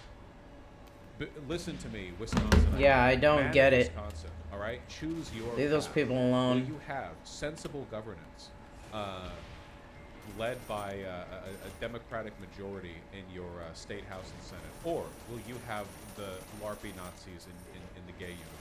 You know. Choose. Let me see if I can get better. I don't get as much when I stone them. I thought this video would be longer. Here we go. CBS Chicago. Chicago. The red is very ugly. Yeah, I agree. This feels very, very LARPy to me because like having everyone wear a uniform is one thing, but like the brown shirts didn't all literally just dress up in the colors of the flag they represented, you know? It's just like, hey everyone, we need to wear red and black because that's the flag color, except they don't even have red in their Nazi swastika flags. It's just a swastika. So why are you wearing red? No. Just wear all black. The red looks stupid. New at 10. Wisconsin's governor is calling a march by neo-Nazis through downtown Madison. Truly Dex, revolting. you're part of the bounty. 24 members of the group walked along State Street towards the Wisconsin State Capitol before ending up at James Madison Park. Police monitored the march, saying You got so on a lucky. Facebook post they don't, quote, support hateful I'm rhetoric. gonna get you, Dex. But that the department has Gotcha, an you obligation stupid to bitch. protect First Amendment rights. There you go. 23 times. Chapter of the Anti-Defamation League urged communities to do. By the way, I just want to say, I know a lot of people have like a snap reaction to stuff like this, but I think it's great to allow them to march around, and I'm not joking. We're not at a historical moment where people like this actually pose much of a direct threat. We're not in the brown shirt era at the moment, meaning that doing shit like this basically just makes them look really bad and reminds people that this is like a real thing they have to be worried about. And what's more, if they had a clash with police, that would be exactly what they wanted. Like they would love the attention of a bunch of police officers like clashing with them and, you know, blah blah blah, like, oh yeah, we're being persecuted for our blah blah. Yeah, they would love that. So just having them march around like a bunch of dweebs, so everyone gets like this nice 50-50 reminder that A, this is a thing to be worried about, and B, like their safety isn't being threatened right now. Yeah, I don't know. How many are informants? Statistically speaking, about half of them. Protect First Amendment rights. The Midwest chapter of the Anti-Defamation League urged communities to do more to stop The anti-Semitism. Nazis were also mocked in the 20s. Yeah, okay. I'm not saying don't take Nazis seriously. I think anyone who's watched this channel for any length of time would know that I'm not saying don't take them seriously. All right, where's What I'm Genki saying at? is that I know that we often celebrate the aesthetic of like Antifa battling Nazis on the streets, but I don't know, man. I've been doing this for 5 years, and after pretty extensive like looking into Where's both your boy at? contemporary and historical examples of this, There he I think is, it finally. always benefits them to do the fight. Where have because you been? it gives them the Hold on, I gotta attention get they him want, with it something projects their special. image, it gives them the opportunity to make public speeches addressing such and such. Usually, like mocking them works when they're in a position where mockery is the only consequence of what I use my money gun on him. If they start getting strong enough that mockery is no longer sufficient in and of itself, mockery is no longer the Keep appropriate freezing him. response. In this instance, though, like battling them on the street gives them exactly what they want. Just mocking them is great, you know? Oh, yes. This Oh, is- what the fuck is this? Look, even Nazis know this is bad optics because Nazis online will instantly call people like this feds the moment shit like this drops. Like, every fuck is far-right this? person online is racing to their keyboards right now, or yesterday, I guess, to say, "Oh, these guys are feds, fed, Ark not of the real, not real, Covenant. not real, not us, feds, nice mean, you know." Every single time. So I think we should take that into account and acknowledge that if they're embarrassed Hit of up the this, gun shop. it's like Charlottesville, right? Like Charlottesville made them look really, really bad. And a lot of that was just because they, you know, actually showed up. I love it when they show up. I think it's great. I think it's fantastic when they show up because it usually makes them look really bad. Why do they have a pirate Nazi flag? I will acknowledge, in addition to every other criticism that I am making, that their flag is really ugly. It's literally just a swastika.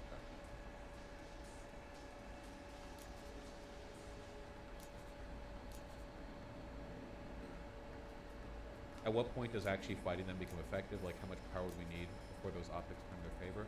Okay, I didn't want to turn this... I've had this conversation before. It's very, very complicated, and people never like what I have to say. Okay, based on what I understand, even back during the days of the brown shirts, directly confronting them almost always served their interests. And that's usually because groups like this can make appeals to far-right who have a presence in media. This could be a replacement for the rocket launcher. Lionize the behavior of the Nazis. Explosive damage, effective range. Whereas when leftists go out there and do the same thing, we don't usually have that privilege. Like, far-right media will defend, like Charlottesville. Trump defended Charlottesville, but Democrats rarely go out there and start, like, hardcore propaganda posting over the victories of Antifa or whatever. I don't know, did punching Richard Spencer work that well for me? It didn't do anything. That's what I'm saying. The gif of Richard Spencer being punched is satisfying for you. And that's good. It should be satisfying. But that, like, don't mistake what is cathartic for what is actually good politics. There are literally historical examples of these big confrontations between brown shirts and, like, opposing, like, social democrats or leftists or whatever, and examples of this happening in America as well, like before World War II, before our involvement. And what I found is usually it doesn't actually work that well for us. And a big part of that is because fascists are the group that get off on being militaristic. Oh, I can just hold the trigger. Nice. Based on the perception of committing violence. Oh, wow. Sends off extra attacks still. We don't. That's their thing. We don't do that. Our allies in media aren't as aligned towards those interests, which usually this is amazing. Most that we get out of conflicts like that is the average person looks at it as holy shit. They see Nazis and they see Antifa. It's like a fucking big wow, wave. Those far right and left lunatics squeak it out. In my opinion, I think the best possible outcome when shit like this happens is just for everyone to look at them and think, wow, they're still around. They look ridiculous. That's bad. And then, like, be negatively polarized accordingly. I think that's way more effective. Keep in mind the reason they do shit like this is to stir up controversy and conflict. They want videos of some, like, soy-faced, colored hair Antifa dude showing up, like, walking out of a Starbucks and going like, dude, that's a Nazi swastika. You can't do that, dude. And then recording videos. They, like, have Andy Ngo right there on the side with it's really good for crowds. Holy shit. Confrontation so that they can have 1,000 fucking clear those guys out fast. And politicians go like, we oh my need to deal god. with the terror of soy boy Antifas fighting people in the street. Like, they want that. They're fully prepped to do this. They have a whole fucking apparatus of doing this, you know? Like, that's the whole point of them doing this, you know?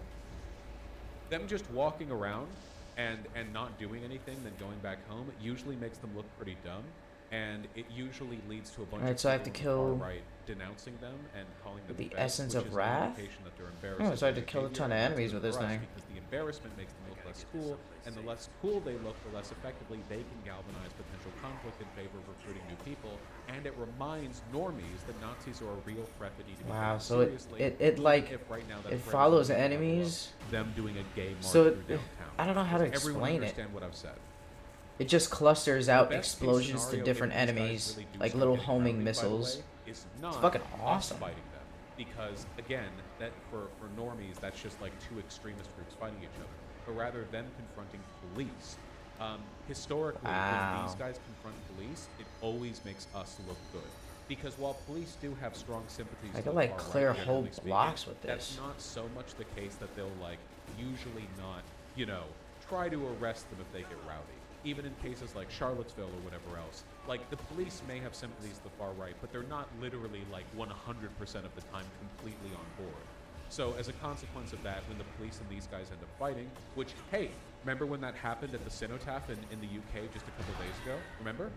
Seriously, look up examples of far-right protesters fighting with police. They make us look fantastic because the only people who really support the police are right-leaning normies and the right, which means when the far right fights with police, they're splitting their own group. there are people on the right who are split between supporting Nazis and supporting the police, and that dissonance, that fracture, that split, causes them to fight with each other while we look great. All we have to do is kick our feet up, you know, lean back in our deck chair with a big fucking margarita and go like, haha, look at these like cops fighting cops, look at these fash fighting fash, haha. We get to make jokes, you know, pig on pig violence, woohoo! Like, wow, one guy has his hood on, one guy has it at home, woohoo! We get to make all those jokes. And meanwhile, the right is fighting with itself. Remember after January 6th when there was a really big schism where the right had to decide whether or not they were pro-cop when the Capitol Police defended the Capitol building against the January 6th protesters? That schism actually led to a lot of people fracturing off the right. Not so many people that Trump is no longer like a viable electoral threat, but enough people that it, you know, caused fracturing within their ranks. Having them clash with police forces. Did I collect all of the deadly weapons? Because they have to decide whether or not they're actually in favor of the police or whether or not they're, you know. Is there even an achievement for that? In favor of something else that occasionally conflicts with the law. And I know that seems like it'd be easy for somebody who might otherwise be sympathetic to Nazis to resolve, but you have to understand something really important, which is that most conservatives are retarded. Essence of sloth, essence of wrath. What the fuck does that Look, mean? I'm sorry, guys. I've done. Killed 25 demons with each of the 7 deadly weapons. Because I've talked about Antifa a bunch, and I remember all the protests outside of Berkeley. This is my opinion on the matter. It is not the same as downplaying the threat Nazis pose, not even remotely. I think it's a very sensible, evidence-based, well thought out approach towards the thing. But, you know.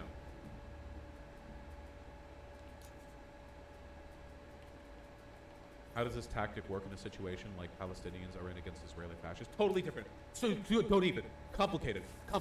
Don't even. I'm specifically talking in Western countries when you have LARPy ultra far right protests that march around in public that aren't starting conflicts with people and they don't have a specific counter protest to go. Very specific. Very specific. Okay. Yeah. Whew, okay. Just yeah. Gotta be careful. My worry is that it gives police an opportunity to look effective and necessary. I am completely okay with police looking effective and necessary if they are doing so while truncheoning some dipshit with a swastika flag. I will, you know, very much like I will render unto Caesar what is Caesar, I will give credit where it is due, and I will support the police in the capacity of them crunching down on Nazi protesters. You know? Wait, hold on. Wait. Sorry, there was a lot of talking that I did without breathing. I'm trying to get oxygen back. I can suck them up? Hold on. An obligation to protect Can I fill it up? Fill up my gun? The Midwest chapter of the Anti-Defamation League urged communities to do more to stop anti-Semitism, saying in a statement, Let me get some zombies over here. Come on, guys. Anti-Semitism, extremism, and hate, and take the necessary actions to ensure Jews feel and are safe. Nice beat. Okay. So I could either just suck them up. Can I suck up the loot? No, that's dumb.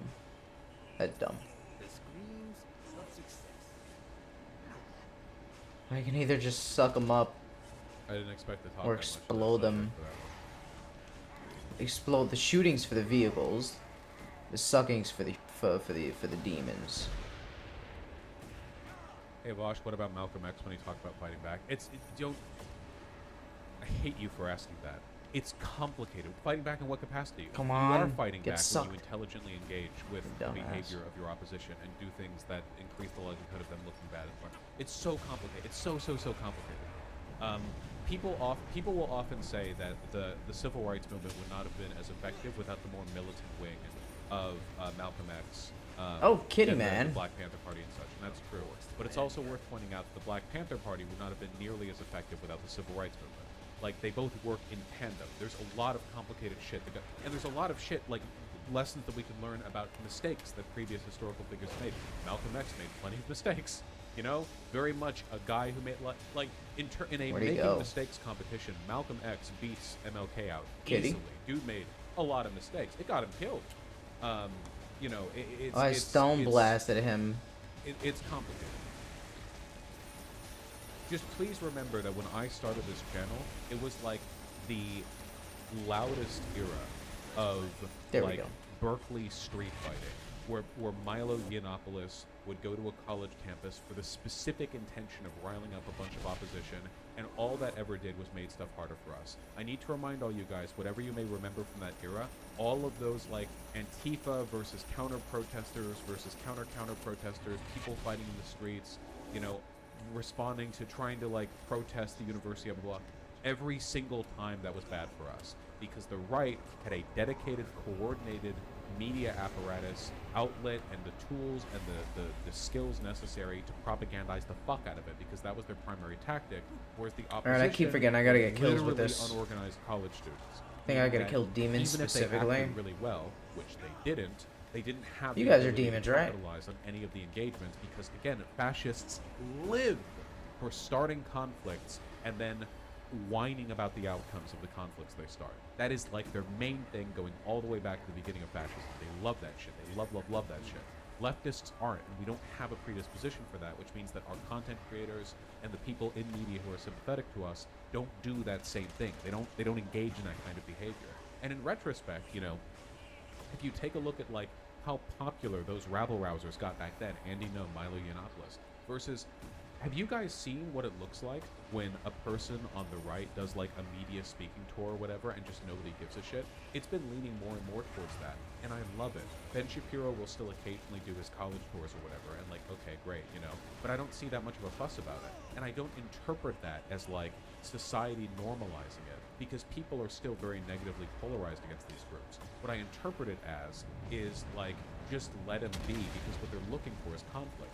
Ben Shapiro does not show up to a college campus to speak to a group of a few hundred students. He shows up there so that well-intentioned but ultimately rhetorically ineffective left-leaning college students will ask him questions, will challenge him, and lose because he has a bunch of pre-recorded answers listed off.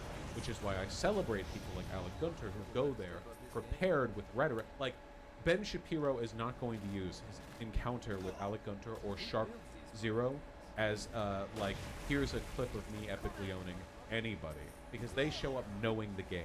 But unless you know the game, like Shark or Alec Gunter do, and Demi Gloom as well, who we saw her thing recently, she did well, I say.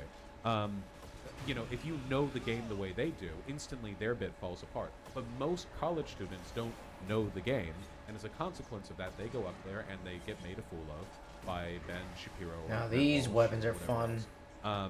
And those are the clips that they use. That's why they're doing it. So what happens if Matt Walsh or Ben Shapiro shows up at a college campus, does their little bit for an hour and a half? Dex, I'm gonna come blow your soul out of your fucking body. Other conservatives going, you're done. Leave. I love you, sir. What happens if that happens? Like, what is the outcome of that?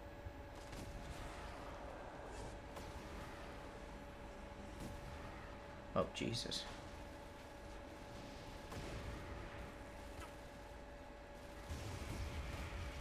Okay, I was actually asking. Circle jerking. It's just circle jerking. It's boring. Nothing happens. No videos to make, no content, nothing to galvanize people over, nothing to you know, like form a culture war or talking point over, or nothing to go viral. It's a waste of time. They flew out there, prepared, did their bit, left, hotel room, fly back the next morning or whatever, for nothing. Waste of time. Waste of money, waste of time. Don't mind Genki, where are you at? I don't care if they get paid. What I care about is how effectively is this being used as a leverage in the broader political battle. And in those cases, it just doesn't. I think that in most cases, it is smart to avoid conflict. I think that when far-right groups are being rabble-rousers on the street, it's usually best to mock them from a distance or not at all. Take videos and... That took way longer than with like the SMG. Ordinary people. Don't take videos of them and going, well, as Lenin wrote, the exacerbation of the material conflict Just between collecting the my money, proletariat not and trying to bourgeois fight has again. resulted in... Don't do that, okay? Like, just take videos. You're just a regular citizen who's freaking out. Because remember, the whole point is Nazis shouldn't just be repugnant to commies. Nazis should be repugnant to everyone. The kinds of people who show up to counter-protest or even act upset in Nazi groups shouldn't be commies. That's what they want. Nazis want to pose themselves as the scourging fire that cleanses society of communists and degenerates. That's their narrative. They show up and they're the fuck off my street. You're not picking up out. garbage. That's Get the what fuck they want out. you to think they are. In reality, they're Got a rats. thick truck. And they should be treated as such. You know, people, normal people, should just be freaked out by them. So be freaked out by them. If they're gonna fight people, you know, because they want to fight, they're gunning for a fight. You know, they're lunatics. They're in a fucking Nazi gang. Of course they're lunatics. You know, if they're gonna fight someone, don't have them fight Antifa. Why make You it this fucking back and idiot. forth? I have money It's like, guns. oh, two extremists would fight each other. That's what the average person thinks. Don't engage with that. Have them fight cops. Let them rabble rouse. Seriously, we're not in a point in this country where cops will show up to protect Nazis that are vandalizing or attacking people. I know when there are protesters and counter-protesters, the police tend to side with the right. I know. Trust me, I've covered it a million times. I'm not denying that. But that does not mean that cops just flat out have a no arresting Nazis policy. And if you do think that, if you really do think that cops just flat out will not engage with law, with far-right protesters, you need to get offline for this. I'm very sorry. You need to get you need to like engage. Freeze, bro. Hit you with that stone. So, you know, or yeah, if There the we go. cops show up and don't do anything, film that. Sure, film that too. You know, if a Nazi dude runs up and attacks you for no reason, you can defend yourself. But I also want to keep in mind, like, let's operate within reasonable degrees of LARP. Okay? When people talk about You like, destroyed my defending yourself money. from Nazi militias, the number of times Fuck outta that here. groups like this have just gone downtown and started punching people. Nope. How often has that happened? Come on. Going in the lava. Let's not pretend we're in like the last days of the Weimar There we Republic, are. Right? We're not in a position where like judges, the entire court system, lawyers, The world university is professors, right and a bunch again. of regular people are like quietly shifting their feet, waiting for this to break out. We're not in that position. Calm it down a bit. For the most part, groups like this just do a little LARP march and then go back home. Overwhelmingly, that's the outcome. And overwhelmingly, when they do get rowdy, you know, cops may have preferentiality towards them, but cops still respond to what they do. And when you get those beautiful, rare moments where the cops do fight with them, it looks so good for us. It looks so fucking good for us. I love it. But usually that doesn't even happen. So just chill out, you know? Videotape whatever they do. If they look bad, that's great, you know. You want to get that on video, obviously. Just don't go up to them and start confronting them. Not only is it bad politically, it's bad for your safety. Like, don't do that. A lot of people want to be like the Antifa warrior in the street, but time and time again, the effectiveness of that role, of that archetype, has been challenged, and I just don't think it holds up under scrutiny.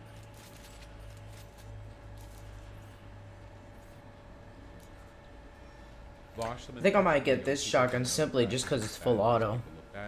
No. This game needs a lot of No, spam. no, okay? There are no young people who are going to look at this and think, this seems normal, and then will be positively inclined towards us if you go and confront them. I promise you, to the politically unengaged mind, to the normie brain, this looks really bad on its own.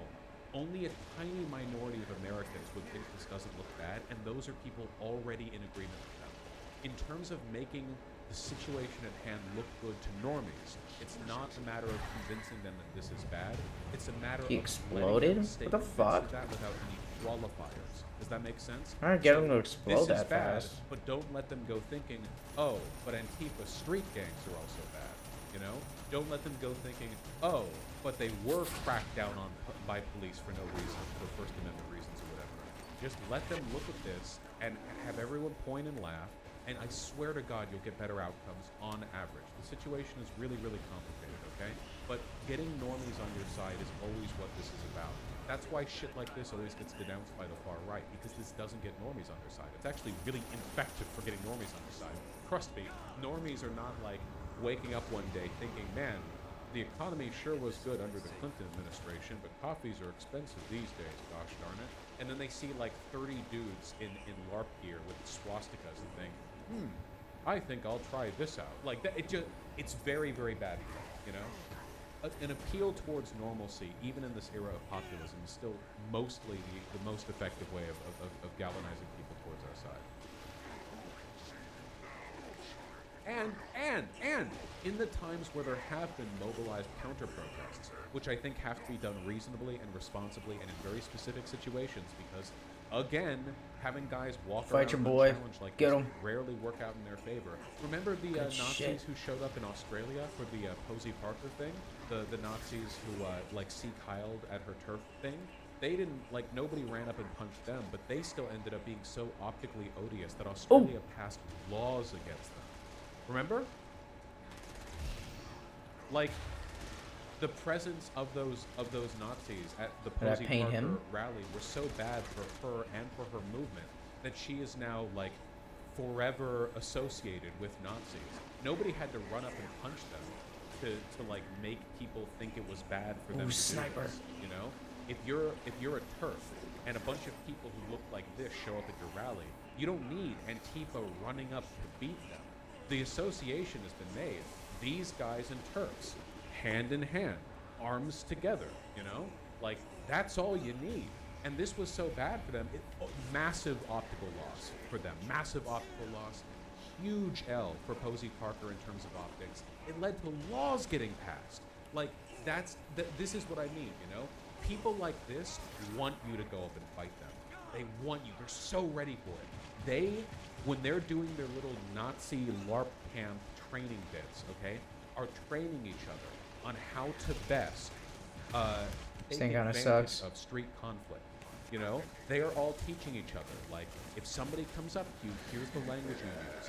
If, you know, bait them into throwing the first punch. They love to bait people into throwing the first punch. You know, take video of it. Like, show our peaceful protest was attacked by Antifa. So on and so forth. Does everyone get what I'm saying? I'm sorry. I know I'm sounding like very, very imperative here. But, dude, I lived through enough of the Berkeley years of the only way to fight back against the far right is This thing to is fucking counter-protest. insane. It doesn't matter how we counter-protest. We have no idea how to counter-protest. We have no leaders. I lived through that. I am done with that. Being smarter than them is not a sign of weakness. Okay. It's kind of fun. All right. Okay. I do think it's very important. Playtime's over. Yeah, exactly. It's like the thing they think about most out of them. It's like the main thing they want.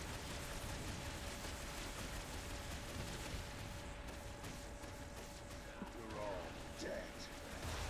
In Sacramento, there was a clash where they tried attacking people with bats and knives as the counter-protesters only... Oh, Overdrive, he just keeps firing. I don't have to. Oh, I don't even remember that. nice. Yeah, for sure. That'll do it. Playtime. Yes, Dia. I'm not saying there are absolutely no cases where you should ever engage in defense. This is kind of fun. But Okay. I think those situations I like are far this. less common than ones where a more strategic and effective response is made. Watch Who the fuck is this? Okay, sorry about all that. I know that took a while. I've gotten a lot of hate for my takes on this, but I swear to God, this is coming from the deepest place of like respect and sympathy for the concept of fast fashion. Okay, this is absolutely not like I think it's mean to do this thing. Like, at the end of the day, protesting and counter-protesting are all about power. And in this country, right now, power is mostly about do the normies sympathize with you? Because the normies vastly outnumber the far right or the far left. So you really want that. That is power. You really want that power. If you lose that power, you lose. Frankly, you just lose. That's just on Twitter. That's just Destroys Twitter. the Site tanks 22, pretty that's fast. just Twitter. We're talking in person. Totally different thing. Be as mean as you want on Twitter. Nice. Let's try it on this guy.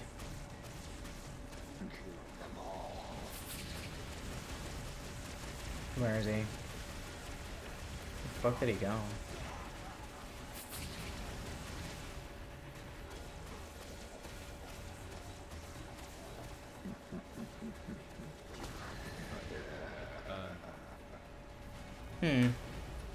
Oh, Rosalind Carter has died. The first lady of President Carter. I've killed better. How old was she? Like a million? Oh man, this means Jimmy Carter is probably going to die like any day now. That happens a lot with really old couples. 96. Well, she had a life well lived. You know? who might be the real Rosalind Carter. They talked about the steel magnolia. And I've got to ask you this question. Alright, that achievement's gonna take kind of long with the, What is this thing? kill 250 enemies I with... think that started a campaign, and Yeah, okay, this is how old she was in 77, so... once somebody writes that, it just keeps being picked up. Is it more steel than magnolia or the other? They don't make guys who look like this anymore. I feel like we Oh, need with to reinvent each of the this kind 7 guy. deadly sins we need weapons. To reinvent the kind Okay. of guy who is We'll practice with these. A functional alcoholic who exclusively drinks. I don't think straight we've whiskey killed many with the... and wears like a suit with like a rumpled shirt. Okay, I see why I quit this game. It's not even that fun. It's just like a list of challenges. The way around. I don't know. I never have felt that I was. I mean, yeah, it's a list of challenges. Like, Public perception of Rosalind Carter is. it's nice to have in video games like this, but that's the entire game. But it's not because I am. Well, I think it's perhaps, I know that both you and your husband Uh. are... Find 100% of all soul clusters. Let me read you something that James I don't Dean know, said man. about Southern women. I'll come They're back very to loving this. and very affectionate, Kill but they really 25 think their demons men with are each of the dependent 7 on deadly them. If weapons. their man is brilliant, they think he's brilliant because they've helped him Hey, be can I see brilliant. a stat for that? Basically, they think their men are weak. Tracking. They could never have gotten anywhere without their help. I remember reading that. True. This is I like how we're really getting like the 50-year-old rhetoric here, where it's like I'm gonna bring on the first lady and interview her. You're a lady. Tell me how you're feminine. Okay. I've heard You can see him here. that women like you are head Armature getting missile You kills. tell me whether or not that's true. 100. I keep forgetting about the armature getting missiles. Yeah, I heard you're a bitch. Fucking awesome. Yeah, I don't agree. Holy with 100%. shit. Let's get this guy. I think. You're the Southern fucked. women, I don't know, maybe all, probably all. women Okay, so this is for like the air enemies. This is nice. To the man in my life. But as far as that goes, I think the men feel the same way. Jimmy feels the same way about me. He feels that he helps me. I feel that I can help him, but I don't feel that he's present because I'm being present. This is actually fucking perfect. I made him successful. But Yeah. you probably more than any other person, other than himself, made him president, wouldn't you say? But I never could have made him president. Every single one of them hit that one guy on the motorcycle. Yeah, it's literally like if you're going to be the first lady, we need to make sure you're not uppity. That's literally what's happening here. He's basically like, but you know, let's see how much she arrogantly assumes responsibility for the success of Jimmy Carter. You know, I do not envy the position. Like, man, I do not envy the position of women in politics in the past or today. They did the same thing with Michelle Obama. They did, though not this overtly, of course. But yeah, they did. Can you imagine these questions being thrown at like fucking Hillary Clinton today? It'd be very funny. Maybe we shouldn't reinvent that man. Oh, we can make him better. We have the technology. Olsen Carter, yeah. Yeah, here's them more recently. Not so recently, because so recently she's dead. Come on, Genki. Very, very old. Again, you know, celebrate life. You can do it. Oh, that's so cute. Push against Yeah, all it's odds, pretty Genki. idyllic. Like, you get to be Use the president, dodge button. And also, You got one of also those, you right? have a drippy fucking sports Oh, he's jet, dead. by the way.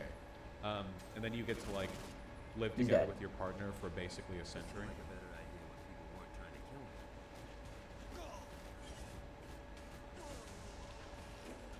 And no one really hates you. Yeah. Damn, I it's should have been basically using this the whole time. This is fucking awesome. What are your thoughts on the Carter administration?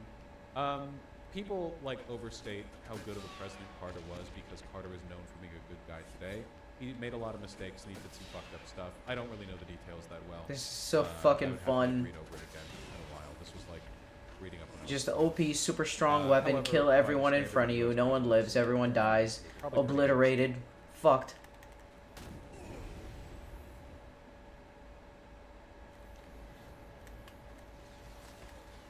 I hate Jimmy Carter because he fucked up El Salvador from where my family's from. Yeah. Okay, I need to pee super quick, but after that we are going to... Let me see if I've killed 100 people yet. This lovely lawsuit idea that he has. This great idea. This big boy, big brain idea. Really, 40. Yes, love these big ideas.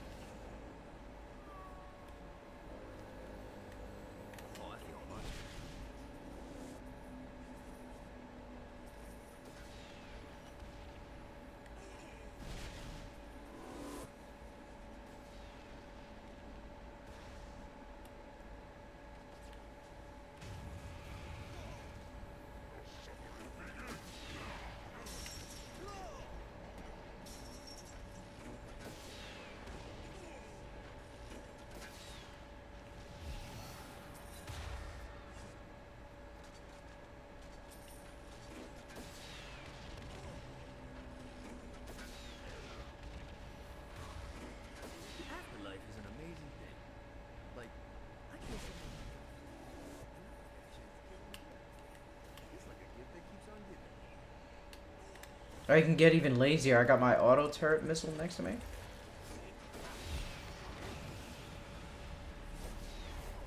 Someone earlier, I saw while I was rambling, somebody earlier said that they liked the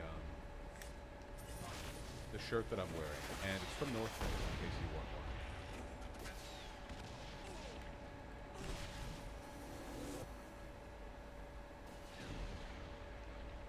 Good shirt.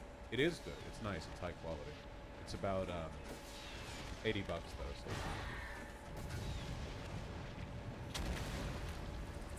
Where the shelves from?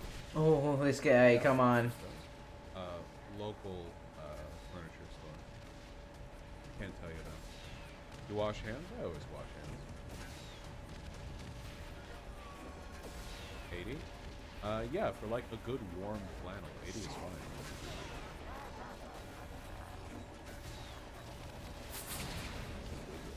North Face, you gotta climb Mount Everest. Look, I live in Seattle, okay? You guys are lucky I don't wear flannels every day. Kitchen! Oh.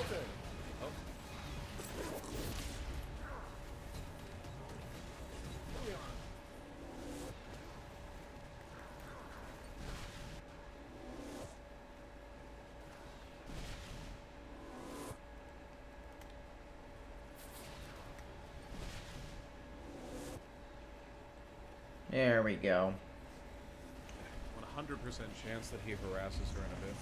Alright. Bosch has stopped wearing short shorts. This is the end. Wearing short shorts on a mesh computer chair seat is not very comfortable, you know?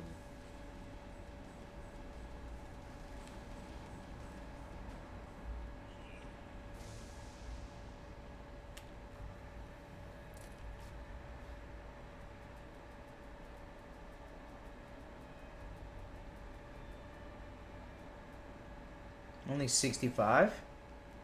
We gotta get this up. With Matt running things on the ship, I think I'm better off down here. Dex? I see you.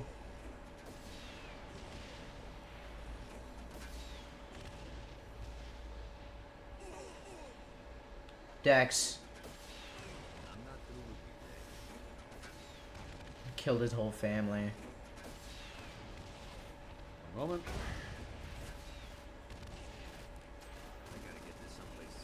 Alright, so I talked about this before, but 4 days ago, Elon Musk replied, "You have said the actual truth," in response to a Twitter post that is essentially pushing the Jewish question. Again, it's the third time that I've shown it on screen, but essentially this guy says Jewish communities push hate against white people and then expect us to like them back. Elon Musk replied, "You have said the actual truth." I think this is a pretty significant turn. Hey, Genki. Desperate, pathetic, low IQ, far-right radicalization. Because let me get you with a pistol. Stuff before, it's usually like by implication, whereas this is just directly the Jewish question. It's not euphemized in any way. It's just the Jewish question, right? So that has led to a pretty massive. Oh, Jesus! There was a Media Matters article on the subject, and as a consequence of that, a a bunch of major advertisers Wow. have left the site. Now, That as was you know, amazing. Twitter was already suffering major advertiser loss and has not managed to recover it. But now it's gotten a lot worse. The high-profile advertiser revolt includes some of the world's largest. The game isn't even long Disney, enough to Paramount, be. NBC Universal. It's just Comcast, weird. Lionsgate, Warner This Bros. game feels so weird. Apple. The There are main others mission too, was but, like the main story was like Jesus 3 Christ. missions, That's like the whole 3 or 4 world. missions. I don't know. IBM as well. Like a lot. Like it's like bleeding out. Fly for again, the whole 250k reason meters. Elon Yeah, the Musk mission, the appointed achievements a are really CEO like of Twitter was just to taking a avoid shit long like this, time. to like try to shore up the optics. Purchase of the site all to of the avoid any upgrades, more complete advertiser all of the bleed out, but he can't help challenges. himself. Oh He just shit. keeps- he can't help himself. 100% of all soul clusters Propaganda. fly from the roof You know, of he can't help Snowball's himself. chance So to Center Pole HQ's roof Apple without was landing. was the biggest advertising buyer, and they accounted for 4% of all. Co-op for 3 hours? 4%. I don't think so. All of them alone. 4%. The weapons are That's kind of fun. It's kind of fun that's just insane. sitting there That's blowing insane. these guys up. So I got my little tower, the vampire powers. The chair is really fun. The and it's a guns are consequence of the fun. bleeding. This Okay. Gallows Dodger is Elon fun. Musk has an idea. Are you ready, guys? Ark of the Covenant is fun too. Okay. Shit is so fucking good. It's a bit wordy, but we have to go over. They're all fun and different in their own ways. The split-second. I don't think there's any like. It's tomorrow. I don't have a favorite. Twitter I guess will the be chair is my filing a favorite. thermonuclear lawsuit. That's a professional term. Against The chair Media is so Matters good. I just love the all auto those aim who of the colluded chair. in So this good. Look at fraudulent that. I attack just sit of back our company. and just wow. And then Elon Wow, Musk this is posted life. 2 images. And This as is all a far as I man can needs. tell, Just a chair with these images are literally infinite screen missiles caps and minigun ammo. a Microsoft Word document that he Oh, or wow, somebody this in his is office typed up, so including peaceful. right here. Oh, yeah, let me just look at my work. Rephrasing, you know, like the dotted underline. Oh yeah. Like they just typed this up. This Like, is like it's not Minecraft like a auto formal farming. document in any way, shape, or form. You They work just- really hard to get a bunch of Yeah. materials, and you like So- set up a. You set up a real intricate farm. For I don't know, Yeah, like you can ore. see the cursor. And you just right sit here. there and Okay. look at it, collect So, everything for you. Already, the highest degree of professionalism is being employed here, right? I got Thermonuclear missile kills. lawsuits Nice. Coming out so hot and fast that, you know, you're just screen capping the document. Hot and I fast. guess this is a good Thermonuclear like background game to play, just So anyway, bullshit. Let's take a look at this. I've been document looking now. for some of these. Stand with Twitter to protect free speech. This week, Media Matters for America posted a story that completely misrepresented the real user experience on Twitter in another attempt to undermine freedom of speech and mislead Gallows Dodger So yes, let's get this overkills. off the table like right as it begins. I'll do the Gallows Dodger He's next. This suing shit was so good. a media analysis company for a report in order to protect free speech. So this is suing a company for. Okay, it their doesn't work speech to on protect free machines speech. though. Right, okay, so yes, there you go. Above everything, including profit, Twitter works to protect the public's right to free speech. Ban Juniper 5 times. But for speech to be truly free, we must also have the freedom to see or hear things other people may consider objectionable, like the owner of the website agreeing Oh, not to Genki. posting about the Get over here. We believe that everyone has the right to make up their own mind about what to read, watch, and listen to, because that's the power of free speech. The fact Oh, that Twitter he's hasn't spinning gotten 'cause I banned just in keep the US popping is at him. genuinely insane. Hold on. I have no Hold on, idea why Genki. they haven't pulled that trigger. I'm gonna kill This you is the with most violating the EU laws. Armor Chair Dead. You know, social media I've ever seen. Not Gallows. Despite our clear and consistent position, Twitter has seen a number of attacks from activists of Media Matters and legacy. She's being in one place. Holy fuck. Juggle him all the way in the going to heaven. Ideological narrative from those of their financial supporters. These groups try to use their influence to attack our revenue streams by deceiving advertisers on Twitter. Here are the facts on Media Matters research. This guy. To manipulate the public. You and fucking advertisers. suck, man. Oh, by the way, I should say, for those of you who don't know, normally when you're planning to drop a massive There we go. lawsuit against a company, you don't preempt the lawsuit by typing up on Microsoft Word a document where you say what you're mad about. Normally, you know, have your lawyers draft the lawsuit and then file it in court. This is, considering Elon Musk is almost entirely motivated by his desire to make people like him, it does make sense that he would try to do this, but, you know. Who's laughing now?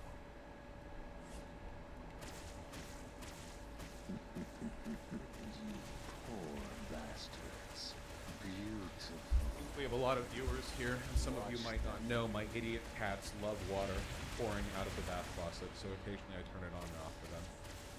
Completely servile to them and their whimsical slurpy needs. But they are very cute. What the fuck was that? Get on my way. I'm in Glizzy Overdrive. These contrived experiences can be applied to any platform. So, in this first bullet point right here, Who the fuck is throwing bees at me? Grenadier? In their expose on the content on Twitter, made an account, and then from that account had Media Matter. So, in this first bullet point right here, he is saying that Media Matters in their expose on the content on Twitter. A phone whispering? Made an account, and then some weird from sound. that account had like Nazi shit show up on it. Alright, I gotta buy some shit. Hold on. Once Money? they curated their feed, they repeatedly refreshed their timelines to find a rare instance of ads serving next to the content they chose to follow.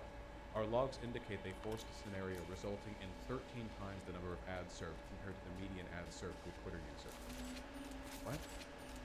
Of the 5.5 billion ad impressions on Twitter that day, less than 50 total ad impressions were served against all of the organic content featured in the Media Matters article. So I'm not going to engage with the specific numbers he's providing because this is like proprietary information he has, and there's no reason to believe he would ever tell the truth about any of this anyway. But basically what he's saying is, the Media Matters article was making the argument, hey, big corporations, isn't it bad that your ads are running directly underneath literal Nazi propaganda? And these companies responded with, yes, I do think that's pretty bad, actually, as a matter of fact. I think that's not good, if you can imagine such a thing. I need one more enemy. There you are. I need overdrive. Perfect. Not 100% of the time. Can we go over their article? Oh, jeez. I've only seen excerpts from it, so I know it's basic content, but I don't know how long it is. So if it's extremely long, let me see. Oh, this fucking guy is annoying to kill. I'll just use my miniguns. Media Matters for America. Oh, I'll stone him and give him vampire. Let's see. Here are the companies pulling ads from Twitter. Stone him and suck his juices. Oh, here we go.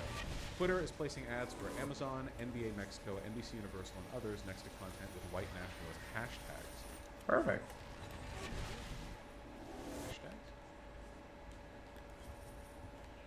IBM announced yesterday it is suspending all advertising on Twitter after Media Matters reported the platform placed its ads next to content promoting Adolf Hitler Nazi Party. Oh wait, money. So that was a previous one. Man, what's this guy doing here? Twitter has been placing ads for Apple, Bravo, IBM, Oracle, and Xfinity next to pro-Nazi content. Let me open the... Let's do some more ignored facts about the Third Reich, brought to you by Xfinity. What people think a spiritual awakening is like versus what it's actually like. Picture Hitler, brought to you by Apple. I shouldn't dox myself, but I feel the end of our people telling their capital T truth is coming to an end. Adolf Hitler quote, brought to you by Oracle. IBM, you guys get it. So, basically what Elon Musk is saying in the opening is the only way that you could have seen this Media Matters would have been if you were looking at these accounts and refreshing to see which ads show up underneath them. Which obviously the answer is yes. That is how ad buys work. Yeah, the only way to see an ad from a company appear underneath any given post is to refresh when you are looking at the post. So this is, according to Elon Musk, deception which merits legal action. Obviously, this isn't deceptive. This is, in fact, the only way you could ever find any ad under anything specifically. Elon's excuse is essentially, well, this doesn't always happen.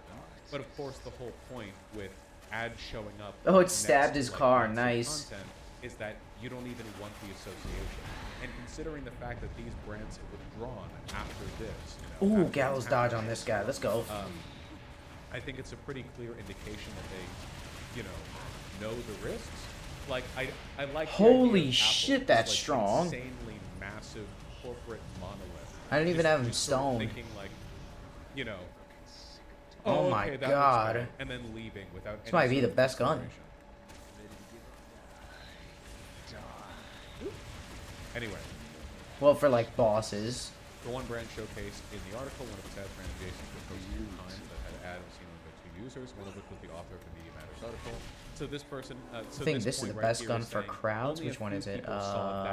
This. Run next to that Nazi yeah. For another brand showcase, this just clears them out. Served adjacent to 2 posts 3 times, and that ad was only seen in that setting by 1 user, the author of the Media Matters article. Media Matters article also highlights 9 posts they believe should not be allowed on Twitter. Upon evaluation, only 1 of the 9 organic posts featured in the article violated our content policies, and we've taken action under our freedom of speech, not breach enforcement approach.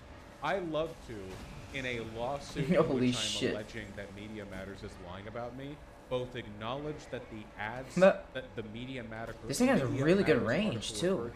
These balls travel far. Also say, yeah, we're not banning the material present. Even after they take over the enemy. Like again, this how can I get these guys for energy? Statement on the lawsuit saying that Media Matters was correct, I need energy.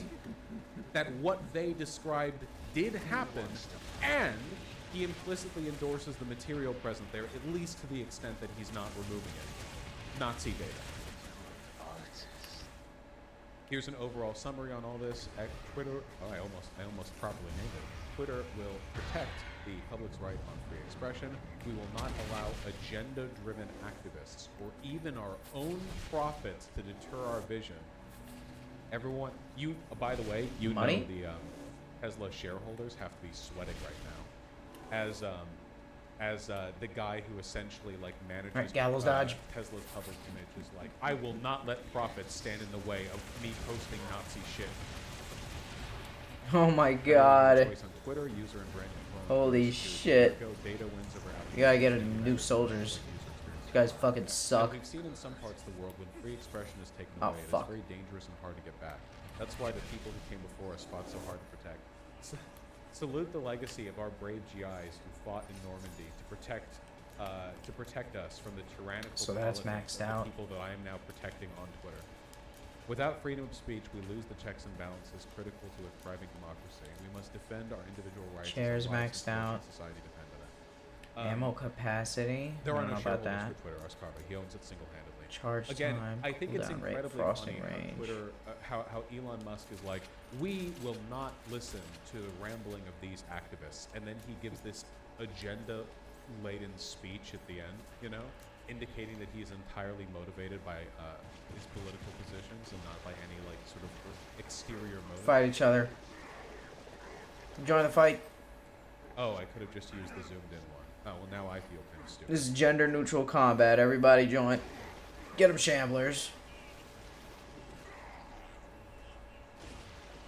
Bosch, I've seen some chatters get weirdly mad about your take that companies don't like advertising. Oh, they killed him. Yeah, I know that we spend a lot of our times online, but if you take a you disappear now. Outside, you'll find that most Americans, and in fact most people that you engage with generally in your day-to-day life, don't like Nazis, and as a consequence of needing to appeal to those people, most corporations don't like the idea of being associated with Nazis. For basically as long as advertising has been a thing, the decision to run ads on a platform or on a media site carries with it an implicit endorsement of the content of that site. For example, if there was a TV channel that exclusively held Nazi rallies and Nazi propagandizing or whatever, if Apple was to start running ads there, that would mean that they were giving money to that channel and the people who run it in exchange for the ability to advertise to the people who watch that kind of trend. And most people don't A like lot of that. They ammo. think it's optically bad. So most people don't run ads on the Nazi channel or whatever. And that's basically what we're seeing here. I think that's a good thing, personally. I think that corporations not wanting to associate themselves with Nazis is actually an expression of their freedom. No, but that's just Girls dodge. my humble opinion.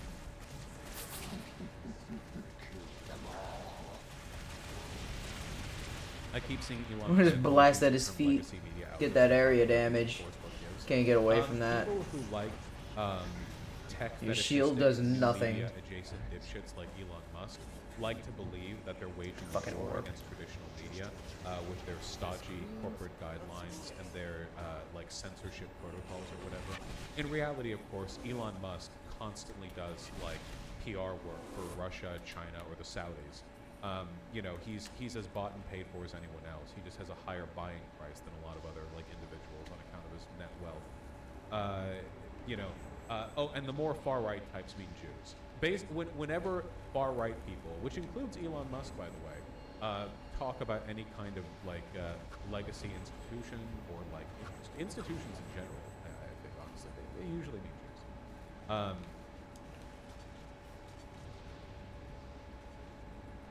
They don't have an issue with censorship. They just want to be the ones doing the censoring.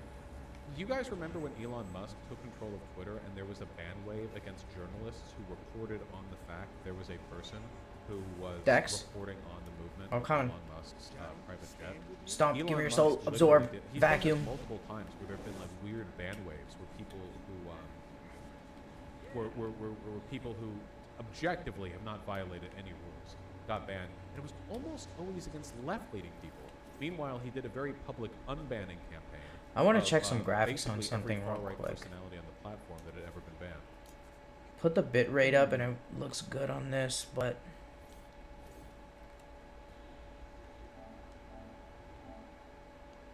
let me check Spider-Man real quick.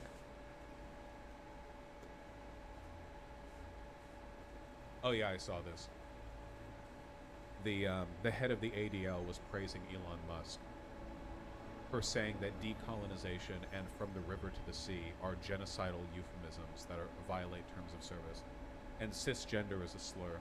So yeah, cisgender is a slur. Decolonization and from the river to the sea are genocidal euphemisms, but he's pro freedom of speech, and the ADL, which is anti-Semitism, applauds him, even though he's currently undergoing an advertiser pullout because he was openly endorsing Nazi propaganda. Hey, kitty. Great stuff. Uh-huh. What's up? Anyway, my official position on this is the classic, as your lawyer, I am encouraging you to keep posting this shit. I think it's great. This looks really bad for Elon Musk.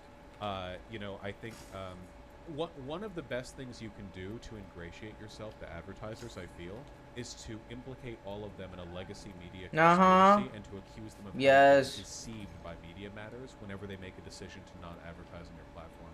They love that. They love that. They love that more than anything. It looks really good. Holy shit. So I think that's cool. That's really smart. And you know, I think he should keep doing it.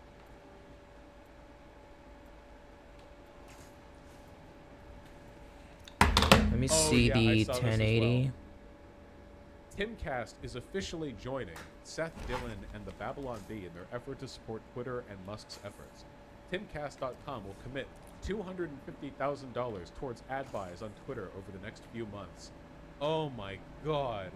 To the richest man in the world.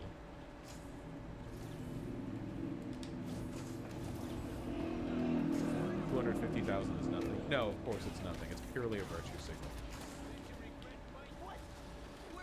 Remember though, like, given how desperate Twitter is for advertiser dollars, it's probably going to, Benjamin, I swear to fucking God, I'm going to ban you for a week. Why would you keep posting that? If you're going to keep spamming Oh, something, shit, why smack. of all things would you pro Bitch, get Apple the fuck down there. propaganda? Okay? Jesus Christ.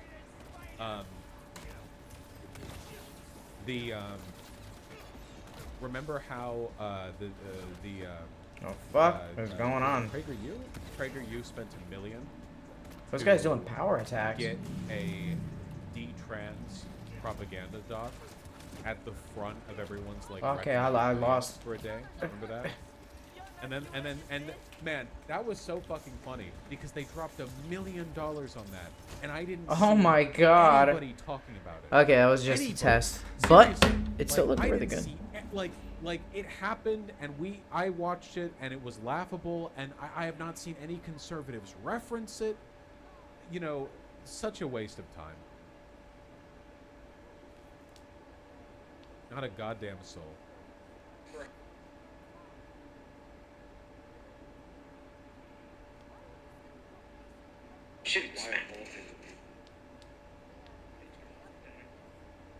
And post it once. Okay, whatever. It's starting to go slow now. This goddamn shit. Do you think they know it makes? See how Rocket League looks. I'm going to file this one under. Remember Rocket fascist League or being kind of grainy. objectively analyzing, blah blah blah. I'm going to file it under that again, because. What's up? Yeah, it was pretty bad. I don't really know.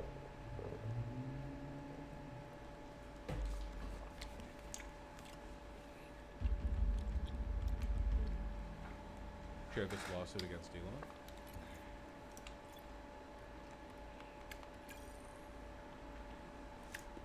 Oh yeah, this was a while ago. This was like 2 months ago. Yeah, I'm aware of this. Defamation lawsuit against Musk. I don't think anything will come of it. Defamation lawsuits are pretty tough.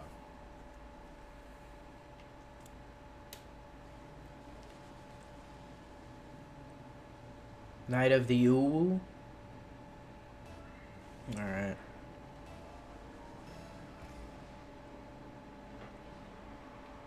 Nice one.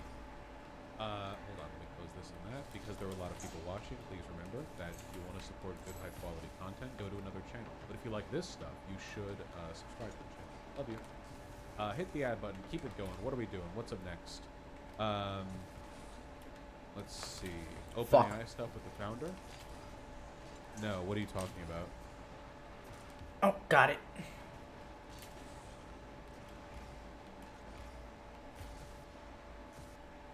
OpenAI investors. Get it? Oh shit. Try to get Sam Altman back as CEO after sudden firing. Fuck. What is this? Fuck me. I'm sorry, I don't know any of the. I don't know any of the details here. Fuck. Corporate coup. Oh shit.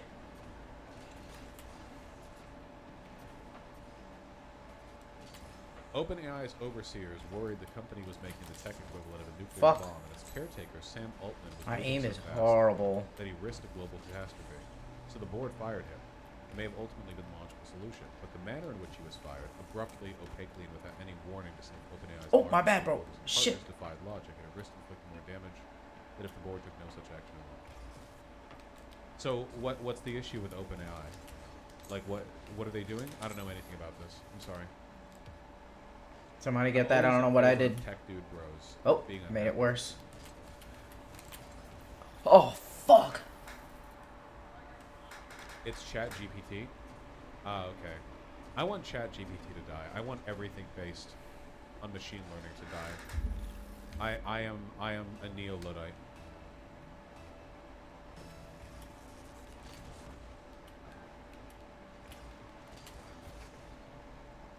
I think I could have got that shit. I don't know what I did. Oh, jeez. Oh, my bad. Fuck. So laggy. That's He's true. struggling. Oh, no. Joe Biden He's published an article in the Washington Post. Yeah, pulling their I'm sorry. leg. Ad block. What?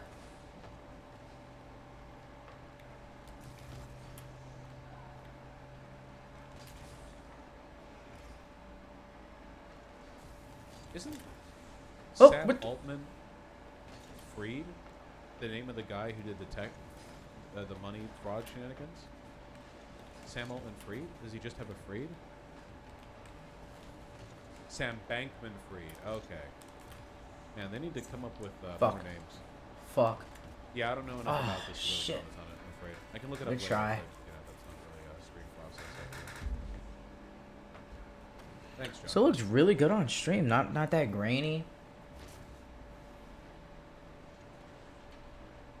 Joe Joe We can Biden, pull it back. The U.S. won't back down from the challenge of Putin and Hamas. From Joe Biden, published yesterday. Oh fuck! He did not Thought I was write gonna this like shit. slip it into there. His ass is not writing this shit. Oh. I can tell just. by Yes, how good many shit. Rhetorical questions there are. that We this can is bring a it waste of back. time. Come on, Uwu. Night of the Uwu. It's like a horror movie. The Night of the Living Lolly.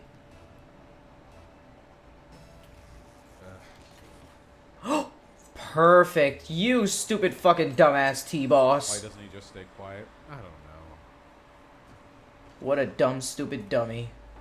Oh, look at my ass smacking it perfectly into the goal. To that end, the United States has proposed Fucking basic gorgeous. principles for how to move forward with this crisis. Gaza must never Alright, again be Uwu. used as a You got this. terrorism. There must be no forcible Alright, displacement T-boss. of Palestinians from Gaza, no reoccupation, no siege, Oh, no blockade, no I don't know what I'm doing. territory. And after this My war bad. is over, the voices of Palestinian people and their aspirations must be at the center of post-crisis governance in Gaza. We strive for peace. Gaza and the West Bank should be reunited under I a don't know what I single don't know. governance structure, ultimately under a revitalized Palestinian authority, as we all work. Oh shit! Hold on, we can get. Emphatic with Israel's leaders. Oh extremist fuck Palestinians me! in the West Bank must stop, and those committing the violence What? must What? be held What? accountable. The United States is preparing to take its own steps, Let's including go. issuing visa bans against extremists attacking Oh, civilians. we got the. Oh damn it! Well, that's something, I guess. Proposing sanctions against West Bank That settlers sucked. is based on You separate- suck. Yeah, but it's not going to Oh. happen. And even if it did, it would only happen to like one guy, you know, not to like the entire Take it. institution. Take it. Get it. Oh. Oh. It is imperative no terrorist threats ever again emanate from Gaza or the West Bank. It's so cut, dude. It's so fucking cut. Like like Holy shit, we, every like, time double we hit finish that. Reading a sentence, another bomb That is shit went thrown at on Mach the West speed. Bank, and while like over 10,000 people have died, it's like, well, no language towards never again. Oh shall god, Israel fuck! I don't know what I was doing. because their right to do that is. I have like that's no taken for granted.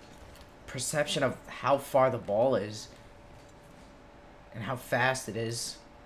I don't know Sorry, how Gaza, far to not the jump West and Bank. start. Sorry. They're bombed in Gaza. In the West Go. Bank, roaming bands of armed settlers backed My by bad. the IDF oust Took his and kill energy Palestinians, ball.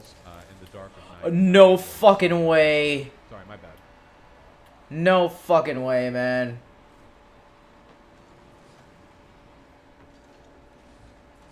I said 4 sorries. He's only got 1. How many points do I have? Shit. I gotta. Actually, they have Night of the. restored their Ooh, strikes no, against don't give up. October 7th too. Okay, my bad. Fucking The AFK bombs pussy. are everywhere. He's losing a lot of youth support. Nope. There you are. NBC News national poll: Trump 46, Biden 44. Go. Go. Go. Go. Go. Ooh. Massive generational divide on Israel. How the fuck does every game in Rocket League always come down to the last second? 41% approve. Among Oh, 18 to 34, oh. 20% I approve, fucked him 70% up. disapprove.